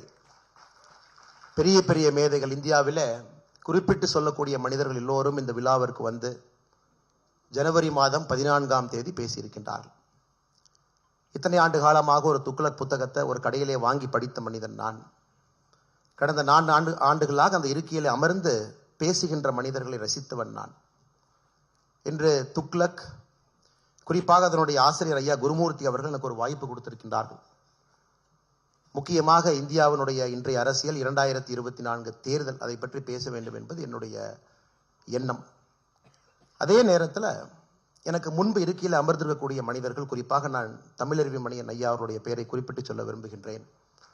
அதை போன்ற பெரிய மனிதர்கள் எல்லாம் இருக்கின்றார்கள். அரசியலை மிகப்பெரிய மாற்றம் நடத்தி காட்ட வேண்டும் என்று துடிக்கக்கூடிய, என்னை விட அறிவிலே, ஆற்றலிலே, எண்ணத்திலே, பலத்திலே, சிந்தனையிலே உயர்ந்த மனிதர்கள் அமர்ந்திருக்கின்றார்கள். அவர்களுக்கும் என்னுடைய வணக்கத்தை தெரிவித்து, 1963ஆம் ஆண்டு சோ ஐயா தன்னுடைய நாடக நடிப்பிலே, சினிமா நடிப்பிலே நமக்கெல்லாம் அறிமுகமாக ஆரம்பித்தாங்க. கிட்டத்தட்ட 20 மேடை நாடகங்கள், 180க்கும் மேற்பட்ட சினிமா படைப்புகள். பார்க்கின்ற எல்லா மனிதரும் கூட சிரிப்பது மட்டுமல்ல, சிந்திக்க தூண்டிய ஒரு மிகப்பெரிய ஒரு மகான்.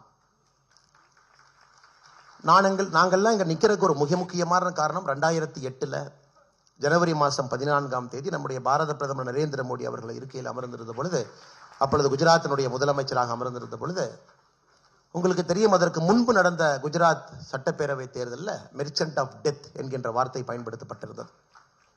அப்போ சோ ஐயா சொன்னாங்க, ஆமாம், இவர் மெர்ச்சன்ட் ஆஃப் டெத் தான். Merchant of death for nepotism, merchant of death for corruption, merchant of death for bureaucratic inefficiency, merchant of death for darkness and despair. இதை போன்ற ஒரு மிகப்பெரிய ஒரு நெரேட்டிவை இந்தியா மக்கள் எல்லோரும் பார்க்கும் அளவுக்கு 2008 சோ ஐயா சொன்னாங்க. இன்னைக்கு ஒரு வேளை சோ ஐயா இருந்திருந்தால், 2024 அந்த பெரிய மனிதர் மேடையில் இருந்திருந்தா, கண்டிப்பா இன்னொரு வார்த்தையை சேர்த்திருப்பார். Yes, he is the merchant of death for dynastic political parties என்கிற வார்த்தையை சேர்த்திருப்பார். இந்த 2024 தேர்தலை தீர்மானிக்கக்கூடியது, இந்திய அரசியல் எந்த பாதையிலே செல்ல வேண்டும் என்பதை தீர்மானிக்கக்கூடிய இந்தி கூட்டணி ஒரு பக்கம், குறிப்பாக எல்லோருடைய மகன் அதில் இருக்கிறாங்க.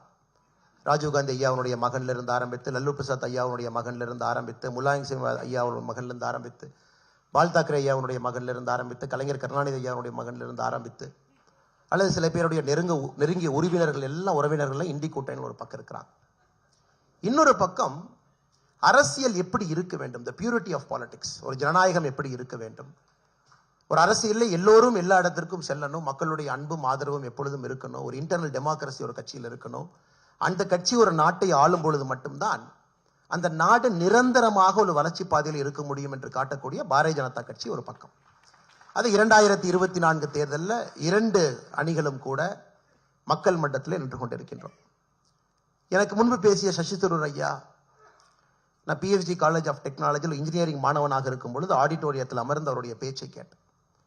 அப்போ அவருடைய பேச்சு ரொம்ப கவர்ந்தது. ஒரு கேள்வி கேட்பதற்கு ஒரு வாய்ப்பு, மைக் எடுத்து கேள்வி கேட்ட சசிதரூர் ஐயாட்ட. கண்டிப்பாக நீங்கள் மறந்துருப்பாருங்க, அப்போ எனக்கு ஒரு 19-20 வயசு இருந்திருக்கும். நிறைய பேர் இருந்தாங்க, 5,000-6,000 பேர் இருந்தாங்க. தரு ஐயாட்ட கேட்ட, ஐயா உங்களுக்கு பிடித்த புத்தகம் எதன்? அவர் ரொம்ப ஸ்மார்ட், கிரேட் டிபேட்டர், அவ்வளோ ஈஸியாக அவரை மடக்க முடியாது. என்ன சொன்னார், எனக்கு பிடித்த புத்தகம் வந்து டிக்ஷனரி அப்படின்னார். ஆனால் இன்னைக்கு ஐயா இருந்திருந்தால் இதை குறிப்பிட்டு சொல்ல வேண்டும் என்று நினைத்திருந்தேன். இன்னைக்கு அவங்க கிளம்பிட்டாங்க. ஆனா குருமூர்த்தி ஐயாவை நாம் கட்டாயம் பாராட்டி ஆக வேண்டும். காரணம், இந்த துக்ளக் விழாவை வித்தியாசமா யோசிச்சிருக்கிறாங்க. காங்கிரஸ் கட்சியிலிருந்து, இந்தி கூட்டணியிலிருந்து, குறிப்பாக ஒரு சென்சிபிளான ஒரு பொலிட்டிக்கல் பர்சன் அங்க இருக்கக்கூடிய, என்னதான் நம்முடைய கருத்து வேறுபாடுகள் இருந்தாலும் கூட எப்பொழுதும் இந்தியா ஃபர்ஸ்ட், இந்தியா முதன்மை என்று வைக்கக்கூடிய சசி தரூர் அவர்கள் மீது மிகப்பெரிய மதிப்பும் மரியாதையும் வைத்திருக்கக்கூடிய ஒரு மனிதன் நானும் இங்கு இருக்கின்றேன்.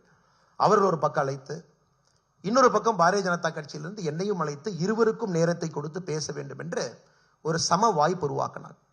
காலத்தினுடைய கட்டாயம். இன்னைக்கு த வேர்ஸ்ட் வின்டர் ஸ்கெடியூல் இன் டெல்லி இன்னைக்கு நடந்துச்சுங்க.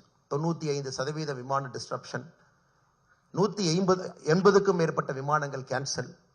இதுவரை டெல்லி பார்க்காத ஒரு டிஸ்ட்ரப்ஷன் இன்னைக்கு நீங்க ட்விட்டர்ல பாத்தீங்கன்னா இண்டிகோ வந்து குளோபல் ட்ரெண்டிங்ல இருக்கு. இன்னைக்கு ஒரு தனியார் விமானத்தினுடைய பேர் கரெக்டா அது இன்னைக்குன்னு பார்த்து நடக்க வேண்டி இருந்துச்சு. அதே நேரத்தில் நம்முடைய பாரத பிரதமர் நரேந்திர மோடி ஐயா, முருகன்ஜி அவங்க வீட்டில் அவராக வந்து பொங்கல் பானையில பொங்கல் வைத்து நீங்க பார்த்திருப்பீங்க. அந்த அற்புதமான காட்சியம் இன்று காலை டெல்லியில் நடந்துச்சு.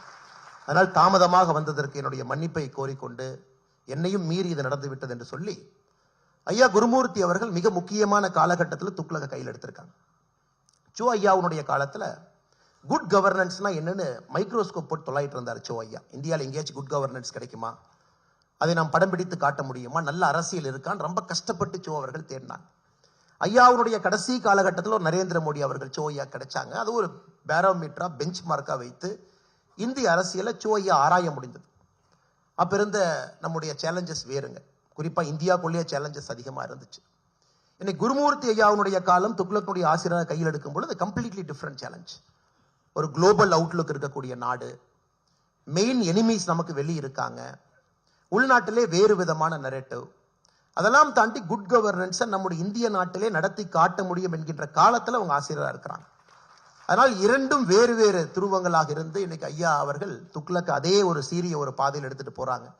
அவர்களுக்கும் இந்த நேரத்தில் என்னுடைய வாழ்த்துக்களை எல்லாம் தெரிவித்து, தொடர்ந்து துக்ளக் நம்மை ஊக்கப்படுத்தட்டும், நல்ல விஷயங்களை கொண்டு வரட்டும்.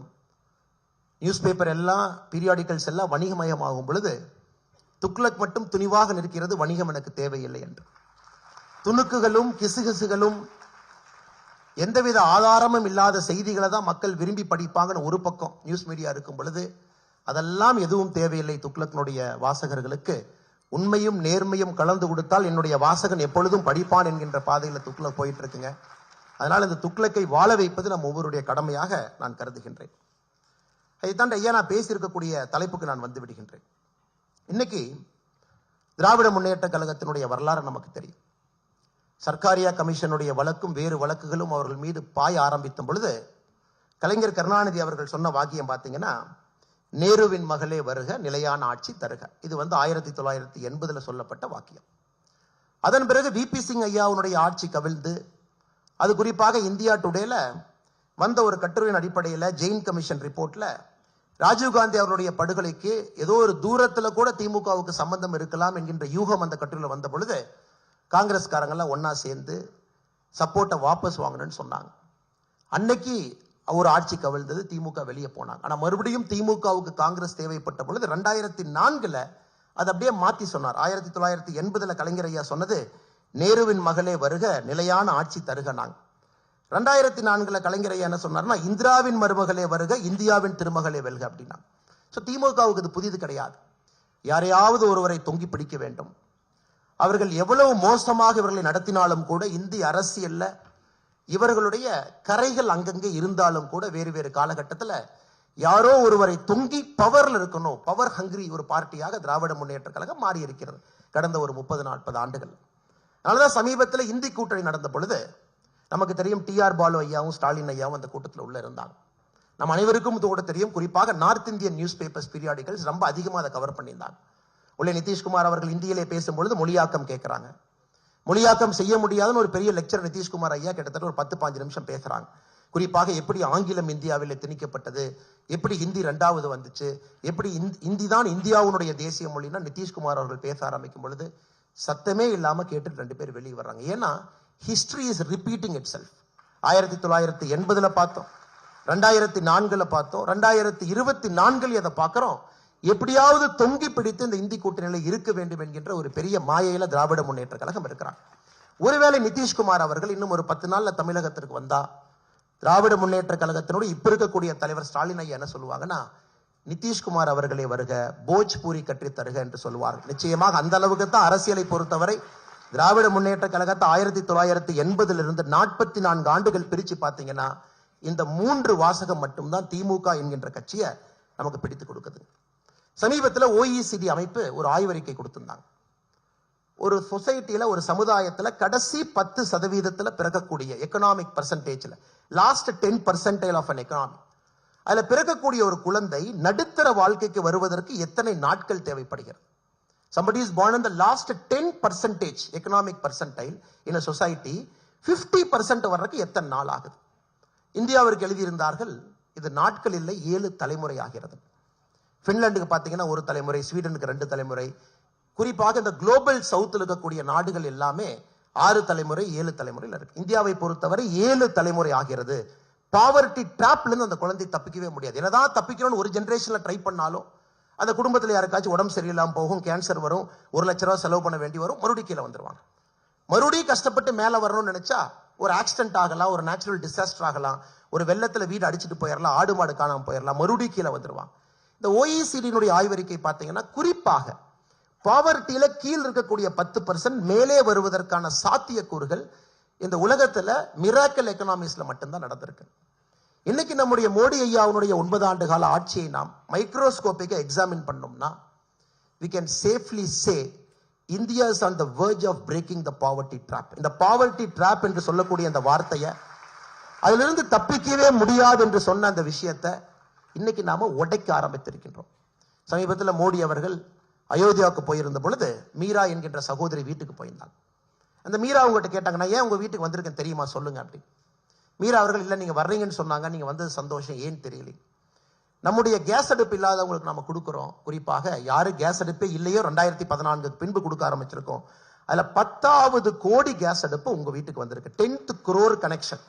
அதான் உங்களை பார்க்க வேண்டும் என்பதற்காக நான் வந்திருக்கேன்.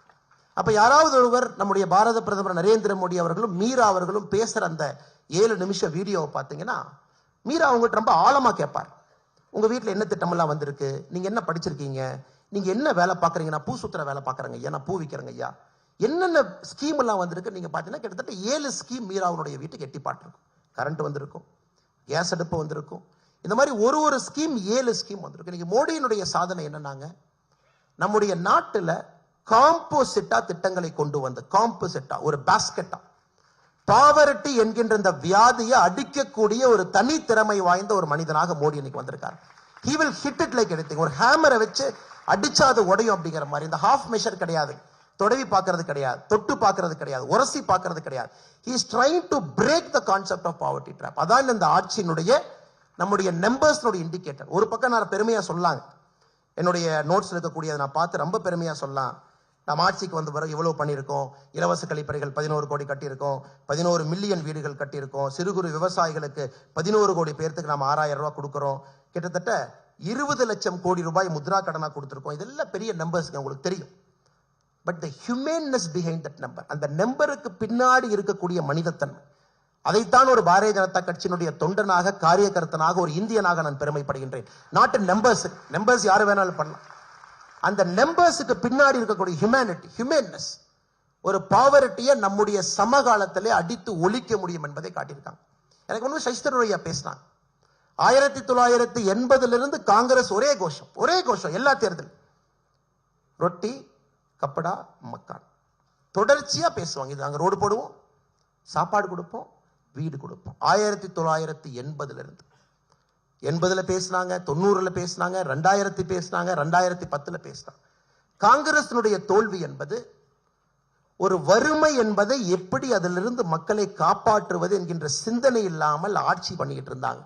வேறு தலைவர்கள் தொட்டு பார்த்தாங்க, தொடவி பார்த்தாங்க. இது நம்முடைய 9 ஆண்டு காலத்தினுடைய மிக மிக முக்கியமான ஒரு சாதனையாக உங்கள் முன்னால் நான் வைக்க விரும்புகின்றேன். அதே நேரத்தில் இரண்டாவது பார்த்தீங்கன்னா, மோடினா கேரண்டி. யாராவது ஒருத்தர் உங்களுக்கு நேரம் இருக்கு, 2019 நம்முடைய மேனிஃபெஸ்டோ நேரம் இருந்தா நீங்க படிச்சு பார்க்கணும். நான் சேலஞ்சே பண்றேன். திராவிட முன்னேற்ற கழகத்தினுடைய மேனிஃபெஸ்டோ ஒரு காப்பி 511 வாக்குறுதி நீங்க எடுத்துக்கங்க. 2019 பாரதிய ஜனதா கட்சியினுடைய மேனிஃபெஸ்டோ எடுத்துங்க.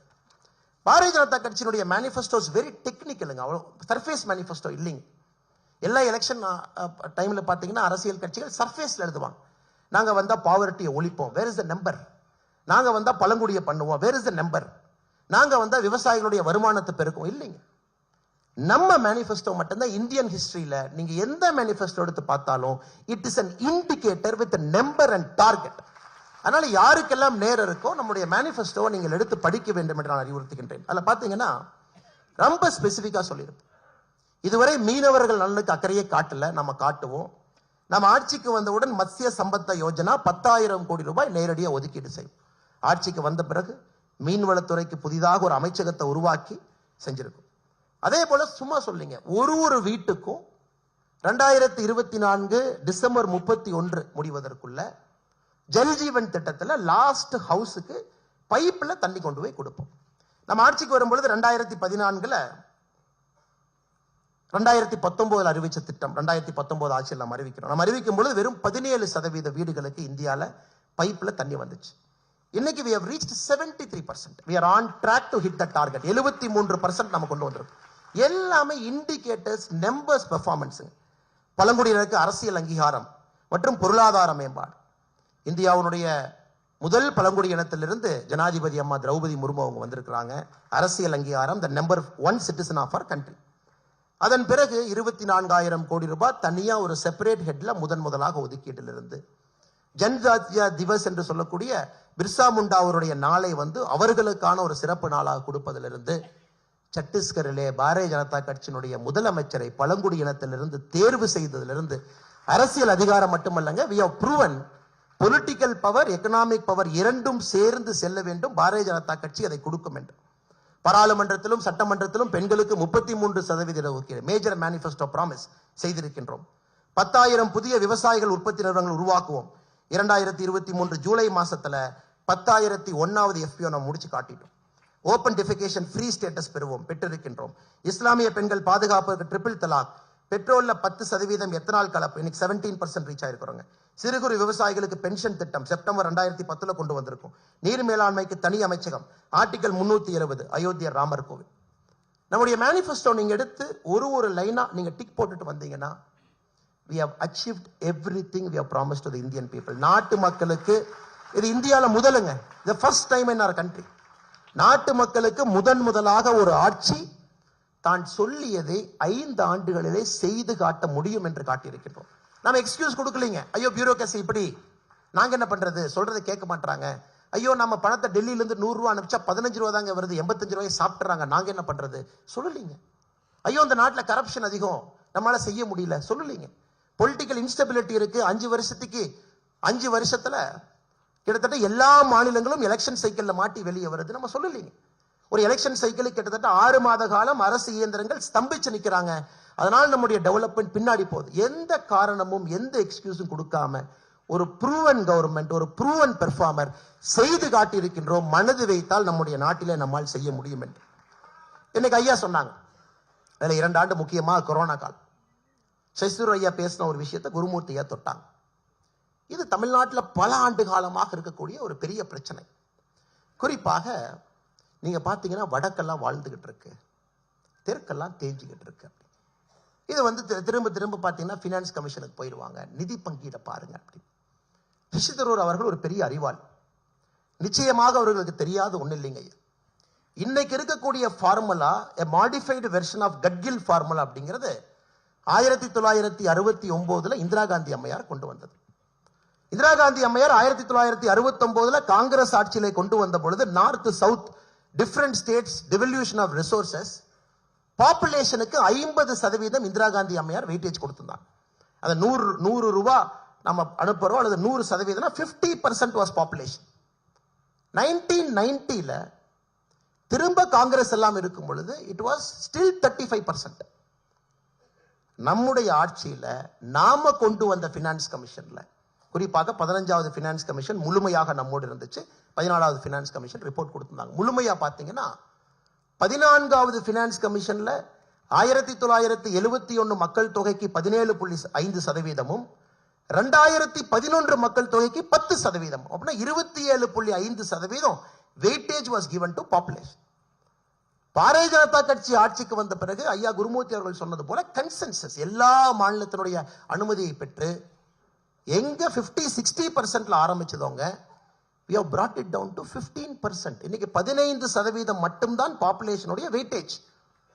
Remaining 45% is the distance between the haves and have-nots. அதை நம்ம எல்லாரும் ஏத்துக்கணுங்க. பணம் இருப்பவனுக்கும் பணம் இல்லாதவனுக்கும் இருக்கக்கூடிய குறியீடு 45% வெயிட்டேஜ் கொடுத்திருக்கிறான். 15% குட் பெர்ஃபார்மன்ஸ். பிஸ்கல் மேனேஜ்மெண்ட் நல்லா பண்றீங்களா? நீங்க மத்திய அரசுடைய ப்ராஜெக்டை வேகமா முடிக்கிறீங்களா? நீங்க வெளிநாட்டிலிருந்து வரக்கூடிய இன்வெஸ்டர் ப்ராஜெக்டை ஆன் டைம் பண்றீங்களா? அதுக்கு 15%.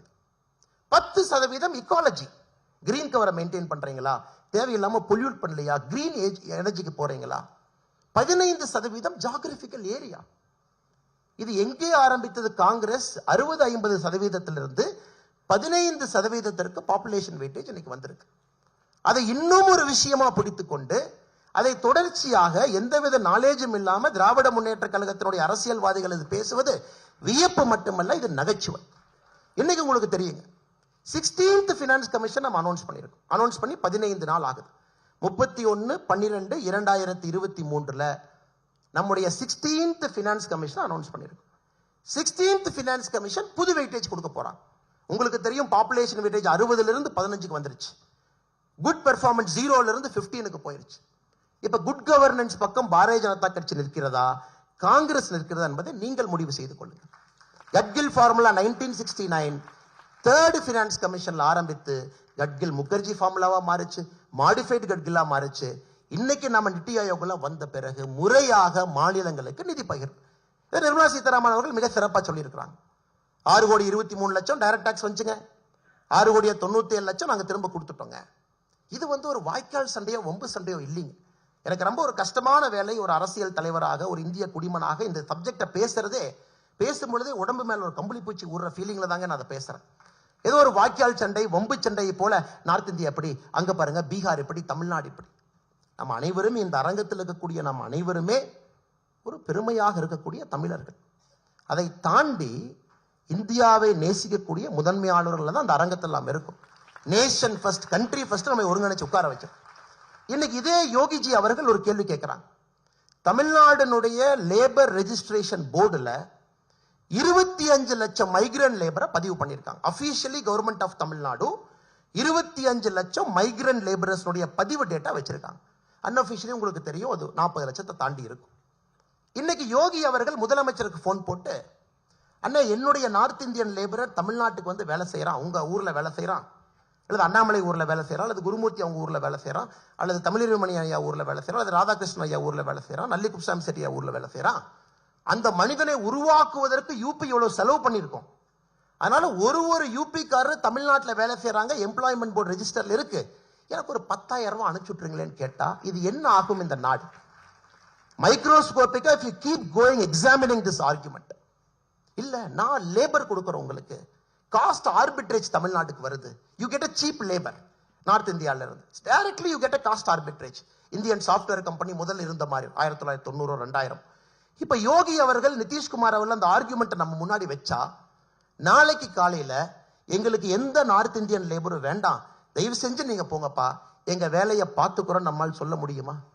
அதனால்தான் திராவிட முன்னேற்ற கழகம் தன்னுடைய அரசியல் வாழ்விலே முதல் முறையாக ஹிந்தியில பத்திரிகை அறிப்பு கொடுத்தாங்க. ஹிந்தியில பிரஸ் ரிலீஸ் கொடுத்தாங்க. மைக்ரண்ட் லேபரர் கிரைசிஸ் வரும்பொழுது ஹிந்தியிலே பிரஸ் ரிலீஸ் கொடுத்தாங்க. யாரும் போயிடாதீங்க, எல்லாம் இங்க இருங்க.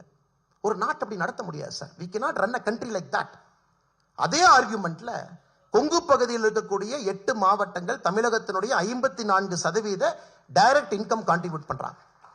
இப்ப கொங்கு பகுதியில் இருக்கக்கூடிய கோயம்புத்தூரோ, திருப்பூரோ, பொள்ளாச்சியோ, நாமக்கல்லோ, ஈரோடோ, சேலமோ அவங்க சரி நம்ம கணக்கு போடலாம், கணக்கு பிள்ளை மாதிரி கணக்கு போடலாம். கோயம்புத்தூர்ல மொத்த இன்கம் எவ்வளவு, மொத்த எக்ஸ்பெண்டிச்சர் எவ்வளவு ரோடு போட்டேன்னா மிச்ச பார்ட் என்னங்க ஆகும்? இன்னைக்கு தமிழகத்திலே திருவாரூர்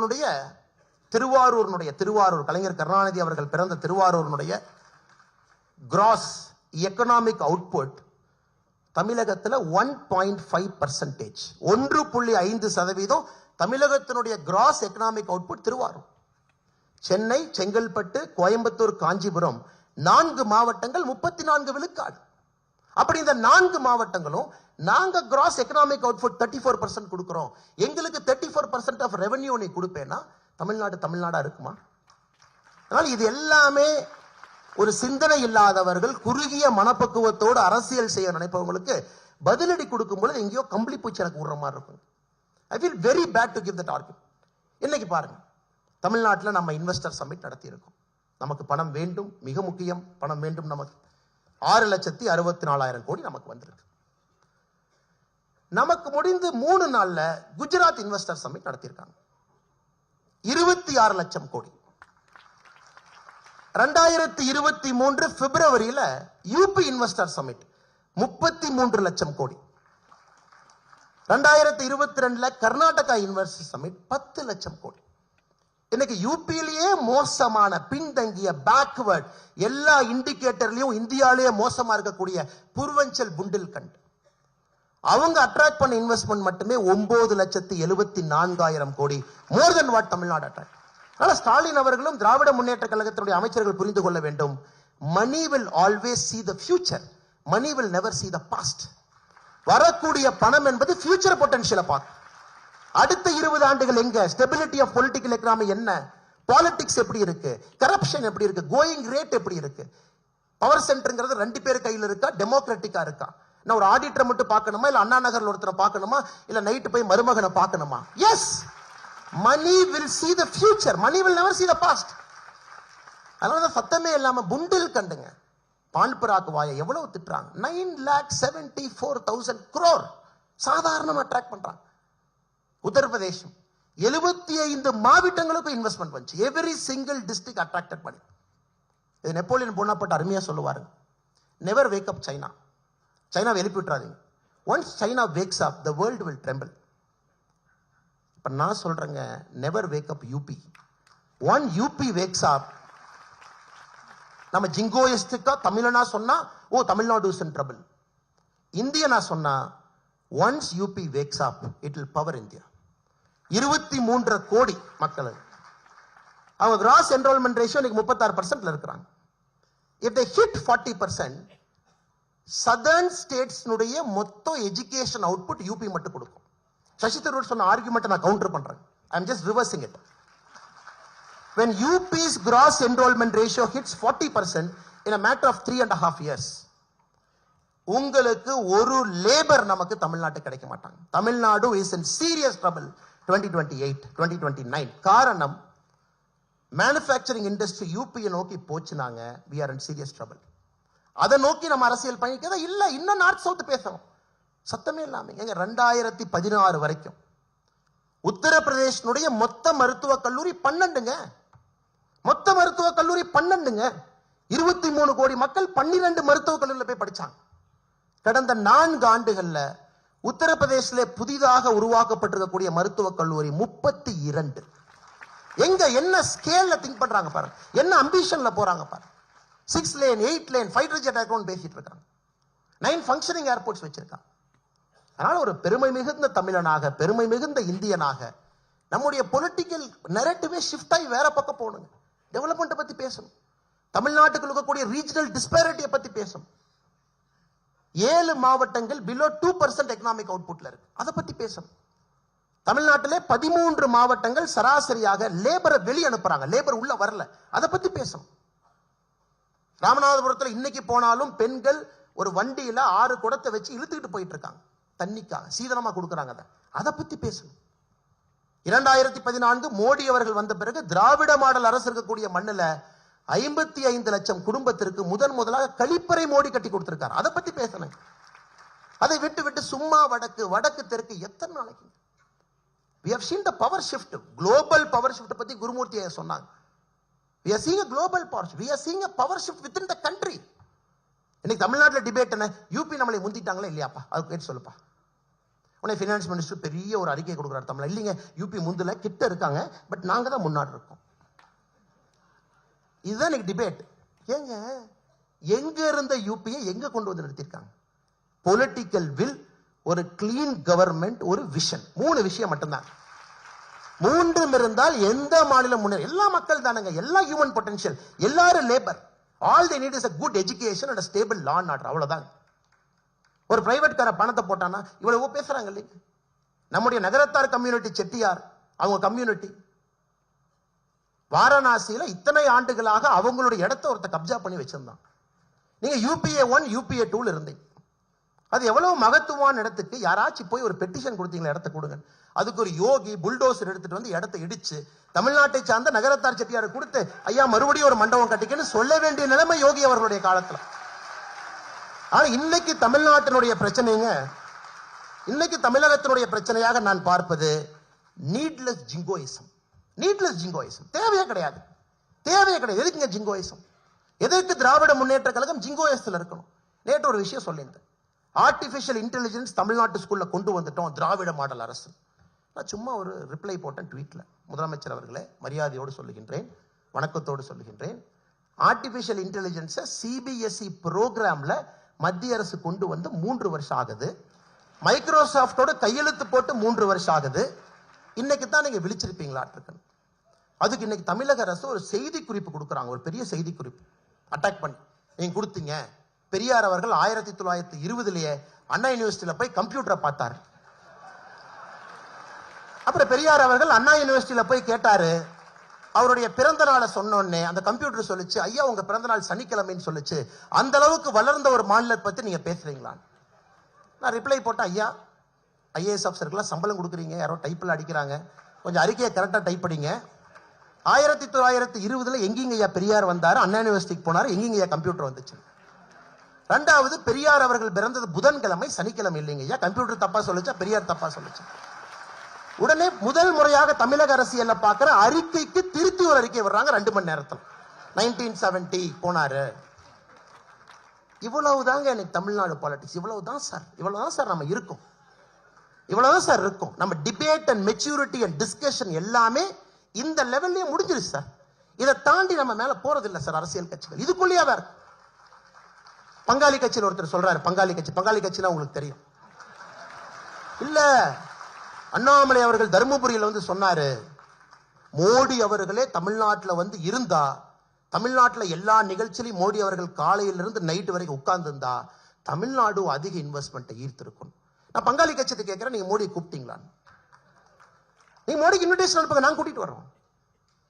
இதே இன்வெஸ்டர் உங்களுக்கு பையனுக்கு விளம்பரம் வேணும், உங்க போட்டோ வேணும், மோடியோட இன்விடேஷன் அனுப்பி சார் இந்தியன் இன்வெஸ்டர் சமிட் நடத்தலாம், கவர்மெண்ட் ஆஃப் இந்தியா பார்ட்னர் பண்ணுங்க, நாம எல்லாம் சேர்ந்து நடத்தலாம். மோடி அவர்களை நாங்கள் கூட்டிக் கொண்டு வந்து உட்கார வைக்கின்றோம்.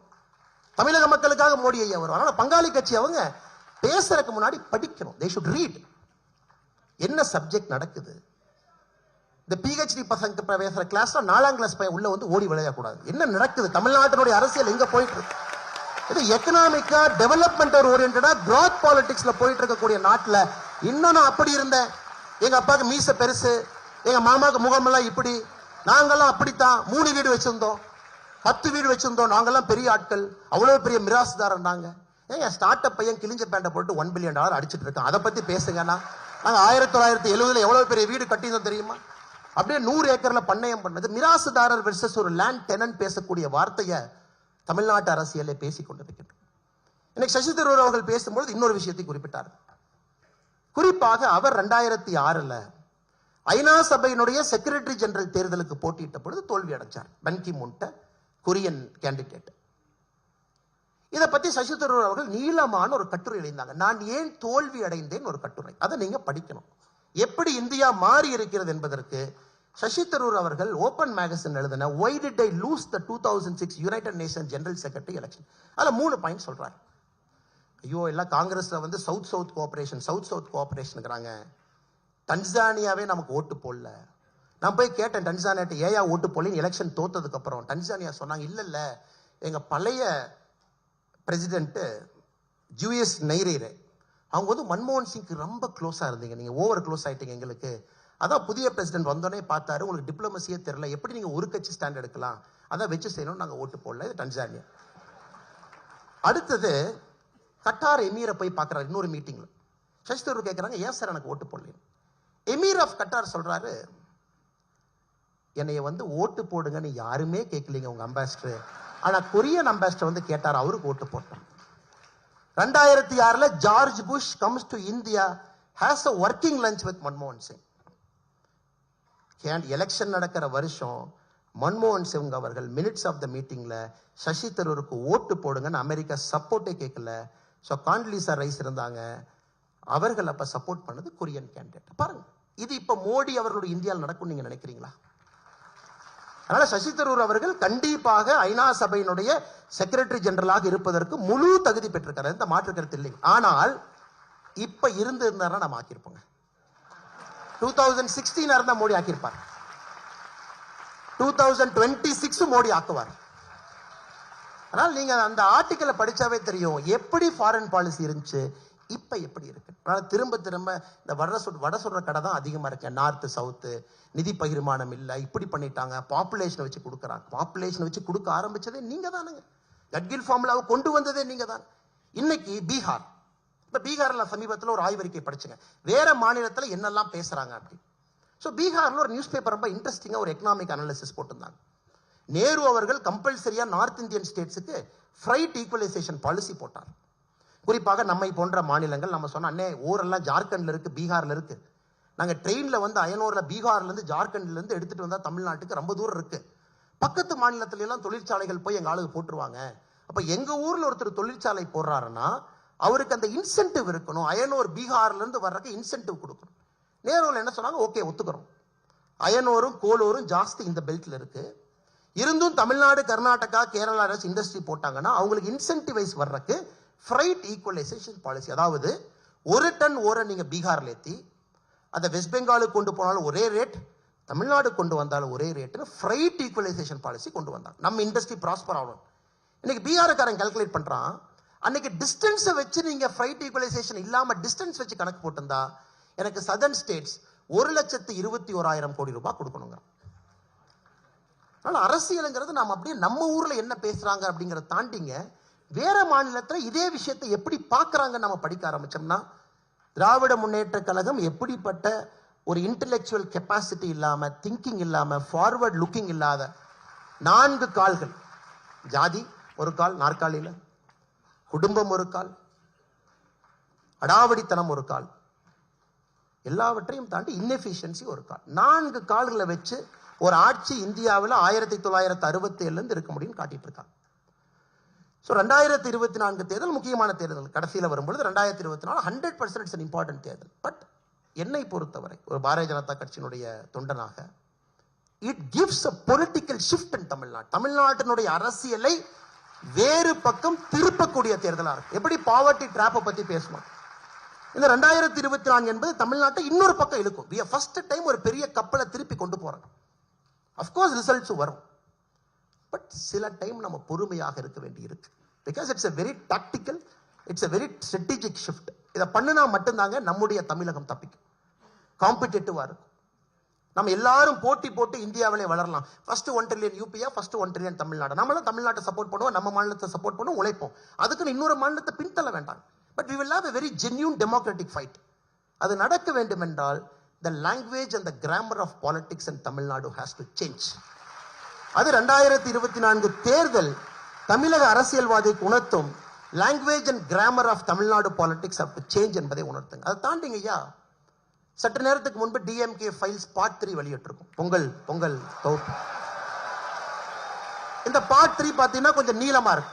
பார்ட் 3 வந்து பார்ட் 1 வந்து வெளிப்படையான சொத்து, பார்ட் 2 பினாமி சொத்து, பார்ட் 3 ஒரு டிஎம்கேங்கிற கட்சி எப்படி அப்படிங்கறத காட்ட ஒரு சின்ன முயற்சி எடுத்திருக்கும். இன்னைக்கு நம்ம ரிலீஸ் பண்ணியிருக்கிற டேப், 4 மணிக்கு நம்ம ரிலீஸ் பண்ணியிருக்கக்கூடிய டேப் பார்த்தீங்கன்னா 2G கேஸ் நடந்த பொழுது 2010-11 காலகட்டத்தில் எப்படி தமிழகத்தினுடைய அரசியல்வாதிகள் சிபிஐடியை கூப்பிட்டு சொல்றாங்க, இன்னைக்கு ரைடு வராத நாளைக்கு வாங்க. தமிழ்நாட்டினுடைய நம்பர் 1 லீடர் சொல்றாங்க நாளைக்கு வேண்டாம், நாளானைக்கு மீனவர்கள் எல்லாம் போராட்டம் பண்றாங்க இலங்கைக்கு எதிர்த்து, நாளானைக்கு ரைடு பண்ண அந்த நியூஸ் 2 கலந்து மீனவர்கள் நியூஸ் ஆக்கி விட்டுறலாம், அப்ப ரைடு வர சொல்லு. எப்படி மக்களை முட்டாளாக்குவதுன்னு அரசியல்வாதிகள் பேசுறாங்க. தமிழ்நாட்டு மக்களுக்கு இந்த மாதிரி நம்ம நியூஸை கொடுத்தா இப்படி தாயா ஏத்துக்குவாங்க. ஸோ பார்ட் 1 இன்னைக்கு ரிலீஸ் பண்ணியிருக்கிறோங்க. TR பால் அவர்களும் தமிழ்நாட்டினுடைய சீனியர் இன்டெலிஜென்ஸ் ஆபீசர் பேசின டேப் இன்னைக்கு ரிலீஸ் பண்ணியிருக்கோம். 11 டேப்புகள் ரிலீஸ் பண்ண போறோம். இது குறிப்பாக எந்த அளவுக்கு தமிழக அரசியல்ல திமுக திமுகவினுடைய பொலிட்டிக்கல் ஃபேப்ரிக்கை காட்டணும். பெரிய ரிஸ்க் தாங்க. we are taking that risk. இதை காட்டணும். நிறைய நேரத்தில் பார்த்தீங்கன்னா குரில்லா தாக்குதல் நடத்த வேண்டியிருக்கு. ஸ்ட்ரைட் ஃபார்வர்ட் நடக்குது, குரில்லா அட்டாக் தான் காரணம். இதை காட்டணும், மக்களுக்கு புரியணும். சீஃப் செக்ரட்டரியும் இன்டெலிஜென்ஸ் சீஃப் என்ன பேசினாங்க நீங்க கேட்கணும். It will come. சீஃப் மினிஸ்டருடைய பர்சனல் செக்ரட்டரியும் 2G ராஜாவை என்ன பேசினாங்க, you should listen. TR Baalu அவர்களும் CBI டைரக்டரும் என்ன பேசினாங்க, யூ ஷுட் லிசன். அதனால் எங்களை பொறுத்தவரை DMK பார்ட் 3 என்பது தமிழக அரசியலை பூரணமாக மாற்றக்கூடிய முழு சக்தி இருக்கிறது என்று நான் நம்புகின்றோம். நாங்கள் அதில் தெளிவாக இருக்கின்றோம். தமிழக அரசியலை சுத்தப்படுத்தும் வரை பாரதிய ஜனதா கட்சி இங்கே ஓயாது. கடினமான பாதை, நீண்ட பாதை. நாங்கள் தயாராக இருக்கின்றோம். பிரச்சனை எதிர்கொள்வதற்கு தயாராக இருக்கின்றோம். என்ன வந்தாலும் நிற்போம். ஆனால் இத்தனை நேரமா நம்ம பேசுறது நடக்கணும். நாங்க திராவிட முன்னேற்ற கழகம் என்கின்ற தீய சக்தி ஒழித்து கட்டப்பட வேண்டும். அதிலே தெளிவாக இருக்கின்றோம். எங்களுக்கு மற்றவங்களோட சண்டை இல்லைங்க. நாங்க மெக்ராவை ஃபேஸ் பண்ணணும்னு நினைக்கிறோம். நாங்க நெட் பவுலர்லாம் சண்டை போட ரெடியா இல்லை. மெக்ராவை ஃபேஸ் பண்ண we want to face McGraw. நீ பவுன்சர் போட நாங்க பாக்குறோம், நீ ஃபோர்த் ஸ்டம்ப் லைன் போடு, நாங்க கிரிக்கெட் ஆடுறோம். நெட் பவுலர்லாம் எங்களுக்கு வேண்டாங்க. அது உங்களுக்கும் தெரியும். நிச்சயமாக தமிழக அரசியல் மாறும் என்கின்ற முழு நம்பிக்கை இருக்கு. தாமதமாக வந்ததற்காக மன்னிப்பு கேட்டு இவ்வளவு பெரிய மேடையில ஒரு சாதாரண மனிதன், ஒரு விவசாயினுடைய மகன், என் குடும்பத்திலாம் ஓட்டு போட கூட யோசிச்சு போற ஆட்களுங்க. என் குடும்பத்தில் எந்த ஒரு தூரத்திலும் கூட அரசியல் என்கின்ற வாசனை இல்லாத குடும்பம். நாங்கள் ஓட்டு போறதுக்கு அப்பா அம்மாவும் பைக்ல போவாங்க, TVS 50ல போவாங்க. போகும்போது சிரிச்சு பேசிட்டு போவாங்க. நான் தோட்டத்துல சின்ன பையனா பார்ப்பேன். பக்கத்துல ஊத்துப்பட்டிங்கிற கிராமத்துல அவங்க ஓட்டு போட்டு வரணும். ஓட்டு போட்டு 2 மணி நேரம் கழிச்சு வரும்போது சண்டை போட்டு முகத்தை திருப்பிட்டு 2 பேர் வருவாங்க.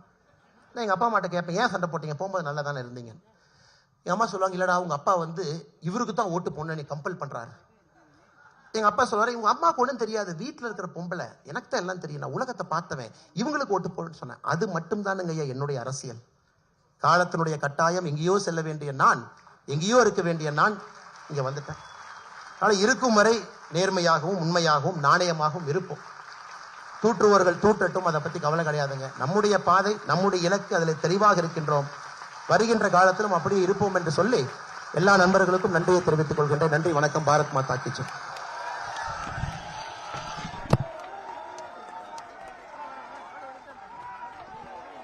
இவ்வளவு நேரம் பொறுமை காத்த வாசகர்களுக்கு நன்றி. அனைவரும் வழக்கம் போல இறுதி வரை இருந்து தேசிய கீதம் சேர்ந்து பாடுவதற்கு இருக்க வேண்டும். திருமதி சுசித்ரா அவர்களோடு சேர்ந்து நாமும் தேசிய கீதம் இசைப்போம்.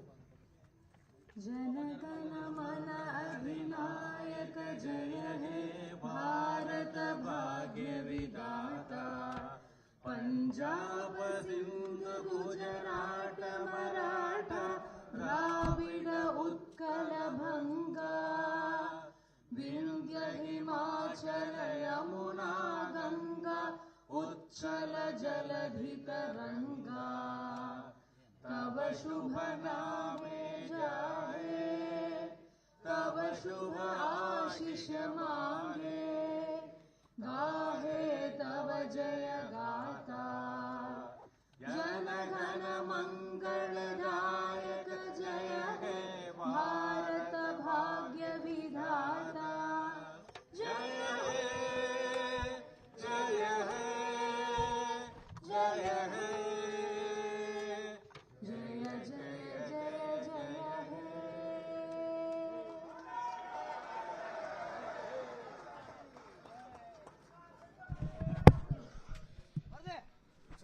மருதே அஜி கைட்டு விடுறா அஜி